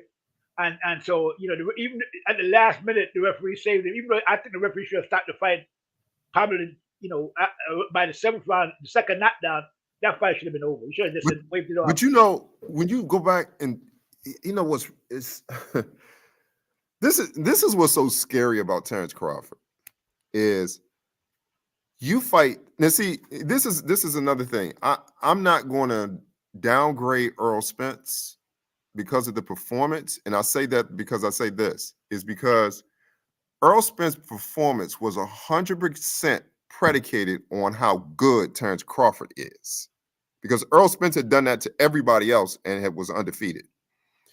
But think about this for a second. This is how many levels Terence Crawford is. When you are in your biggest fight, you have to be at your best physically and mentally to be ready for everything. Crawford was in a point with that fight where he was able to detach from the fight and taunt Jermell Charlo while he was still fighting Spence in real time. Think about that for a second. He was definitely in the zone. I mean, he was in the zone. He was locked in. Who can do that? Who can taunt somebody else while you're real time in your biggest moment in your biggest fight and still destroying the dude? I mean, that's the kind of talent we're dealing with here with this guy. I mean, like I said, we don't see this very often. The only other time I've seen something like this in sports was Barry Bonds. When Barry Bonds was so good that people wouldn't even pitch to him anymore. They wouldn't even pitch to him. They would walk him. And it wasn't that Barry Bonds got old and couldn't play baseball anymore. It was they kicked him out of the sport. So we don't know how long Barry Bonds could have gone at that level because they kicked him out. They stopped. Nobody signed him. So with Crawford, like I said, I have never seen this before. I've never seen a guy 37 years old being at the best he has ever been. Have you ever seen this? Again, I gotta go back to Duran. I mean, Duran was very good at his old age. He was top notch, bro. He was, but ask yourself this: could the old Roberto Duran beat the young Roberto Duran? I would say no, not even close. Well, that's a good question, but I mean, which Duran? It depends on which Duran you're talking about. How old are you talking? Are you talking about Duran? I'm talking peak. I'm talking peak. I'm talking peak Roberto Duran at lightweight. Could that old version of Roberto Duran who beat Iran Barkley beat peak Roberto Duran at lightweight? I don't know about that, but I think that the Duran at welterweight would have beaten Duran at lightweight. You said who? The Duran at welterweight would have beaten the Duran at lightweight. Well, remember, I'm talking to Iran Barkley. I'm not talking to Sugar Ray Leonard Roberto Duran. I'm talking to Iran Barkley Roberto Duran. Okay, well, I don't. Because he still beat a championship fighter. That's why I'm using that Roberto Duran. But I mean, we gotta remember now that Barkley was a tough nut back then. He was. I mean, this guy was a beast. He was. He was a. I mean, man, the guy was ridiculous. He was. I mean, he was a. But yeah, so that's a. So to beat Barkley at that age and at that weight class, that was no small feat. I mean, I gotta give it to Durant. I mean, No. that I was only use shocking. Barkley as an example because that was an amazing, one of the all-time best feats ever. But what I'm saying is, go back and think about peak Roberto Duran at lightweight, and think of the Roberto Duran at Fort Barkley. If you could put them in the ring at a catch weight, I think the young Duran beats the old Duran. Now, all I'm saying now is I think this Terence Crawford beats the younger Terence Crawford hands down. Yeah, no doubt. Yeah, no doubt about it. And that's the only reason I'm using that as an example is I don't think I have never seen this before about a guy at 37 years old be at the best he's ever been. That's what we're seeing with this dude. He is not aging. He's getting better.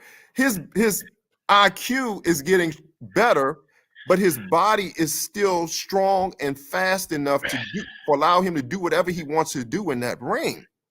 Yeah, that is kind of different. But we're gonna see after this fight with Majimov where Crawford really is at this point.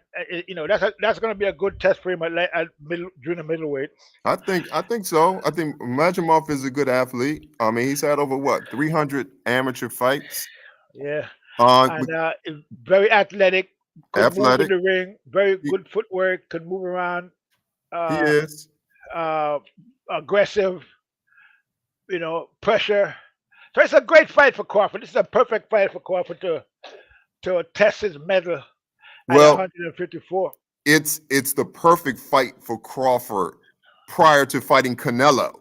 Exactly. That was leading up to that as well. Right. So yeah. It's the perfect fight for that because this dude is a lot younger than Canelo Alvarez.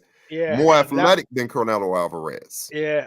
Better foot movement than Canelo. Better foot movement, right. So yeah, I hope I'm wrong. Something in me still don't think Canelo would take this fight. It's gonna be, bro. You talk about the biggest fight in boxing. It got to happen, bro. It has to happen.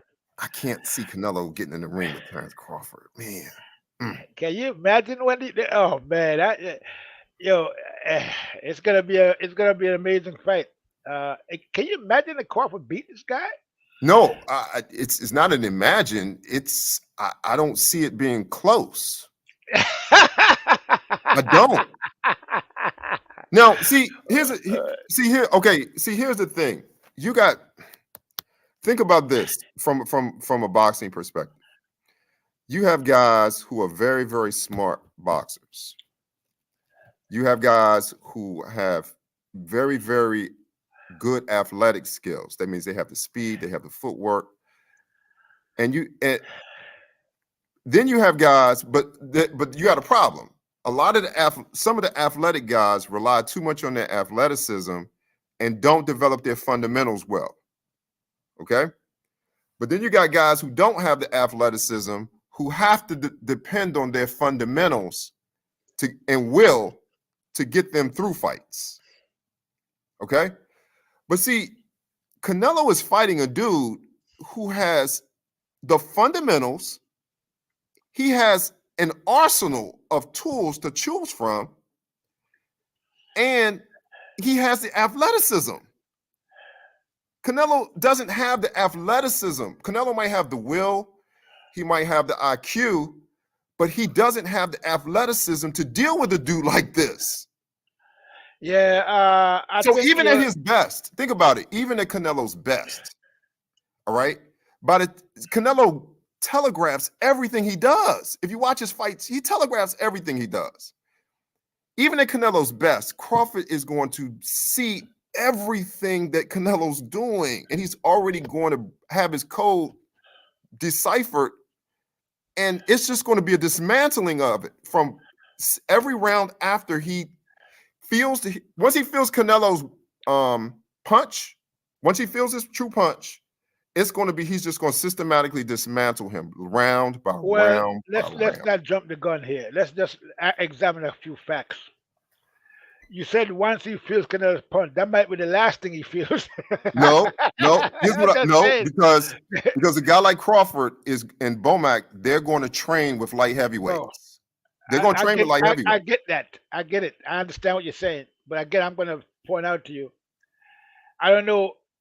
I'm saying to you that we got to, keep it on a realistic level here. Because at the end of the day, I'm with you on the Crawford winning the fight. I think he can win.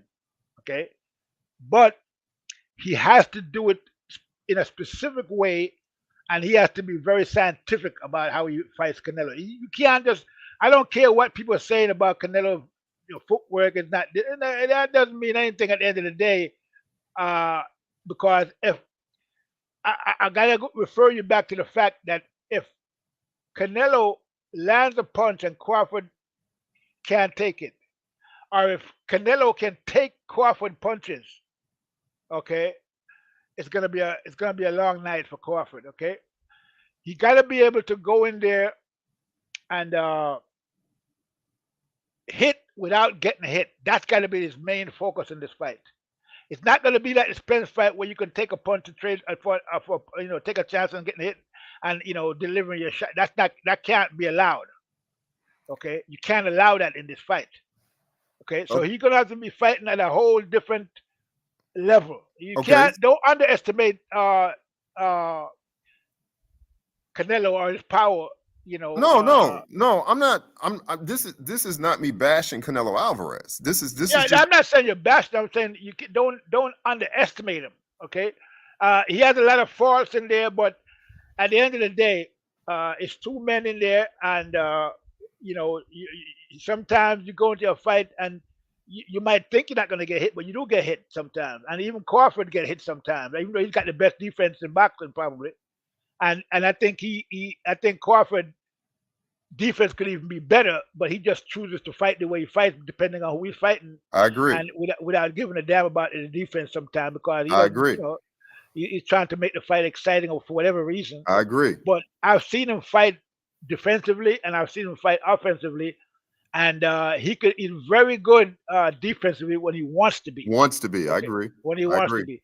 So in this situation against Canelo, he's going to have to want to be defensive. You can't go in there thinking that he's gonna be maybe his punches will hurt Canelo, but again it might not be that serious for Canelo. You never know, okay? And if there's any way that Canelo could take the punches that Crawford is landing, Crawford is gonna have to come up with a different strategy. He's gonna have to his strategy is going to have to be hit and not get hit against. That has to be the primary strategy. Nothing else can't work.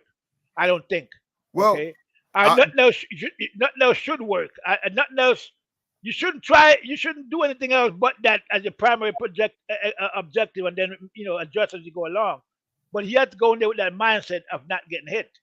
I mean, not to say you're going to go in there terrified or worried about Canelo hitting you or anything like that, because again, even when Crawford does get hit, a lot of times he doesn't really get hit solid. He like kind of move with the punches and the way he's moving and his defense. I mean, I see Crawford do things in there I don't see nobody else does in the ring. Nobody else. Nobody nobody else does it. Okay. The nobody thing that I has see his him doing there, nobody has his toolkit. yeah, nobody can do it. I mean, and I'm not talking offensively. I'm talking just defensively, just in terms of like when you want the person clinch in the ring, what you do in the clinch, and all these different things that he does in the clinch, in the moving around, the framing. I mean, the footwork, which is another. You can just study Crawford's footwork alone. That's a whole nother area where Fundamentals. Yep. where he's totally Yep. underrated in his footwork. Fundamentals. Okay, he Yep. got the best footwork in the business, Yep. Fundamentals. and it's very underrated. People don't really pay attention to his footwork. Just like they don't pay attention to his hand speed. Like he's very fast, deceptively fast, and like you say, the timing and the punching and combinations, which is another thing I noticed about Tim Tszyu, is another guy who is very underrated when it comes to hand speed. He's very he's deceptively fast with his punches.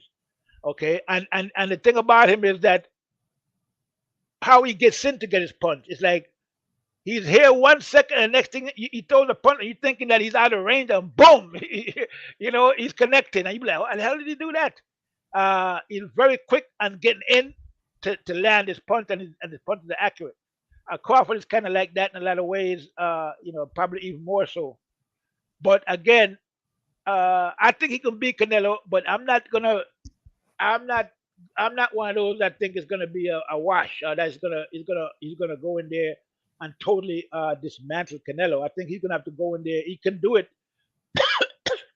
Excuse me, but he's gonna have to be very meticulous. He's gonna have to be careful, and he's gonna have to fight probably the best fight of his career.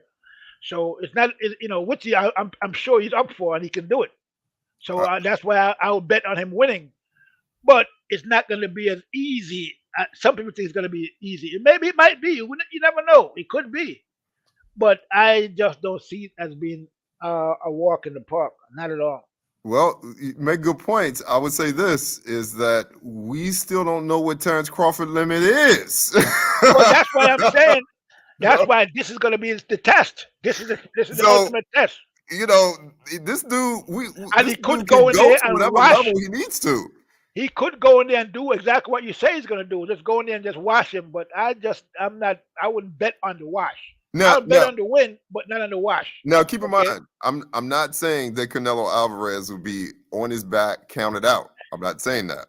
Well, that could happen. That's not impossible. No, I can't. I don't think I can see that. What I can see is the fact that this guy will download the data from Canelo probably within a couple rounds, and then systematically start to take him apart because his tool chest is so vast. Crawford is a better boxer than Canelo. That goes without saying. I mean, that's a fact. But think about it. What would you say about a fight? Just let's take the names out of it for a second. What would you say about a fight where the other fighter's only real chance to win is to knock the other guy out? What would you say about a fight like that? It's called a puncher's chance. Right. Everybody in boxing has a puncher's chance. I would say that would be like kind of a long shot, lopsided fight if the other guy's only pathway to win is to knock the other guy out. Now you add the names. Now, I don't see a pathway where Canelo Alvarez can beat Terence Crawford any other way than to knock him out, to hit him with a shot that he just does not see coming. Do you? No, I don't. I don't. He's not going to outbox Crawford, right? That's for sure. So think about this. Again, let's strip the names off and add them back again. If you strip the names off and you just put fighter A, fighter B, and you say fighter A's only chance to beat fighter B is to hit him with a one-punch shot. That's it, to knock him out. But that's not impossible. It's not impossible. It's not impossible, and it's more likely the higher Crawford goes up that could happen. And that's what I'm talking about. It is possible, but that's the same possibility that every fighter has against another fighter. No, I would say if you're describing a fight like that, you would say it's going to be a lopsided fight if the other person's only path to victory is a knockout. Yes, if all things are equal, okay, but all things are not equal in this fight.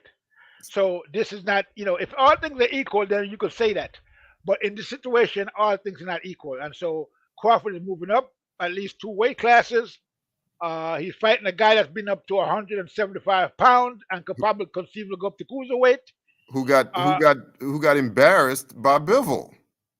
Yeah, but it wasn't that much of an embarrassment. And he refused. Well, I agree. He wasn't flat on his back, knocked out cold embarrassment, but he refuses to stopped him. He refuses to give Bivol a rematch. Why is that? Well, it's not that he refuses. He just doesn't want to give Bivol a rematch. I think he want to weight drain Bivol or whatever. You got a whole bunch of conditions. Bivol gave you an L. Why don't you go back and get your get back? Because he knows that he can't beat Bivol. Right. Exactly. Why put him, hit your head against a rock? Exactly. If you're gonna fight Bivol again, you're gonna have to do it under circumstances where you're gonna have a shot. And Exactly. Bivol is not gonna give him those circumstances, so this fight's not Exactly. gonna happen. But And Bivol did threaten to come down to 168 and beat and take Canelo's belt. He did threaten that. exactly. So that's what Bivol is gonna have to do if he wants to fight Canelo again. He got to move down to 168, challenge Canelo for those belts. Which Now, here's the scary thing about Bivol and Crawford. Bivol was not going to sit in that pocket for 1 second with Canelo, even though he had him on the ropes and had him dazed. He had him dazed in that fight. yeah, I He did- thought he was gonna stop. I thought he was. Right. I predicted that he would stop Canelo, but he didn't. Right. He had him dazed. So Crawford is a better fighter than Bivol, has more tools in his toolkit than Bivol, and he has a different mentality than Bivol. Okay, so that's what he's bringing to the table. So if I'm Canelo Alvarez, I don't take this fight. I really don't. I don't take this fight. I really don't. You keep saying that, bro. Well, I keep telling you, I get what you're saying, but money talks and bullshit walks, bro. Yeah, I agree, but And at some I point, explained to you already. Canelo already gave you his price point for losing. He already told you what. at some point, I got enough money. I don't need to go in and fight this dude. No, but he already told you. He said he will fight Benavidez for 150 million, right? No, So- I don't. Do you really believe that? Yeah, I believe it. I don't. I think he said that because he knew nobody was Bro, going to pay him 150 million to fight Benavidez. Bro, I would fight Benavidez for 150 million. What the hell are you talking Yeah, about? no, that was. I mean, come on. I think that was a way for him to say that, look, nobody's going to pay that amount. Let me put up some ridiculous amount that I know nobody's going to pay, and then I don't have to talk about this no more. But people keep bringing it back to his face about why don't you fight this dude? Why don't you fight this guy? Canelo is a lot smarter than you give him credit for, bro. No, I'm not. Again, this is not me bashing Canelo Alvarez. I know you're not bashing him. I I'm get it. I'm not saying you're bashing him, but I'm just saying I just don't think you give enough credit. I think that Canelo will fight anybody for 150, $200 million. That's what I think. And because again, if you pay, because I know what's going to happen. If you pay Canelo $200 million, 150, he's going to retire after the fight. So you don't give a damn. Okay, he's going to retire after that. But didn't you say if he loses, he's going to want a rematch? But that's going to be built in. I mean, that's probably going to be built into the fight, the rematch. So that's gonna happen. But after that, he's going to retire. Do you think he'll want a rematch if he loses? Well, maybe he might not want it, but his fans going to want it. so no, but you said the money is all about the money, right? So we all know this fight's going to make a lot of money. So if they say, hey, look, we'll give you got 150 guaranteed on this fight. We give you 200 for fight 2, but you got beat up pretty bad. You really think Canelo Alvarez will fight him again? Yeah, why not? That now you've been making like instead of 200, you're making 400 million. Why the fuck not? Nah. You already got beat one time, so what if you get so you got beat next time? So what? That's not once you get your first beat, the rest is easy. Okay? So, I mean, you already saw that. He lost to Mayweather, and then he lost to Bivol. Right at this point, he doesn't care about the O. Okay. Well, he doesn't. Then why doesn't he fight Bivol again? Again, because they're not paying him enough for that, bro. They're not paying him enough for him to go in there and lose against Bivol. Oh, okay. And you know that's most likely what's going to happen. Okay. So if you're not going to pay me enough to go in there, what the fuck am I going there for? I can go fight this guy for 50 million, that guy for. I'm not going to go in there and fight Bivol again. And there's a possibility he might beat me. I'm not Crawford. I'm not fighting for legacy. So I'm going in there and I'm going, if you give me the money, I'll go in there and take a shot. Cause he's not going there to think he's going to lose really necessarily, but he knows there's a high possibility that he's going to lose. Okay. Just like if he fight Crawford, he's going in there. He's not going there to think he's going to lose against Crawford, but he's thinking that there's a possibility that he could lose. And if that possibility is there, he want to be compensated for it. Simple as that. Okay. That's the way. I don't see nothing wrong with that. No. That's real talk. Boxing's a dangerous business. So yeah, you got to get paid. I don't fault any boxer for what they make. Not at all. If you think he can be bought like that, if it's all about the money, I thought Canelo Alvarez thought more different than that. But if you think he's all about the money, sure. Yeah, this guy will pay him $150 million guaranteed to get up in there. Yeah, no doubt. And that's why you're gonna see the fight because it's not. I mean, it's not that he don't have no legacy in mind, but again, I keep saying. I mean, even Canelo, right?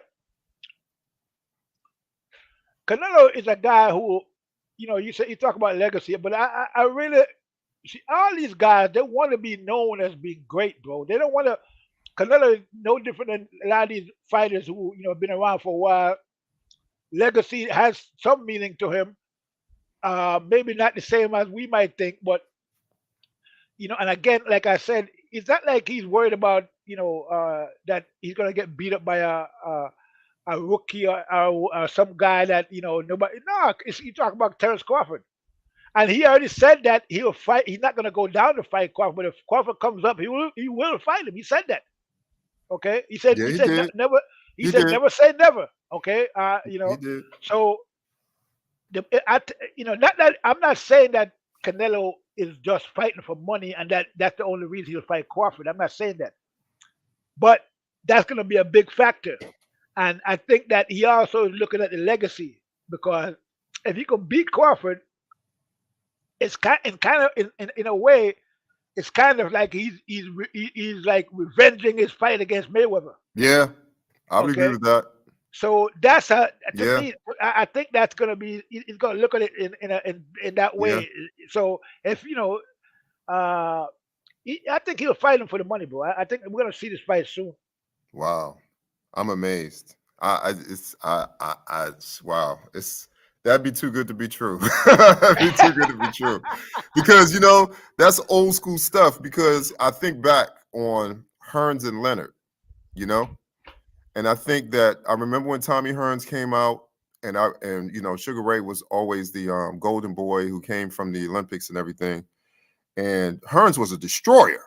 I mean, what he did to Pepino Cuevas, and he was just a destroyer. And I remember they asked Leonard about him, and Leonard said, not yet. Tommy Hearns is not known as much yet, but when he gets there, I'll be right. We'll do it. And sure enough, Ray Leonard fought Thomas Hearns while he was in his prime, while he was at high level, he was a high level destroyer at that time. He didn't wait for his skills to diminish or anything at all. And he was losing that fight. And he was losing the fight, right? So, I got mad respect always for Ray Leonard for doing that because he could have ducked Thomas Hearns because he was the golden boy, Yeah, but Um, why did he duck the Hawk? ooh, And I he have no ducked him. answers for that He one, bro. ducked him in plain sight. He I have wasn't trying to no hide and duck him. He answers. ducked I him in have plain sight. because I'm gonna tell you something. I have no answers for that because I'm gonna tell you something. When I hear these pound for pound top 10, 15 lists of all time, I get so frustrated that Aaron Pryor is not on these lists, because Aaron Pryor was incredible. He was an amazing warrior. You hit Aaron Pryor with something. See, people want to talk about that first Arguello fight. I'm like, whatever. But did you watch Aaron Pryor's other fights before he fought Alexis Arguello?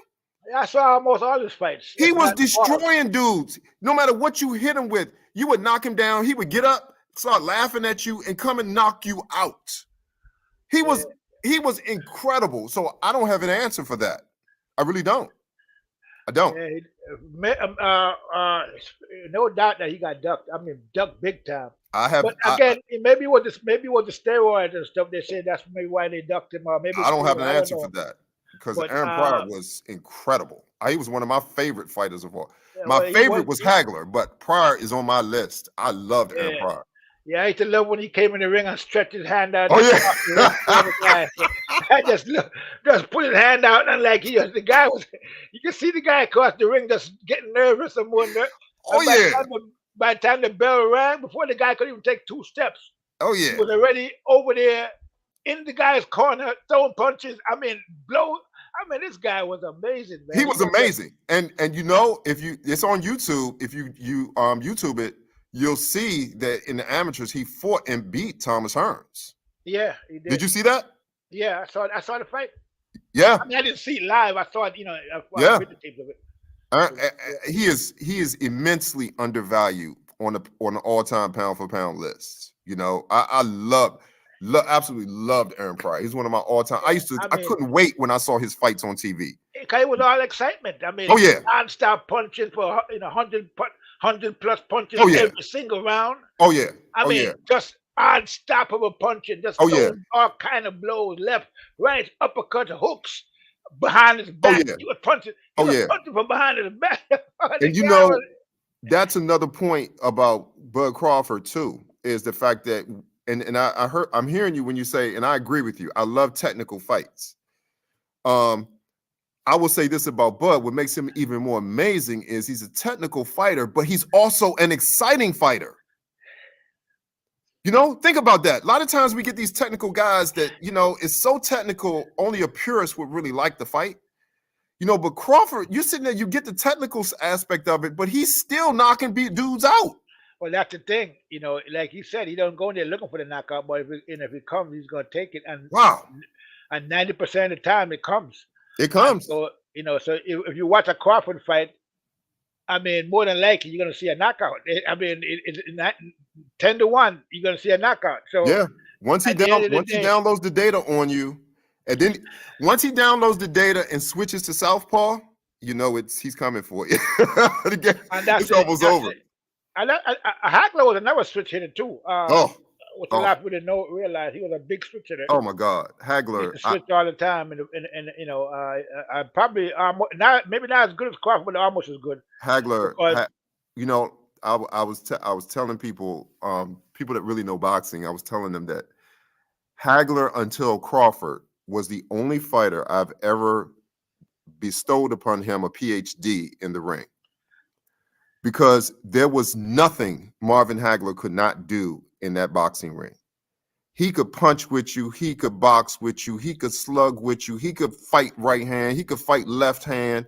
There was nothing this dude could not do. And yeah, forget about hurting him. You weren't going to hurt him. He was marvelous. Absolutely. And you go back and watch marvelous. his fights. They are beautiful to watch. Yeah, They are beautiful. classic. How he gets in his rhythm and how he switch. It's beautiful to watch. I sit there and watch those fights. I'm like, oh, wow. You know, how many fights did he fight with Antiforma? 2 or 3? He fought 2. Fought 2 with Antiforma. The first one was a draw, which he won the fight. If you go back and you see it, he won that fight. He was robbed again. But the second one, he knocked him out. You know. Yeah, that Antiforma was a tough son of a gun too, man. That guy was a beast. He was. There were so many good fighters back in those. Man, bro, at the end of the day, when you look at back in those days, you look at now, this is a joke. I mean, to me, it's like a joke now. Some of these fighters are jokers, man. I mean, well, compared to the fighters back then, Marlon Starling.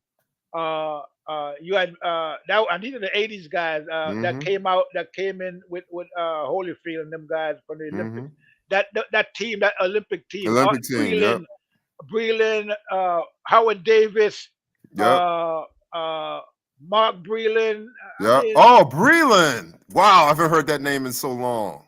Mark Breland, yeah. Yeah, you know these guys, and then there was Mike McCrory, Simon Brown.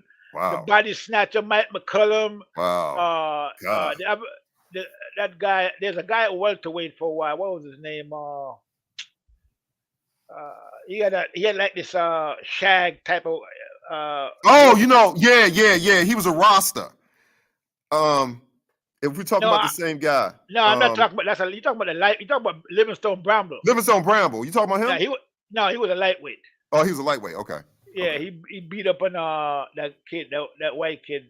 Mancini. Yeah, Mancini, Boom Mancini. No, the guy I'm talking about, he was a welterweight, and I think him and Breland fought, I believe, and I think he beat Breland. Was he the guy that dismantled Breland? I think it was him. I think his name was Curry, something Curry. Who? Donald Curry? Donald Curry, that's his name. Donald Curry. Cobra. Yeah. Yeah, the Cobra Curry. Yeah. Donald the Cobra Curry. He was after Ray Leonard and them though. He was a little bit after those dudes. Yeah, a little bit after them, but he was like the next generation. Yeah, he was the next gen. Yeah. And him and Mike McCrory and Marlon Starling and all them guys, they all came a little bit after. Oh yeah. The Magic Man, Marlon Starling, Simon Brown. Never good guy. All these guys were top-notch guys, man. They were. See, the cool thing about boxing back then was it was on free TV. Remember? Yeah, all It it was was on free. It ABC, Wide World wasn't of no Sport. internet or none of that. Everything was free on Everything was ABC free. Wide World of Sports. Was the Yep. best thing. I mean, I saw some of the best fights on ABC. Yep. All the fights came on. I mean, what was his name? The guy on ABC World of Sports. Who, Came on. Cosell? Yeah, how of course. This is the wild Oh, world. yeah. Yeah, Yeah. yeah. He I was. mean, think about it. Ali was fighting on free TV back then. Yeah, everybody was fighting. There was Everybody nothing else. There was. was nothing but free TV and cable. I mean, and closed Gosh. circuit. That was it. That was it. Right. But Closed now circuit everything is and free everything is TV. pay-per-view, and Yep. guys don't fight that often. And yeah. And it's just dried up the interest. You can't, it's hard to generate the interest like you did back then, because you got to see those guys, like you said, on a regular basis. Yeah, every week they had fight, and then you had fighting Yep. on the Spanish channels all the time. Yep. The Spanish channels used to have those UHF channels. You had yeah, they used to have all these Spanish fighters fighting in Spanish. No, they did. Yeah. Every Saturday it was Yeah. Spanish fighters on Boxio. They used to call it Boxio something or the other. Boxio something. Every week, all back in those days, Salvador Sanchez. I mean, they were. Boxing was back then. Boxing was like a main sport. It You know what I was. mean? No, it was. Yeah, you know, It now totally boxing was. is like a niche sport. You know what I mean? Yeah. I That- mean, think about it. Just think about it for 1 second. Think about a star like Ray Leonard was. Just think about that for a second. And he won his first championship on ABC, not pay-per-view. He yeah, fought Wilfredo Benitez and won on ABC. And on the undercard was Hagler Adam Furman. imagine Can, that. can you imagine getting a fight like that on free TV now? You won't get anything like that. Nah, nothing close to it. Not even Nothing close. close. Yeah, You nothing know, I close at mean, all. Ali fought Spinks on free TV, and the rematch was on free TV. And you used to see these guys in commercials and stuff like that, like they used to get more promotional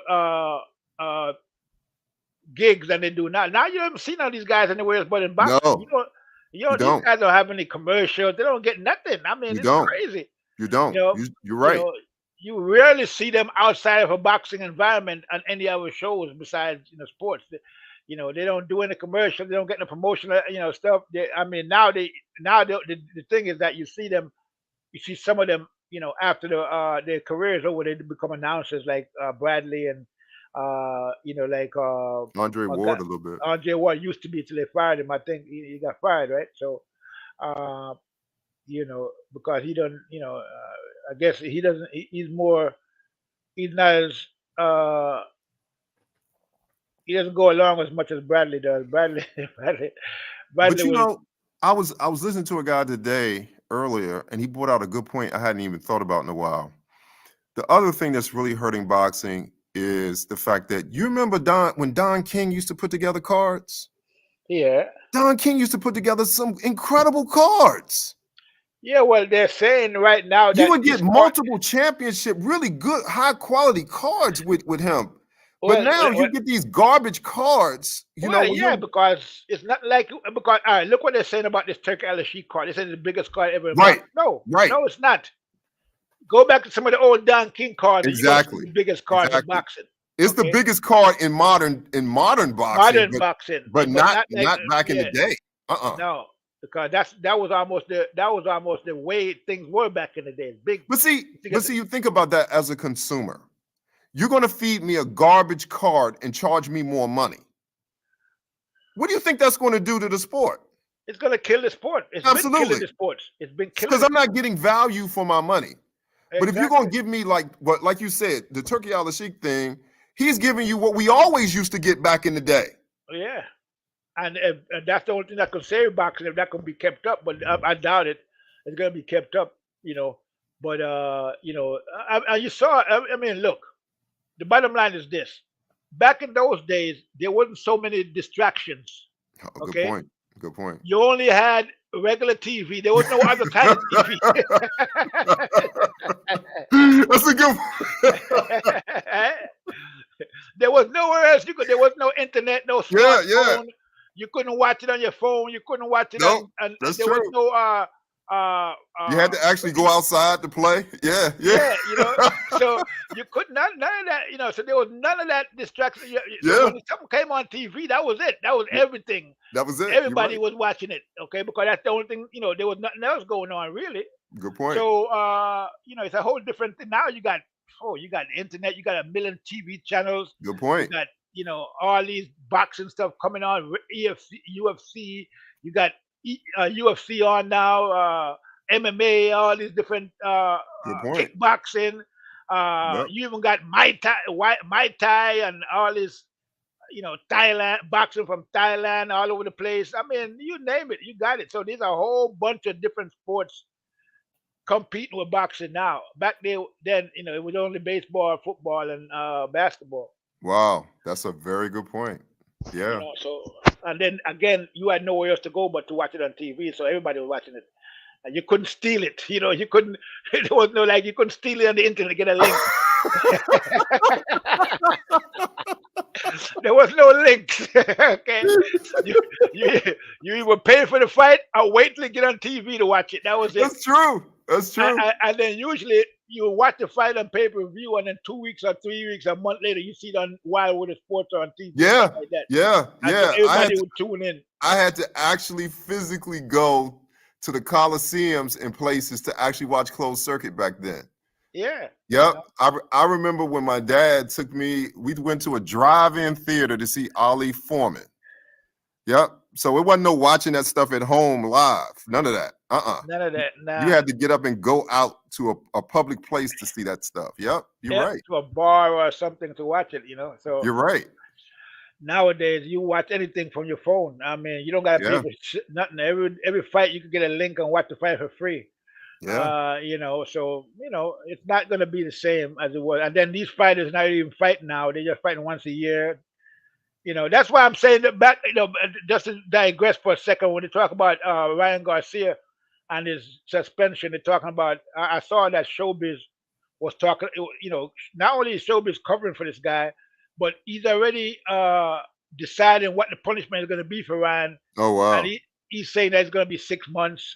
That's his prediction. Is 6 months. So he's basically trying to preface the whole thing by putting it out there that, oh yeah, 6 months. So if we see him get suspended for but a 6 month suspension is not suspension in today's boxing. No, Because because the most fighters training. don't even fight every 6 months. Right. That's a good Most point. boxers fight every year. That's a good point. Yeah. Once, so for a real suspension for him would be like 2-3 years. Wow. Okay, that Wow. would be a real suspension, because anything else, a year suspension is nothing, because most of these guys don't even fight in a year. That's a good point. Okay, so he just relaxing for a year until his next fight. It's just nothing changing. If they give him that kind of punishment, nothing has changed. He probably wouldn't fight for a year anyway. That's So true. that's why I just thought I'd throw that in there, because I hear people talking about 6 month suspension, a year suspension, which I still don't get why they so people are so okay with Ryan Garcia cheating, and again, willing to let him give him a pass and talk about he's fighting Spence next. And he got a fight with Spence coming up. And what are you talking about? The guy he got to get sentenced for his being popped. How are we getting to a fight with Spence already? I mean, in the next couple of months. So it's like Nah, you know how boxing works. You know it's the like money. forget about The money rules the suspension. thing.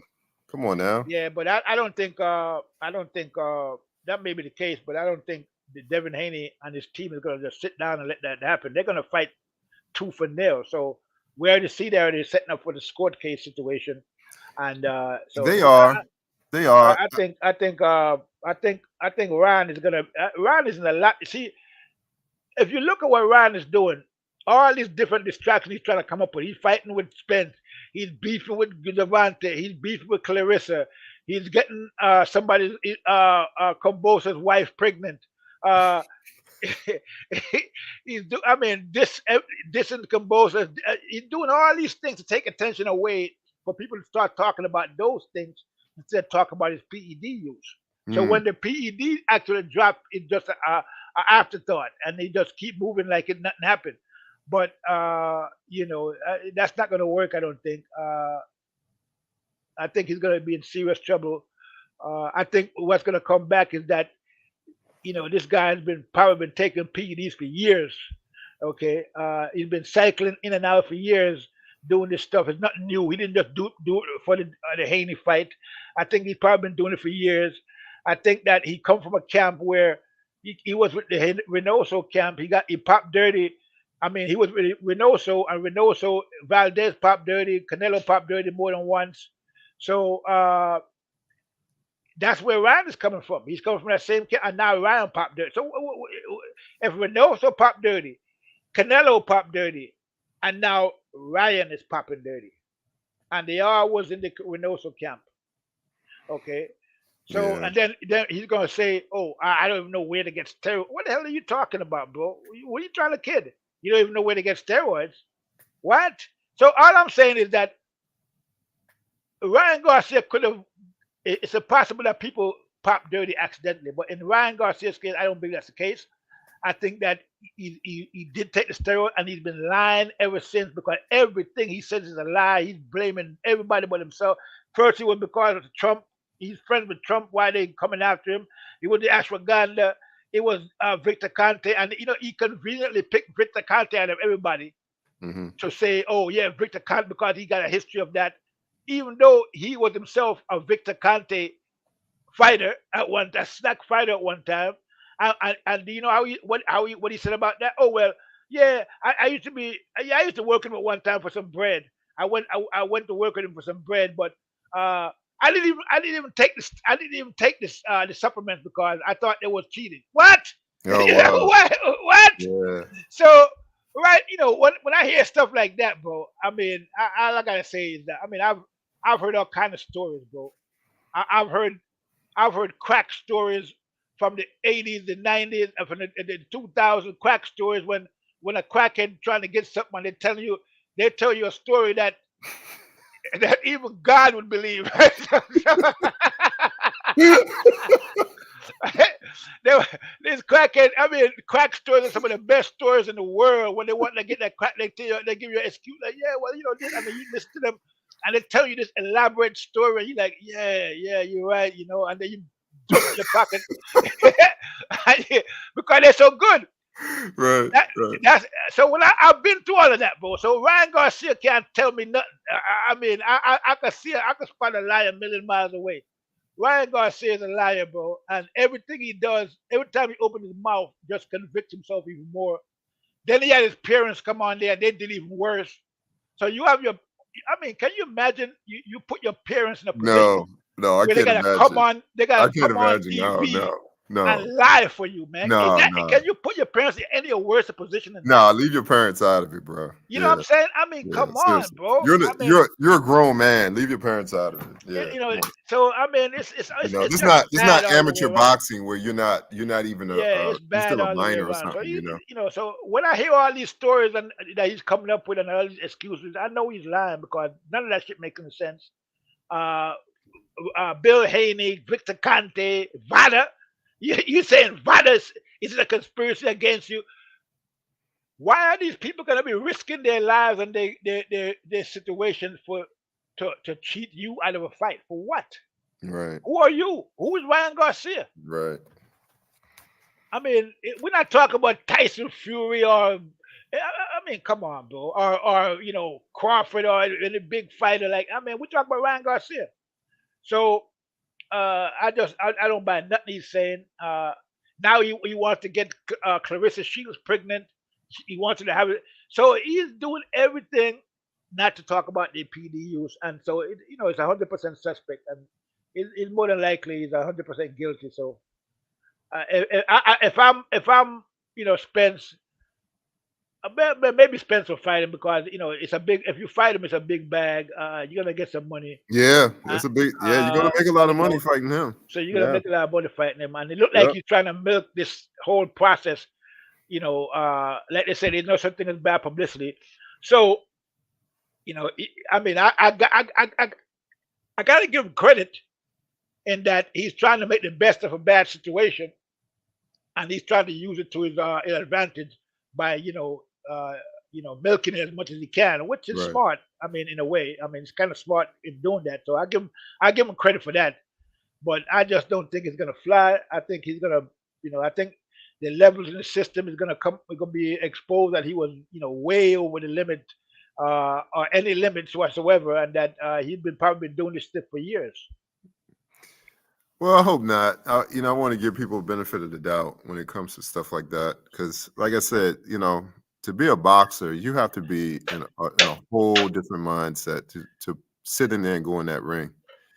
Yeah, but It takes a unique kind of person to get in that ring. So, I'm really slow to, I critique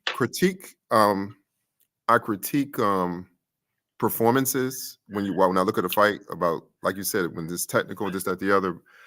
But boy, to be a boxer, I can't imagine mentally what you have to get yourself prepared for to go in there and get yeah, hit upside the head.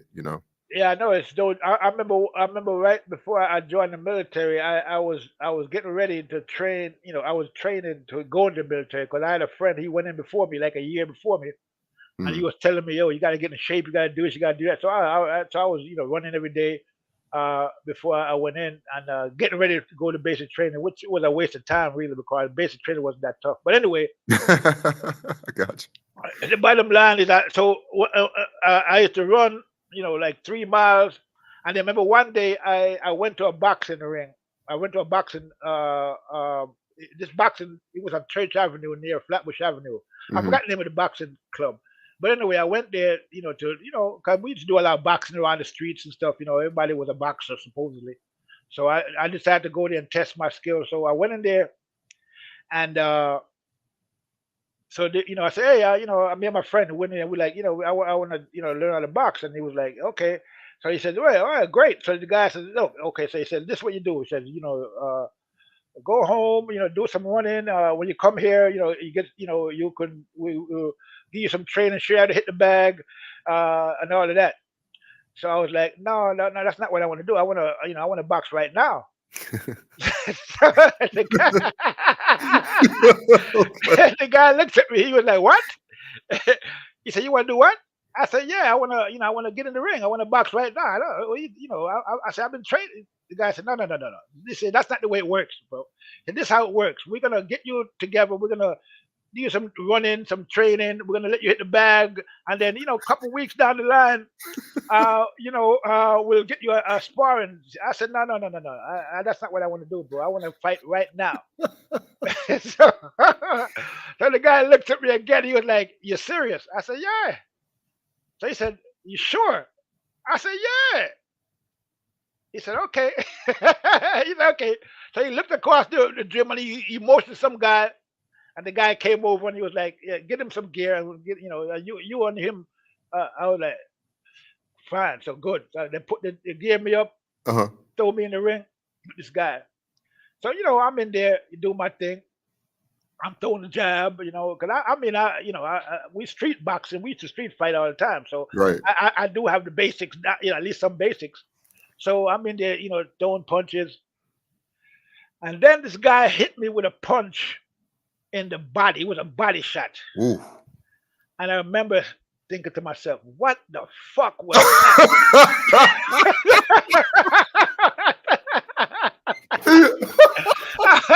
I was like, what the heck? What the? I was like, no, no, no, this is not going to work. I started running around the ring. this guy was chasing me around the ring. Bro, I got after that. I got that ring and hauled ass. I'm like, bro, I've never been hit like that in my life. Wow. Yeah. I'm like, what? I mean, that's when I realized I was delusional. Yeah. Okay, Yeah. that's what the guy was like. What the hell are you talking about? Right. So I was totally delusional. I mean, the guy hit me with a shot. I mean, man, Yeah. I've never felt anything like that in my life, bro. So I had to run the rest of the fight not to get knocked the hell out. Yeah. You know what I'm Yeah. saying? I had to literally run. Yeah. No, that's the thing about great athletes. They make everything look easy, but it's so Boxing much is hard work different, that bro. goes into it, It's a different business. You don't go in there playing with boxing. No. It's a whole different ball game. No. Those And boxers punch. And it's funny you said that because you know how serious boxing is about just what you said. You know, every other sport, you play sports. You play basketball, you play baseball, you play football. Nobody plays boxing. This Yeah, is serious business, you know. So, yeah, yeah. So like I said, I got to give grace to boxers because what you mentally have to prepare for to put yourself into that ring, is something. You got to go to a whole different place that most people never have to go to just to be able to do your job.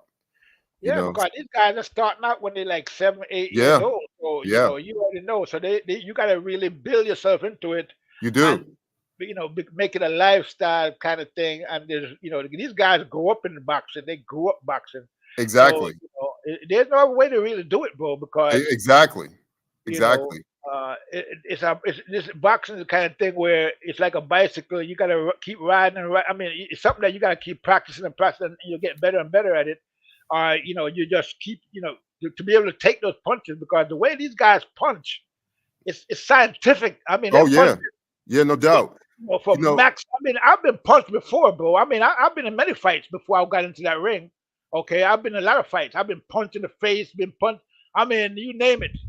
But when that guy hit me, bro, that was a different punch. I've never yeah, felt not like that in my life. And I'm like, yeah. whoa, nah, this ain't what it is. This is not nah. You You don't know want to what's play. what's funny is I don't know if you've heard the current argument about whether basketball players can be football players and all this other stuff. And the football players are like, dude, it takes a certain mentality to play in the NFL that basketball players just don't have. Because to step on that field, you have to have a different mentality just to not get hurt. Um, Yeah, but, I would but never play football. Can you imagine the mentality it takes to go from playing in the NFL to being a boxer? A boxer several levels above that because you got to deal Yeah. with the objective is to hit you and hit you. That's the objective, to hurt you. That's the objective. Football, the objective is to score, to outscore the other person. In Yeah, boxing, the but a lot of these objective is guys to in football, hit you. their objective is to hurt you when they hit you. When they there's a line they're trying to hurt people in there. Well, yeah, but When see, they here's the tackle you. thing. Here's the difference with football. And I'm not, again, this is not for football players that's listening. I don't have to say this and don't take this as me trying to downgrade you guys at all. Okay. I'm not saying that. What I'm saying is football players wear equipment. When you get in that Yeah. boxing ring, you don't have any headgear anymore. You take all that stuff off, and it's you and those gloves. And see, here's the other thing about boxing that I realized when you go back and went back and studied it. People will say, well, who's never boxed is, oh, it can't be that hard because they got gloves on, they're padded. But see, but they don't understand this. The real reason that you have padded gloves is because when they were doing bare knuckle fights, guys would not throw many punches because it hurts your knuckles to hit somebody in the face. So they put on gloves so they would throw more punches. That was the real reason you start using gloves. So the objective is to knock the other person out. That's not necessarily your objective in football. That might happen, but you have equipment to protect you. Yeah, that's true. You're right about that. You got Yeah, headgear in they do have football. You got shoulder headgear. Yeah, pads. yeah, You they got got stuff everything. to protect you. You actually taking off equipment when you're in a pro fight. You're not adding equipment. Yeah, true. So I'm only saying this, and I'm not saying this to downgrade football players. So please, anybody listening, please don't take it like. I'm just saying it's a different level higher with boxers that you have to go to just to get into that ring to prepare yourself mentally and physically. And on that level, remember that fight that Crawford had where he knocked an undefeated champion out with a body shot? Who was that guy Who he was knocked that? out with the body shot? Oh, yeah, the African guy. Yeah, he was undefeated. Yeah. Oh, I forgot his name too, but yeah, I remember that. Yeah. So take your example about the guy hit you with a body shot, and this is your first time in the ring. You're not a trained professional. This guy was a trained professional who was undefeated, and Crawford knocked him out with a body shot. Yeah, vicious body shot. And I saw a lot of those shots landed in the fight against Spence. Wow. And Spence took them. Yeah. Okay, he took those. I mean, I saw Crawford land some vicious body shots against Spence, bro. Yeah. and he took them and just kept coming. Man, that's why every time I think about that fight, bro, Yeah. I always say to myself, man, why didn't Derrick James stop the fight, bro? Why didn't he stop? I just can't get over that, bro. There's no way Spence should have took all that punishment, bro. That fight should have been stopped. Okay, Well, there's no question about the fight. The fight should have been stopped, bro. I got a theory about that. And I think my theory is the fact that, see, Spence's style led to the fact that I'm going to break your will. I'm coming for you. I'm coming at you. I'm gonna wear you down. I'm gonna wear you out. I'm a volume puncher. I'm just going to break you down in later rounds. That's his whole style. That's his mentality. So when you have that mentality, then you have to believe that even though he's hitting me with all this stuff, I'm going to get him in the later rounds. I'm coming. I'm going to keep coming. I'm going to keep coming. At some point, I'm going to break him. You know, so I think I give him grace with the fact that I think that he had to be thinking that, you know, that Spence is going to, he at some point, he's going to break through and he's going to get that shot in that's going to lead to us getting to him. I don't think so, bro. Because Really? I don't. All right, let's examine it. So, if you remember, in the corner, like in the corner, Derrick James was telling, like in later on, he was telling Spence, do this, do that, Right. and Spence was just looking off into the distance, like he was a million miles away, bro. Right. Okay. Right. I think that you saw that he looked lonely. He looked like he was in there by himself, bro, and he was. Okay. It looked like he realized that he was in it he was on his own, because nothing that Derrick James was telling him was working. None of the shit that Derrick James was telling him was anything they probably practiced or talked about. It was just Right. all Derrick James was Right. just talking. Right. And he realized at that point, some point in that fight, he realized that he was on his own, and that he just had to go in there and just tough it out. Okay. And he was probably at some point, hoping that Derrick James would actually stop the fight. But Derrick James didn't do nothing of the sort. And again, he probably realized, damn man, this guy's beating the shit out of me, and this I'm not gonna say stop the fight, but nobody's trying to stop the fight, so I guess I'm Yeah. on my own. I'm just gonna go in there and do what I gotta do, and just go out of my shield, and that's what he did. Yeah, And he did. I think that I think that he was done a disservice by Derrick James, not only in the preparation for the fight, because I don't think he was prepared for the fight. Okay, people keep talking about he didn't look this. He just wasn't prepared, bro, for the fight. He wasn't couldn't. prepared. He couldn't. Okay. I don't think you could have prepared Earl Spence for that Well, fight. maybe not, but he could have been prepared a little bit better than he was. And I think that all this talk about Crawford not fighting anybody and who they're gonna break Crawford, and Crawford is light, and all the people he fought was no good, and all this talk. You don't talk like that when you're preparing for a fight, bro. You I prepare your agree. fighter for the best guy that you could prepare him for. You don't up there telling him that, oh, this guy is nobody, and this guy, you can't do it. That's a dereliction of your duty as a trainer, doing stuff like that, bro. I So agree. I agree. But let's examine it from this perspective, though. I think like Sean Porter was quoted as saying that he knew with way Crawford fights that he was going to have to change up his pace. He was going to have to change up his rhythm, because Crawford tries to find your rhythm and adjust to you. So he was purposely trying to vary his rhythm and pace with Crawford to keep him from getting the download on him. But I think that the fact that Earl Spence was able to take a vicious beating like that had to tell you that he was in phenomenal shape, first of all. Because you can't be in great shape and not be able to survive a beating like that. So whatever they were doing, he was doing at a high, he was trying to do it at a high level to be prepared as much as he could be. But the skill gap between Earl Spence and Terence Crawford is so vast that unless you were going to do some Rocky stuff, like in when he was fighting Apollo Creed and Rocky 2, and try to change him to a right-hander for that fight, what was he going to do different? What was he going to do other than just come forward and just kind of look? This is the thing. When you go back and watch Hearns Hagler, right? Hagler knew that I cannot stand on the outside and box Thomas Hearns. I just can't do it because this guy is long, he's fast, and he's powerful. What I'm going to have to do, I'm going to have to put my hard hat on.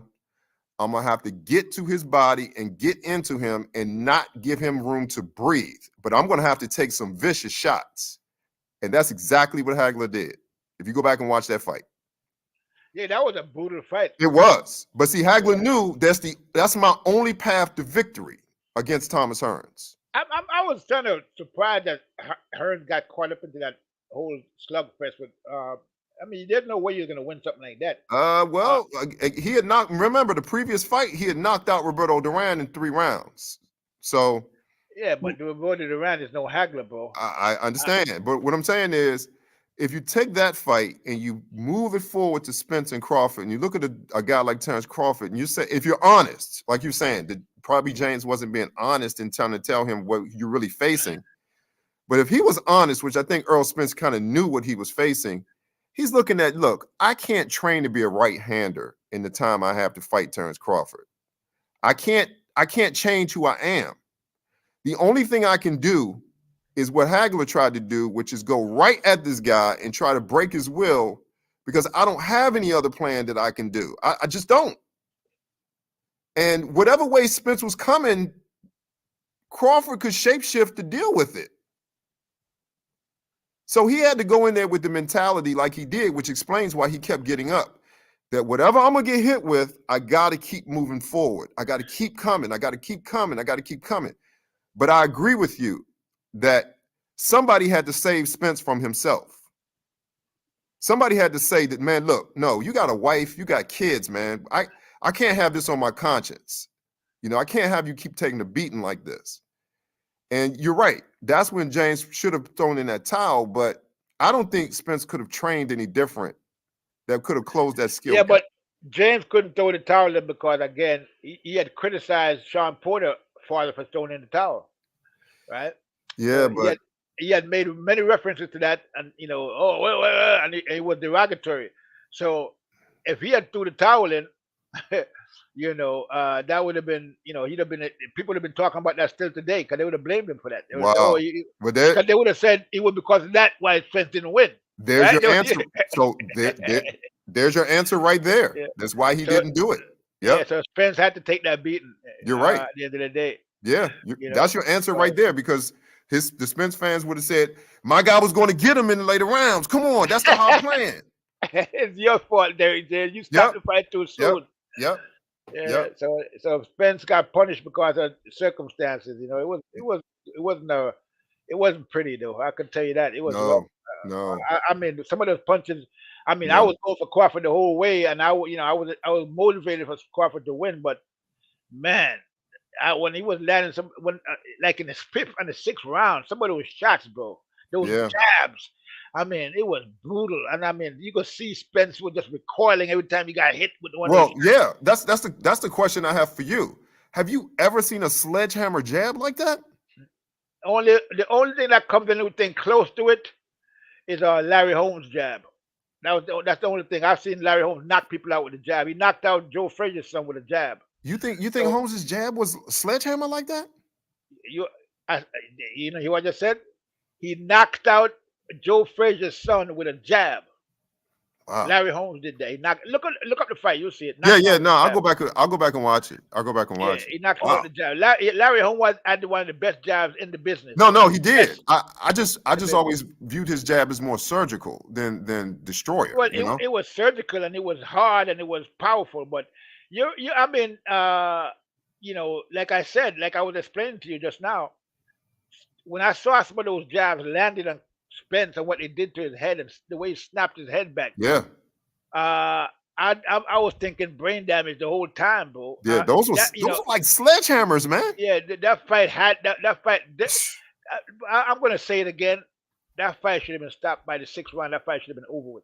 There was no reason for that fight to go any longer than 6 rounds, bro. There was no way that Spence was gonna, he was in no shape to even come back after the 6th round. He was a bloody pulp. So the fact that he had to sit in there for 2 more rounds, get knocked down 2 more times, and then almost got knocked out cold because if the referee didn't go in there and stop it. All that was totally unnecessary. You know, I'm gonna say this. I honestly, if I'm somebody that really cares about Earl Spence, if I'm, a family member or whatever, I do everything I can to tell him, man, you just need to walk away because a beating like that has lasting effects on your brain, man. You know, And he was um, already kind of punch drunk anyway. So yeah, because I I, think that the I don't squad, want, I don't want to see him get back in the ring. I really don't. I'm not going to take away a person's choice like that. That's up to him. You may going to give it one more chance, see what he Nah, looks like. nah, But I don't think Spence was ever the same after the Crawford after the Porter fight. Okay. really? Wow, Yeah, I mean, if you watch the fight, I mean, Porter put a lot of work, a lot of damage on that kid, man. I wow. mean, he I mean, if you saw the fight, you saw that, he took a pretty, that was probably the second worst beating he got beside the Crawford beating. Yeah, but see, He took more I didn't punishment. realize he took that kind of beating with Porter. So I that You got, I mean, it was brutal beating, bro. I mean, yeah, Porter landed some shots in there, and he landed some shots on Porter, but I think Porter is more durable than he is. yeah. Okay. He shouldn't be fighting again because And then one, the accident on top of the you add the accident to all of that mix. yeah, yeah. So Well, yeah, I don't want to use the accident because you know if you once you step in the ring, no. you Well, I'm using it it's from a cumulative. I'm not using it as a build you up to have the to fight. be I'm using it. evaluated based on what you do in the ring. Okay. Yeah, I'm using it cumulatively. In the sense that the punishment to your body after the accident, and you had to fight. You had to fight with Crawford. I mean, you had to fight with Porter. Then you had the accident. Then you had to fight with Crawford, and that the Crawford fight was the most brutal thing of all. And then you're gonna go back and fight a guy like say Fundora. If you're gonna go back, you should take an easier fight first, see where he's at, and then maybe try to do something like that. But I don't know what his punch resistance is gonna be like now after that beating against Yeah, Crawford. So because we don't know.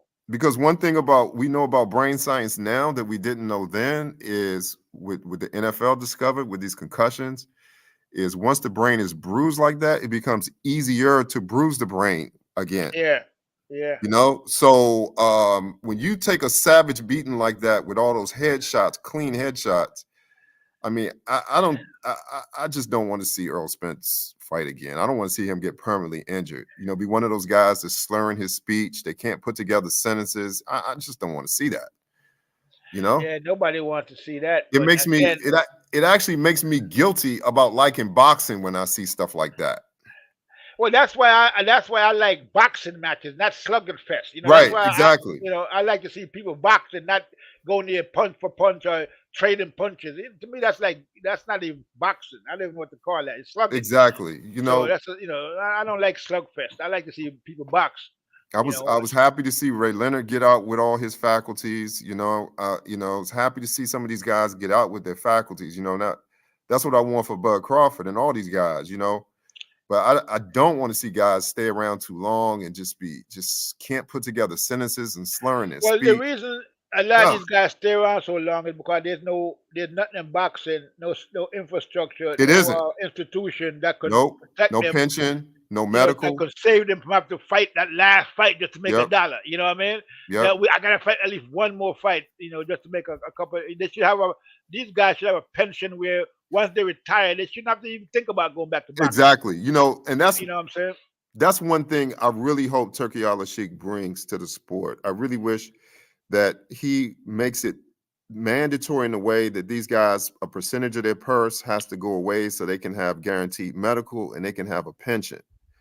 Because I just feel so bad when I see these guys who are great champions. They can't even speak. It's like I said, it makes me feel bad for even liking boxing because I'm like, oh my gosh, man,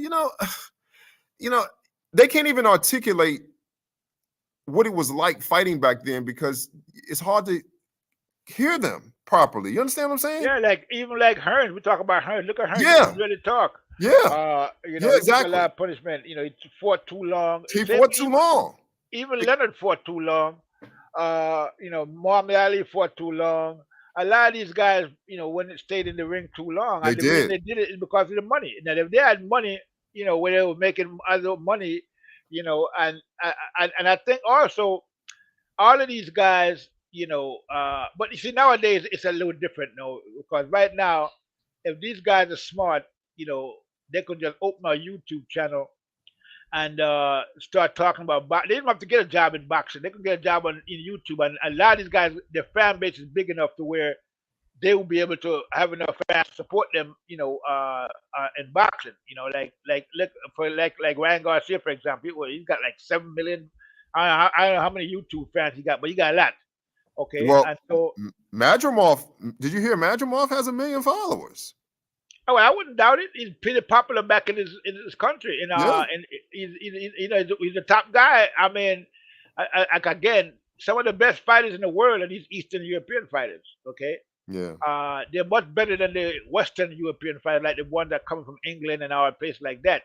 So these guys are coming from the behind the old Iron Curtain. A lot of these guys, their situation is just as rough as we are here in some of what we call the hood. Okay, Mm. so a lot of these guys come from the Eastern European hood. You know what I mean? So Yeah. No. I agree they 100%. don't have these a lot of these guys are poor, come from poor. They didn't come from better roses. Boxing is something that is an escape from their circumstance, just like it is for a lot of people in this side of town. So, a lot of these guys are really motivated fighters, and they're really good. Like we mentioned some of them already, like uh, uh, the Iceman. You got Lomachenko. You got that guy Pirog that beat. I don't know what happened to him. He disappeared. Uh, you have Usyk. You know, you have like Klitschko. Well, he's from Germany. He's not from Eastern Europe. But there's a lot of these guys out there, and they're pretty good. I mean, they have a good boxing philosophy, and their boxing schools are good. And they produce good fighters like the Cubans do. So that's a rising center of boxing in Eastern Europe. A lot of these guys are coming from there. They're doing good over here. Like a Madrimov, 11 fights, he's a champion. Uh, Lomachenko, 2 fights, he was a champion. You know what I mean? So,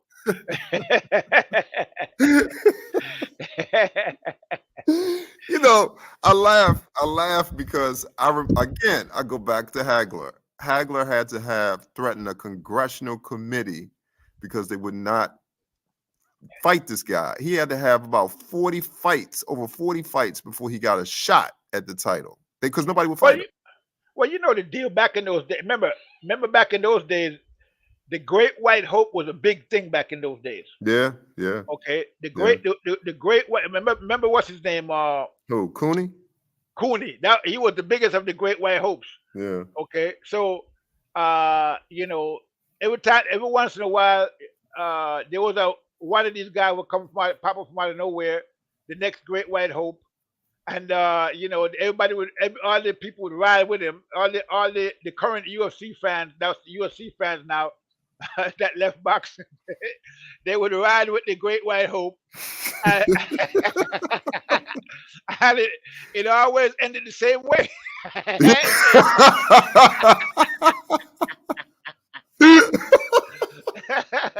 The shit always ended the same way, a sad story, right? With the White Hope getting demolished.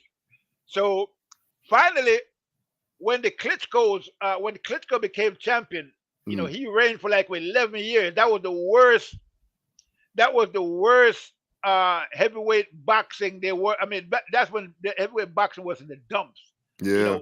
There was no real challengers back then. Klitschko was fighting all these, guys from nobody's really. The only person he fought really that was anybody was Tyson Fury, and we all saw what happened when he fought Tyson Fury. Right. But prior to that, and if I remember correctly, Deontay Wilder was a champion during that whole time. Our big part of that time, he had one of the belts. He was, yeah. Okay, so he never fought Fury. He never fought Klitschko. As a matter of fact, he used to train with Klitschko. He used to be a sparring partner. I didn't know that.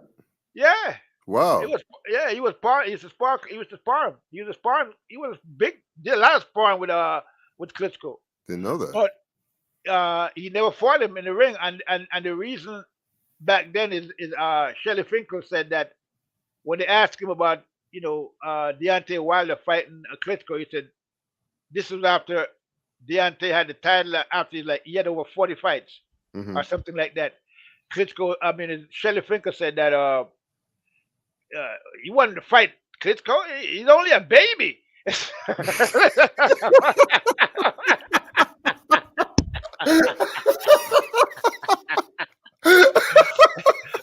He said Deontay Wilder was only a baby, so all you expect him to fight Klitschko. This is the champion he's talking about, right? So so that just kind of tell you where everything was at. Right, That right, he never fought.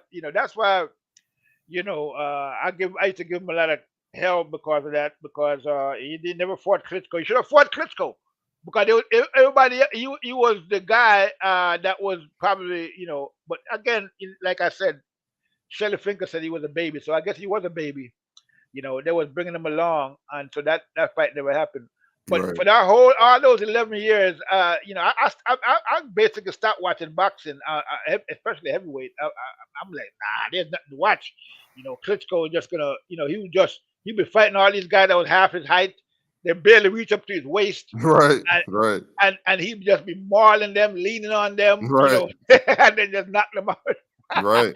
I mean, because He was Klitschko was what, 250 pounds, something like that. he was ridiculous. He was tall, like 6'8", 9, Yeah, 6'9", or whatever the hell he was, yeah. and weighed that much. And these guys were like up to his waist.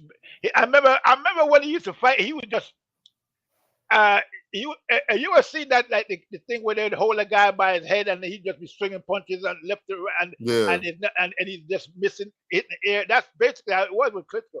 He would just lean on you and weigh them down with his big 6'9" frame, and then he'd keep them at a distance with his hand, like just push them away, and then he just landed that right hand on them. It was over. yeah, yeah, He was just too big for the yeah, guys he was fighting. He was fighting all these little guys, 6'2", 6 feet. Some of these guys was even 6 feet tall. yeah. So he reigned for a good long time as the one of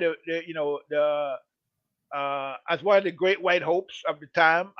Even though he wasn't that well known over here, I don't think, but he wasn't that very popular over here either. But he was around for a good long while, and he got a lot of accolades. And so after that, you had like what now you got like Fury, you got Usyk.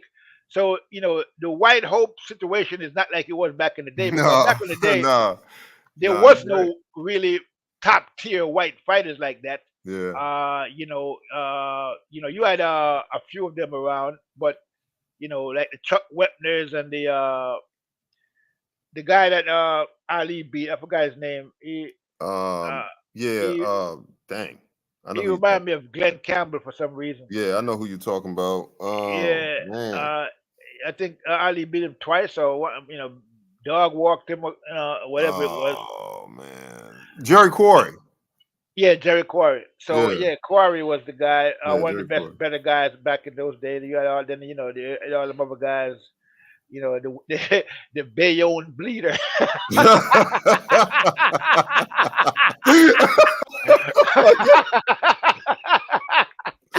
Oh my God! Wow, I what, forgot all about what this. what a name for a fighter! Yeah, yeah, I The forgot all Bayonne bleeder. about You know what I'm saying? man. I don't run across boxing fans too many anymore that have your knowledge about this stuff. I just don't. Yeah, man. Most people I talk to now, where they go back to? They go back to Floyd, Yeah, that's and that's that's where. about it. And Yeah, everything Floyd and forward. I yeah, can't. I don't have too many guys I can talk to about Hagel and Hearns and about, like you said, the Quarries and Larry Holmes and Ali and them dudes while they were fighting. I just, wow, this is so incredible. there was another great fighter back in Wow. another bleeder. Now that I'm thinking about the Bayonne bleeder. I don't know if you remember him. His name was Matthew Sahad Mohammed. Yep. I remember him. He was a He, cruiserweight, wasn't yeah, he used to he? Yep. always get beat up. Well, I think he moved up to from light heavyweight to cruiserweight, but he Yep. would always get beat up every fight he was losing all the way until like the 11, like around the 12th, 13th round. Then he Yep. would just knock the person out. Every fight it was the same. He was Yep. getting bloodied and beat up all the way up until like the 14th and 13th round, and then he would just knock the person out in the last round. It's funny. You made me think of another fighter who had so much promise, but he got knocked out, and then that was his downward trajectory. That's why I keep saying about Ennis. You just don't know. Remember Michael Nunn? Oh yeah. Yeah.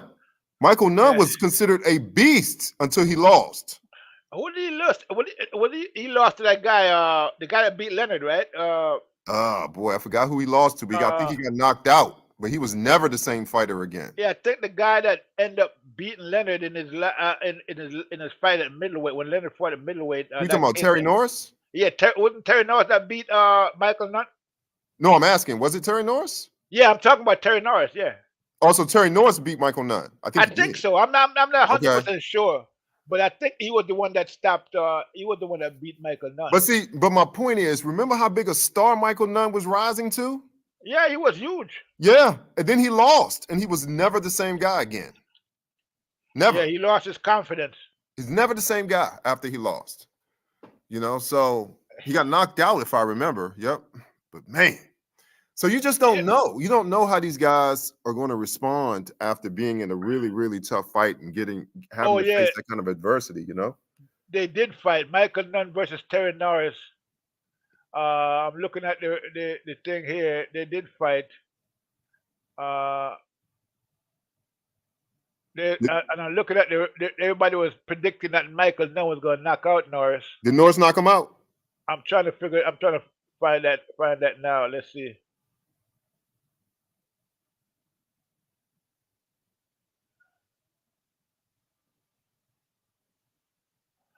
Norris versus Brown canceled. Let's see.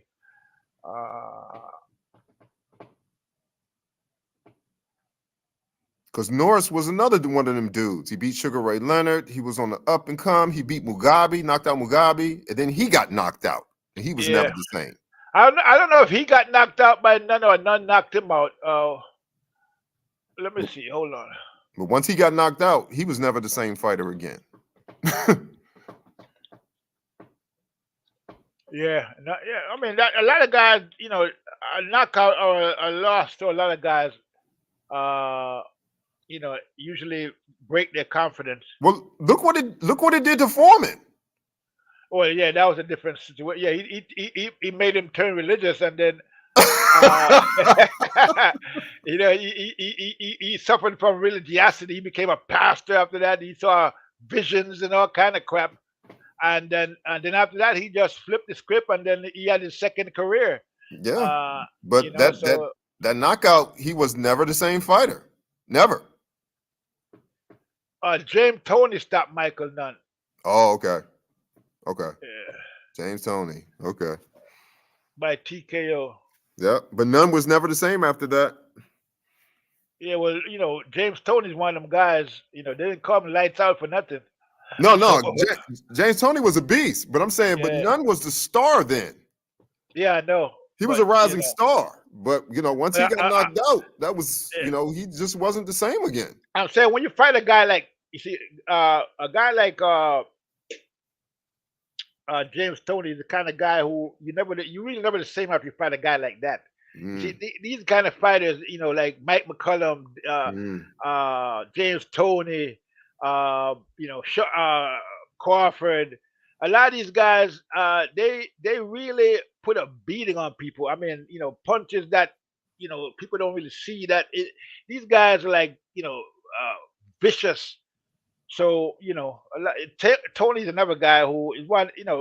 Tony's really one of the best fighters I ever seen. Really, I mean, this guy was a beast. He was. He stayed in too long though. Yeah, well, they all do. At the end of the day, the money. It's that money, bro. People give you $1 million or $2 million for a fight, and you don't have nothing, and you broke, and you try to get your get back, and so they're gonna take it. Just for that one. Even if they know they lose, it's gonna be they're gonna need to get beat up. They're going to take it for the money. I mean, but see, I'm not a choice. But see, here's the thing. I go back to my beginning. that's one of the things I loved about Hagler. After that controversial loss to Leonard, he let it go. Yeah, I was shocked by that though. He That got so surprised me. mad, he just said, "Forget the whole thing. I just letting Yeah, this they whole robbed thing it. They go." robbed him. They robbed him big time in And that he fight. never fought again. So he Yeah, never, he walked away with all his faculties. You know. yeah, So yeah, yeah. Because I mean, that guy never really got the respect he deserved, bro. no, he Never. didn't. He He never didn't. got the respect he deserved, He man. didn't. Never while he was fighting. I mean, there was no fighter more dependable than Marvin Hagler, bro. No, there was nobody tougher than Marvin Hagler. There was nobody more dependable when it comes No. to when he went into that ring. You know one thing: if you didn't come into the fight, you was gonna get knocked out. Yes. And you probably was gonna get carried out. Yes. so, Yes. so, there was no playing around, and there with he came here to fight, and every fight was a war. I You mean, the remember? guy Do was. you remember what he did to Mustafa Hamsho in those two Yeah, fights? I remember that, man. I mean, I remember those fights. Mustafa Hamsho Hamza was did. knocking everybody Yeah, out. the He got Syrian. in there with Hagler, and it was It was a brutal. slaughter. Yeah, it was. Yeah. But that's what he did. That's what most of what he did with everybody he went in there with. But see, So looking back, I give Hamsho credit because he got back in the ring with Hagler again.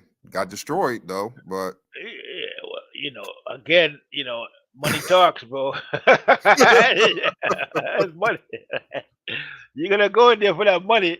You know what I mean? So, it is what it is.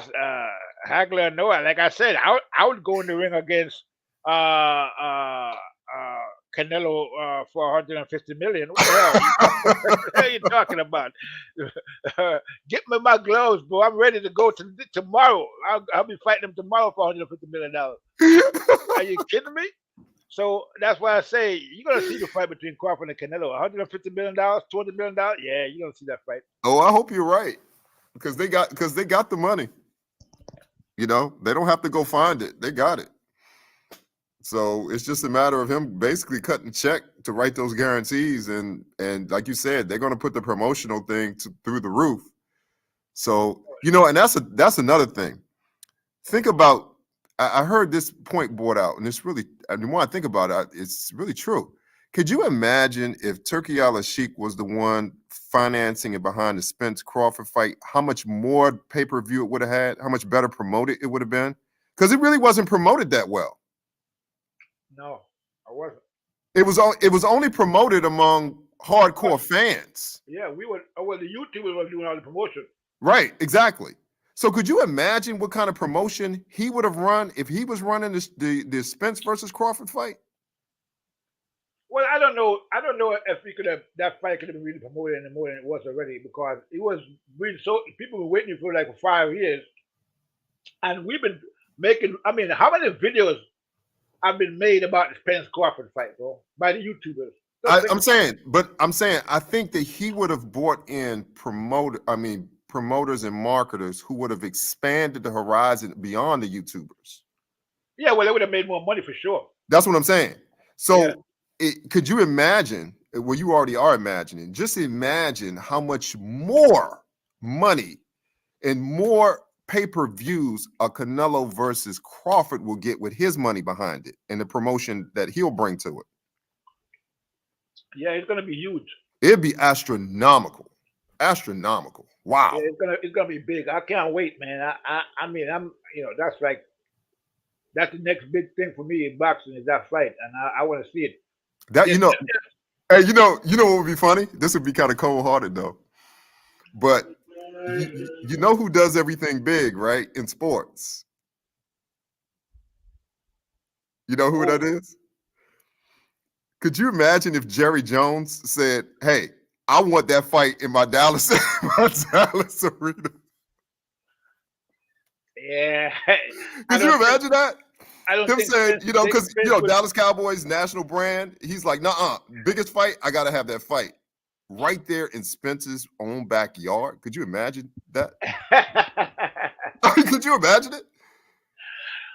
Well, I mean, right now with the way everything, the way everything is playing out, Spence, remember leading up to the fight with Crawford, everybody was in in Crawford's business about him not being a good businessman. Oh, come on. He don't know what he's doing. Come on, man. Why is he fighting Avenesian? Come on, man. They call him Avesneesian. Come on, man. I mean, all this talk about Crawford not being able to, doesn't know about how to maneuver in boxing.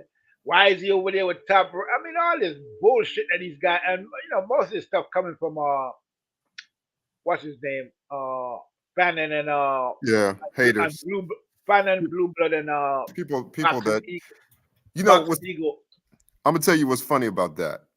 When you see the history of boxing and the level of ways that these boxers have been taken advantage of with these horrible contracts, right?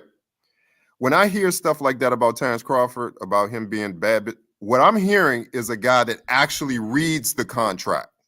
Well, exactly. That this is a guy who has advisors around him who's actually looking at the numbers about where the money's actually going.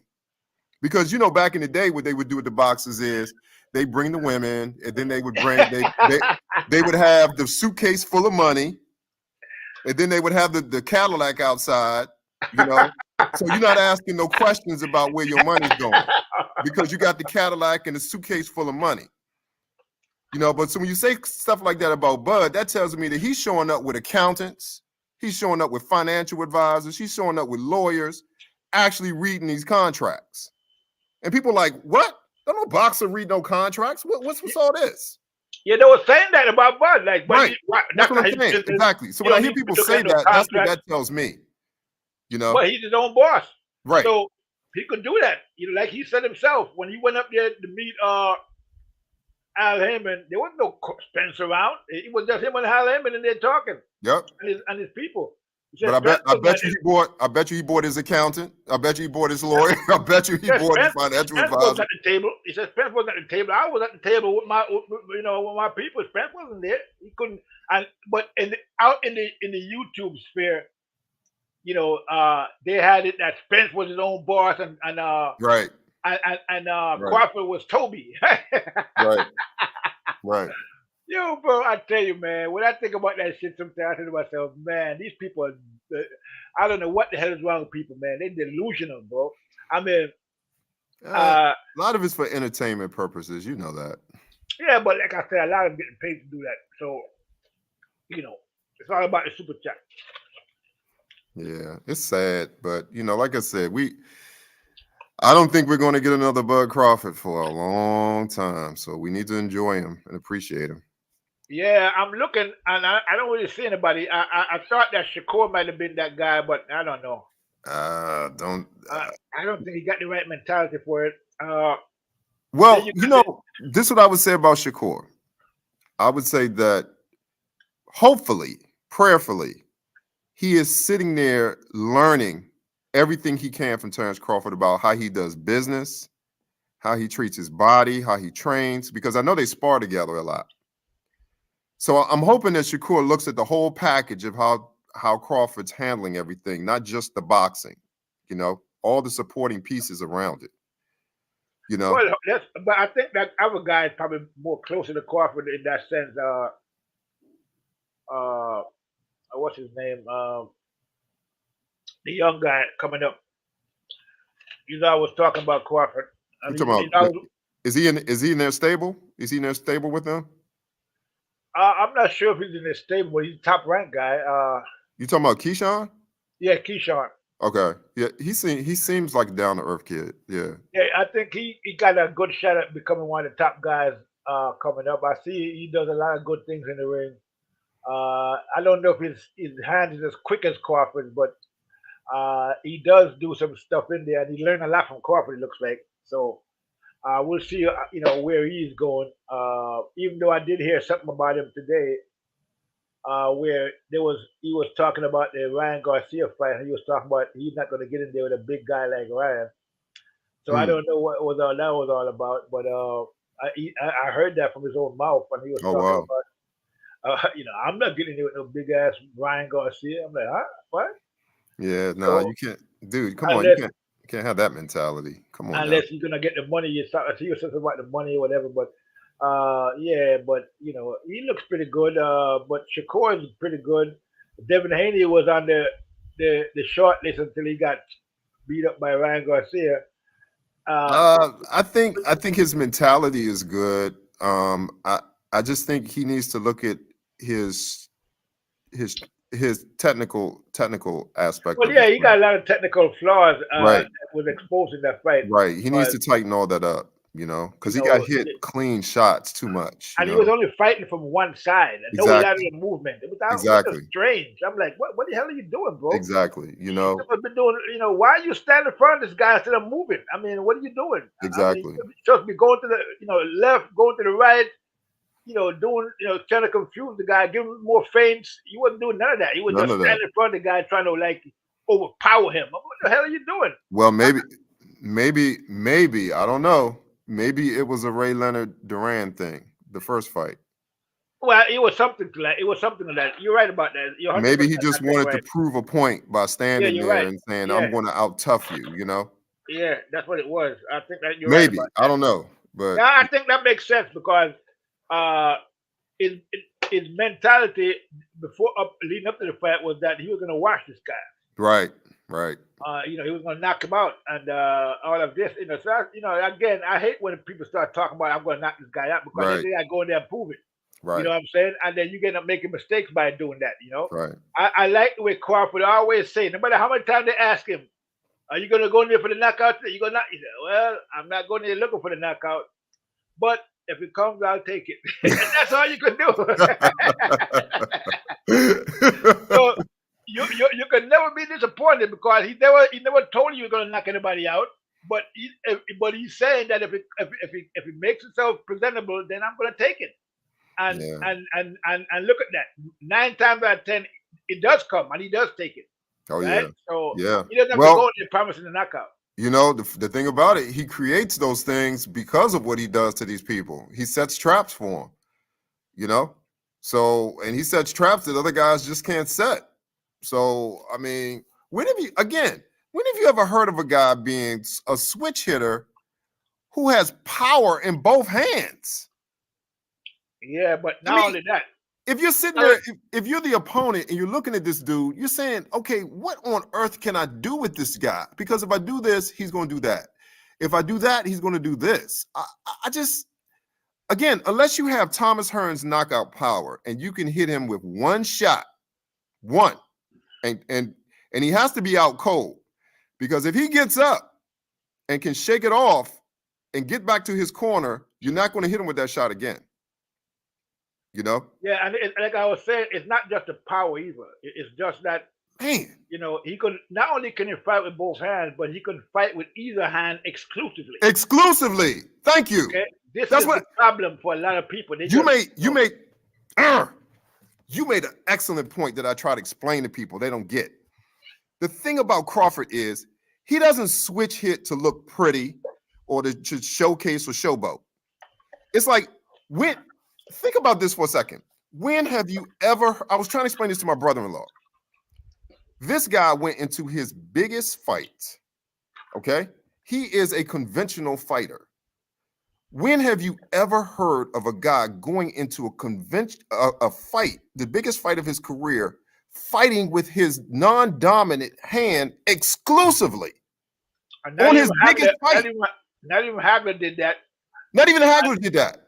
No. You know, And he systematically destroyed the guy with his opposite hand. That's not even his dominant hand. a lot of people think that Crawford is left-handed. Exactly. No, he's right-handed. He's a conventional fighter. Yeah, but a lot of people think he's left-handed. They do. But that's Yeah. what I'm saying. I've never seen this before. I've never seen this. I've never seen it. I've seen guys occasionally, like you said, switch over to look good or try to showboat or whatever.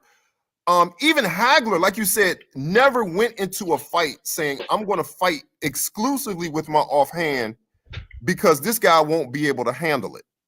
He won't be able to handle it because Spence had only ever fought, 2 southpaws before? Something like that? Right. So Crawford said, okay, I'm coming with my left hand exclusively, and I'm going to destroy you with my offhand in my biggest fight. When have you ever heard somebody do this? It isn't done. It's not It done at isn't all. done. That's what I'm trying to tell you. This is unprecedented.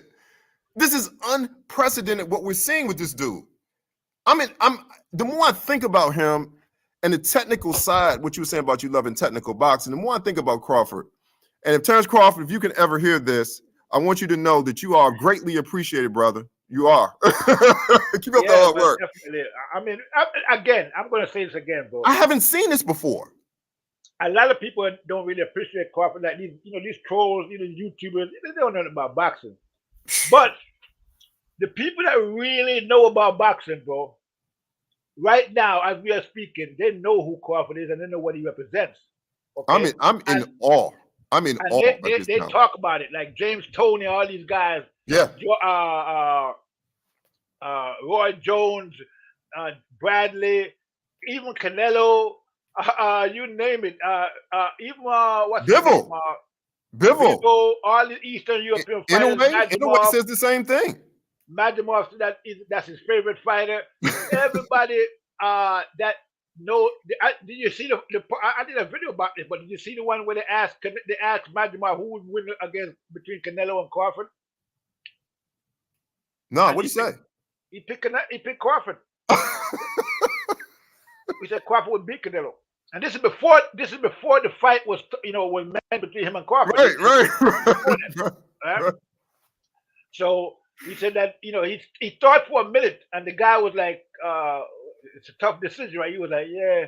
He said, "Well, who do you think?" He said, "Well, I think Crawford would win. That should be a good fight. Great fight. Crawford would be a great fight. Crawford would win." Wow. And they said, "Well, why? Why do you think that Crawford would win?" And he said, "Well," he thought for another second or two, and he said, "Well, because I think Crawford is best. He's my favorite fighter."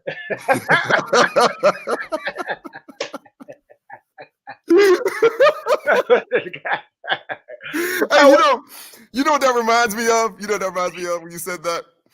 You remember when the first Dream Team was in the Olympics? Which one? The first one with Jordan and Bird and Magic. Okay, yeah.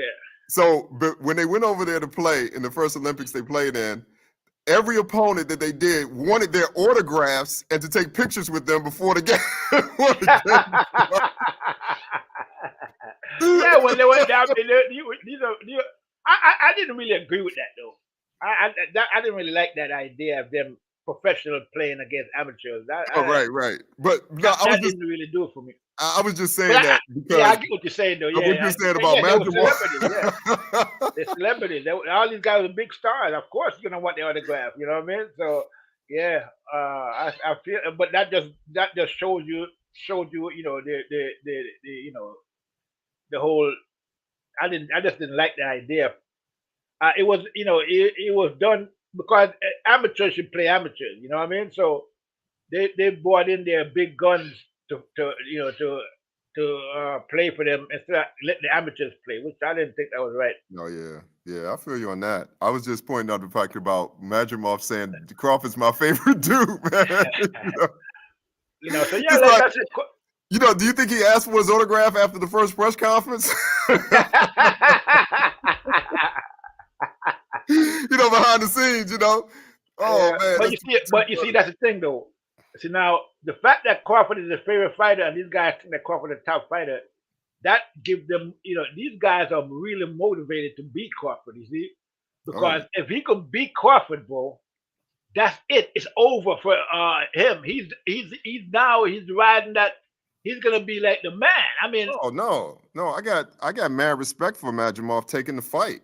Yeah, so I mean that's a no-brainer. Boy. If I was about to take it too, I would.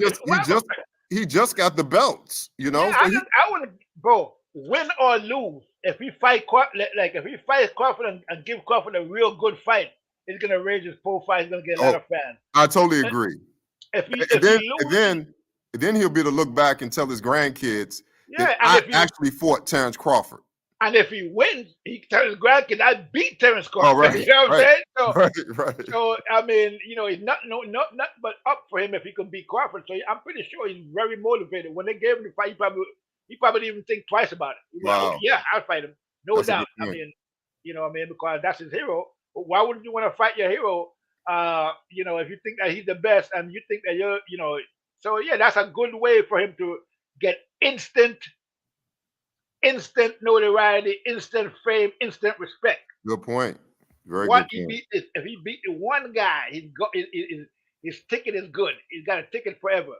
Uh, and even if he doesn't win, even if he does just do a good showing, you know, he's still writing his own ticket. So I mean, it's a no brainer. And then the money on top of it. That's a So good point. he's highly motivated for this fight. I would think. I mean, I Yeah. would be, you know. So Yeah. we should see a pretty good fight. Hopefully, it doesn't end too quick. Uh, but I don't think Madrigal is going to be as easy as people might think it's going to be because I see the way he jumps around the ring and leaps in his punches and he's very he's disruptive and he's like a little off. The way it's a little off. So it's like that could give some people trouble. So we'll see it though. It's going to be an interesting fight, and I can't wait to see it. I'm almost looking forward to it as much as I'm looking forward to the Canelo fight Oh wow. because I Wow. want to see how Crawford is going to handle this guy, young, strong, in his prime. Okay, Yeah. Well, he's guys a doing backflips after fights. I mean, how you get Andy to do all of that at that size? He's a big guy. He's not no lightweight. So he's very fit physically. It looks like very strong. So we should see a great fight, and I'm really looking forward to this fight with him he's and a perfect Alderman. prelude. He's a perfect preliminary. No, I shouldn't say preliminary, but he's a perfect segue into Canelo. He really is. Yeah. You couldn't ask for a better fighter to prepare you for him, Canelo. You really couldn't. Well, you could have asked for Charlo, but Charlo's not available. Well, Charlo is. Charlo's style doesn't prepare you for Canelo. Yeah, that's true. You Because know. his style is, I don't know what style he would use against Crawford. Right. If it was the style he used against Canelo, then, I mean, that was a disgrace, man. That guy should, oh, man, that was so Well, bad. again, think about this. Canelo still didn't knock him out. Yeah, but, He I still mean, didn't I knock don't, him out, even though he yeah, wasn't but, there to win. yeah, but I get that because Canelo is really having a good footwork and he can't really cut the ring off like that. So, because Jamel was just too fast on his feet for Canelo. By the time Canelo took one step, Jamel done took about 10. He'd have True. been, He around did. the ring and back again. When was the last time Canelo knocked somebody even out? Yeah, and even if he couldn't land the punch, did the knockout. But I mean, he almost knocked out Munguia. That was a good shot. I'm surprised Munguia got up from those two punches. And Uh, Mugia went the distance with him. yeah, but Munguia was no joke either. I mean, he's a pretty move. He move around a lot. But I think Canelo had employed a great strategy against Munguia. He was very strategic in that fight. I really respect what he did in that fight. First of all, he invested in the body early. I mean, Mm. he put a big investment in body work. Okay, and that's what really slowed Munguia down eventually. And then when he dropped him after that, that slowed him down even more. And then it was just a matter of just keep doing what you're doing until the fight was over. I think he could have knocked Munguia out. I think he could have done it, but he erred on the side of caution because even though he had dropped him, Munguia was still a live dog in there. He was still doing stuff. Even though I don't think he ever recovered from that knockdown, but he was still dangerous to us. To almost at the end of the fight. He was, till maybe about up until the 12th round. After the 12th round, he wasn't that dangerous anymore. I mean, during the 12th, after the 11th round. Right. But he was dangerous up until around the 11th round. 12th round, he kind of, he was fading away fast. I think if the fight was a 15 round, he would have been knocked out by Canelo somewhere around the 12th or maybe the 13th round. Yeah. Maybe the 13th or 14th round because he almost, but if Canelo was stepping the pressure, but Canelo he always faded in the last half of each fight that he had, so maybe he didn't have the energy to go after Munguia like he should have. But I think if he had went after him and pressed him a little bit more, he could have stopped him. But again, Canelo usually fades during the fight. His cardio Uh, doesn't last for 12 rounds. Okay, so and that's not the kind of guy you want to be fighting in Crawford if you're going to be fading late in fights. So he's better do something about that. Maybe get a new trainer or get somebody somebody to help him with that, because you don't want to step in the ring with Bud Crawford. You're being compromised in any way. yeah, I don't know. Because Uh, he was huffing and puffing against Bivol, dropping his hands, getting all frustrated. yeah, well, that's the thing. I think that that's another guy could have pressed him if he wanted to. Probably could have stopped him. I thought Beaver was going to stop him, but he didn't press him enough. Beaver Well, was being very cautious. He was. So Okay. we'll see. Like I said, I hope it happens. Like I said, this it would be great for boxing. It really would. Two guys, on the pound for pound list, legacy guys. It'd just be a great thing for everybody, really. Well, I think, like I said, bro, Turkey Al-Sheikh is going to make that fight available. Crawford wants to fight, okay? And I think Turkey Al-Sheikh is going to give it to him. And I think Canelo is going to take the fight because, again, the money is going to talk. Canelo, I think he wouldn't mind testing himself against Crawford. He probably think that he could beat Crawford. He probably think Crawford's going to be a good fight, but he probably could beat him. I'm pretty sure that's what he's thinking in his head. So I don't think he sees any downside except for the fact that if he beats Crawford, people are going to say that Crawford was too small. I don't think he's worried about losing to Crawford, okay? I think he believes that Crawford's a good fighter, but he could beat Crawford. That's what he's thinking. Oh, He got a lot wow. of respect for Crawford, but I think he thinks he can beat Crawford. I think the only thing he's really considering is the fact that if he beats Crawford, then people are going to say that he's picking on little guys, and and he's hoping that he's probably hoping that Crawford don't fight like Jamel Charlo, because it's gonna make him look bad. So No, that ain't something he got to worry about with Crawford. yeah, well, I know that, but he probably No. that's not one of his considerations. But then if I go in and knock out this little guy, they're gonna look at me and say, "Oh man, you're just picking on where," and that's not gonna be a good look for him. So Crawford gotta go in there and put up a good fight, and and he's probably hoping that's what the case. But I don't think he thinks that Crawford could beat him, and which is what's gonna make this fight even more intriguing because. It's going to be interesting to see what happens if Crawford actually starts winning the fight and what he's going to do in the fight, to try and stop Crawford. So yeah, it's a big fight. I mean, when you think about all the different possibilities, man, it's one of the best fights of boxing that we could get, and I hope we get it as soon as possible. I do too. I don't know how he's going to bulk up to. Well, I don't know, but I mean, if the fight happened in December, like they're saying, early 20, that's not too long. That's right around the corner. That's So true. he doesn't give him much time to build up to that weight division. Even though and he's not going over to 160. He's probably going to be about 162, maybe 164 max. But Well, remember his walking around weight's 170. So yeah, but walking around weight is not fighting. he just has to he's probably going to. What do you think he'll rehydrate to Madrimov at? He'll probably rehydrate up to about what? 162, 164, 3? Yeah, probably. Yeah. So imagine if he's training with his walking around weight, all he has to do is train for strength. He doesn't have to drain himself at all. So that should make him actually stronger. Yeah, well, I would hope I hope that he wouldn't try to bulk up too much. Like what that was a mistake that Mikey Garcia made against Spence. Okay, he went in there thinking that he had to bulk up to be as big as Spence, and because he thought that Spence was going to be bullying him around the ring, and that wasn't the case. Spence was boxing him the whole time, and he was too slow because he had bulked up to a fight weight that he never fought before. As a matter of fact, in that fight, he weighed more than Spence did. Oh wow! Which was crazy. You know what I'm saying? So that was his mistake. He should have went up, to maybe 140 something. Don't go all the way up to try to be as big as Spence. That was a waste of time. You'd have been faster, and you could have boxed better at a lower weight. The way he fought Spence at He never fought at that weight before. So Wow. why are you gonna go in there and fight at a weight that you never fought at before? Stay close to your weight. That your natural weight. Stay close to that.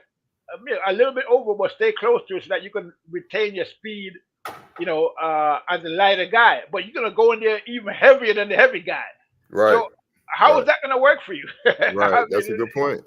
That can't work, man. That's a bad strategy. Very good point. And then James had the right strategy in that fight. He had Spence boxing the shit out of Mike Garcia because Mike Garcia was expecting a big bruiser guy coming in there trying to muscle him, and that didn't happen. You know what I mean? Spence just boxed him, stayed his distance, just kept boxing him. I had Mikey trying to move around, and Mikey was just too big and bulky to even do anything. He was just waddling around the ring. It was ridiculous. You know what I'm saying? So yeah, that was a bad strategy, by Garcia and his team. But again, they was buying into the hype of this big, powerful, overwhelming Errol Spence, that was gonna kill Mikey Garcia. He was gonna murder him. I mean, they was talking about why they even making this fight. This is ridiculous. He's gonna murder Mikey Garcia. Poor man.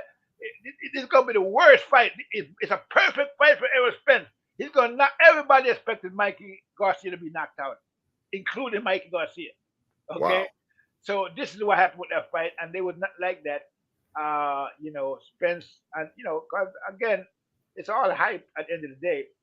Spence is not the big bully that people think he is. He's not the boogeyman that people think he is at the end of the day.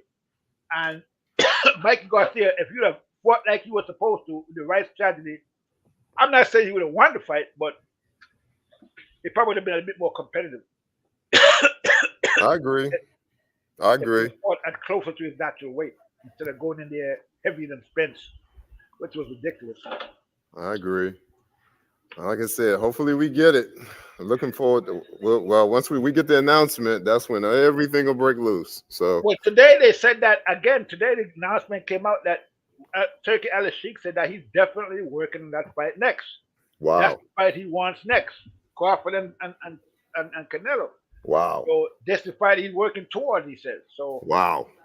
We're gonna have to, take him at his word. Yeah, and, yeah. And if Canelo don't want to do it, we just gotta keep pressuring him till he get in there, because like I used to say when right before the Spence fight, I used to always say we're gonna have to drag Spence into the ring, kicking and screaming against his will for this fight against Crawford, but we're gonna drag him. I used to say after every video, we're gonna have to drag him. So we're gonna let the dragon begin. So if it comes to that, we just have to drag Canelo in there. It could be done. Yeah, hopefully. This is what we all need.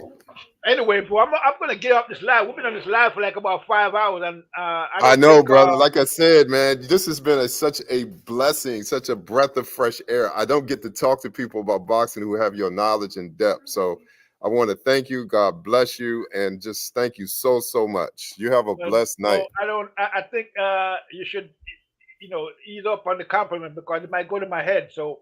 No, no. Look, I'm gonna tell you, you've made my brain grow in this conversation. You've educated me, taken me to another level. So that's the whole point of conversation is to learn something from each other so we can grow. So thank you so much. It was nice talking with you as well. But listen, what you do is this, bro. Just go ahead and go to TBE Boxing and sign, subscribe and look out for the next video that's coming out. So okay. Yeah.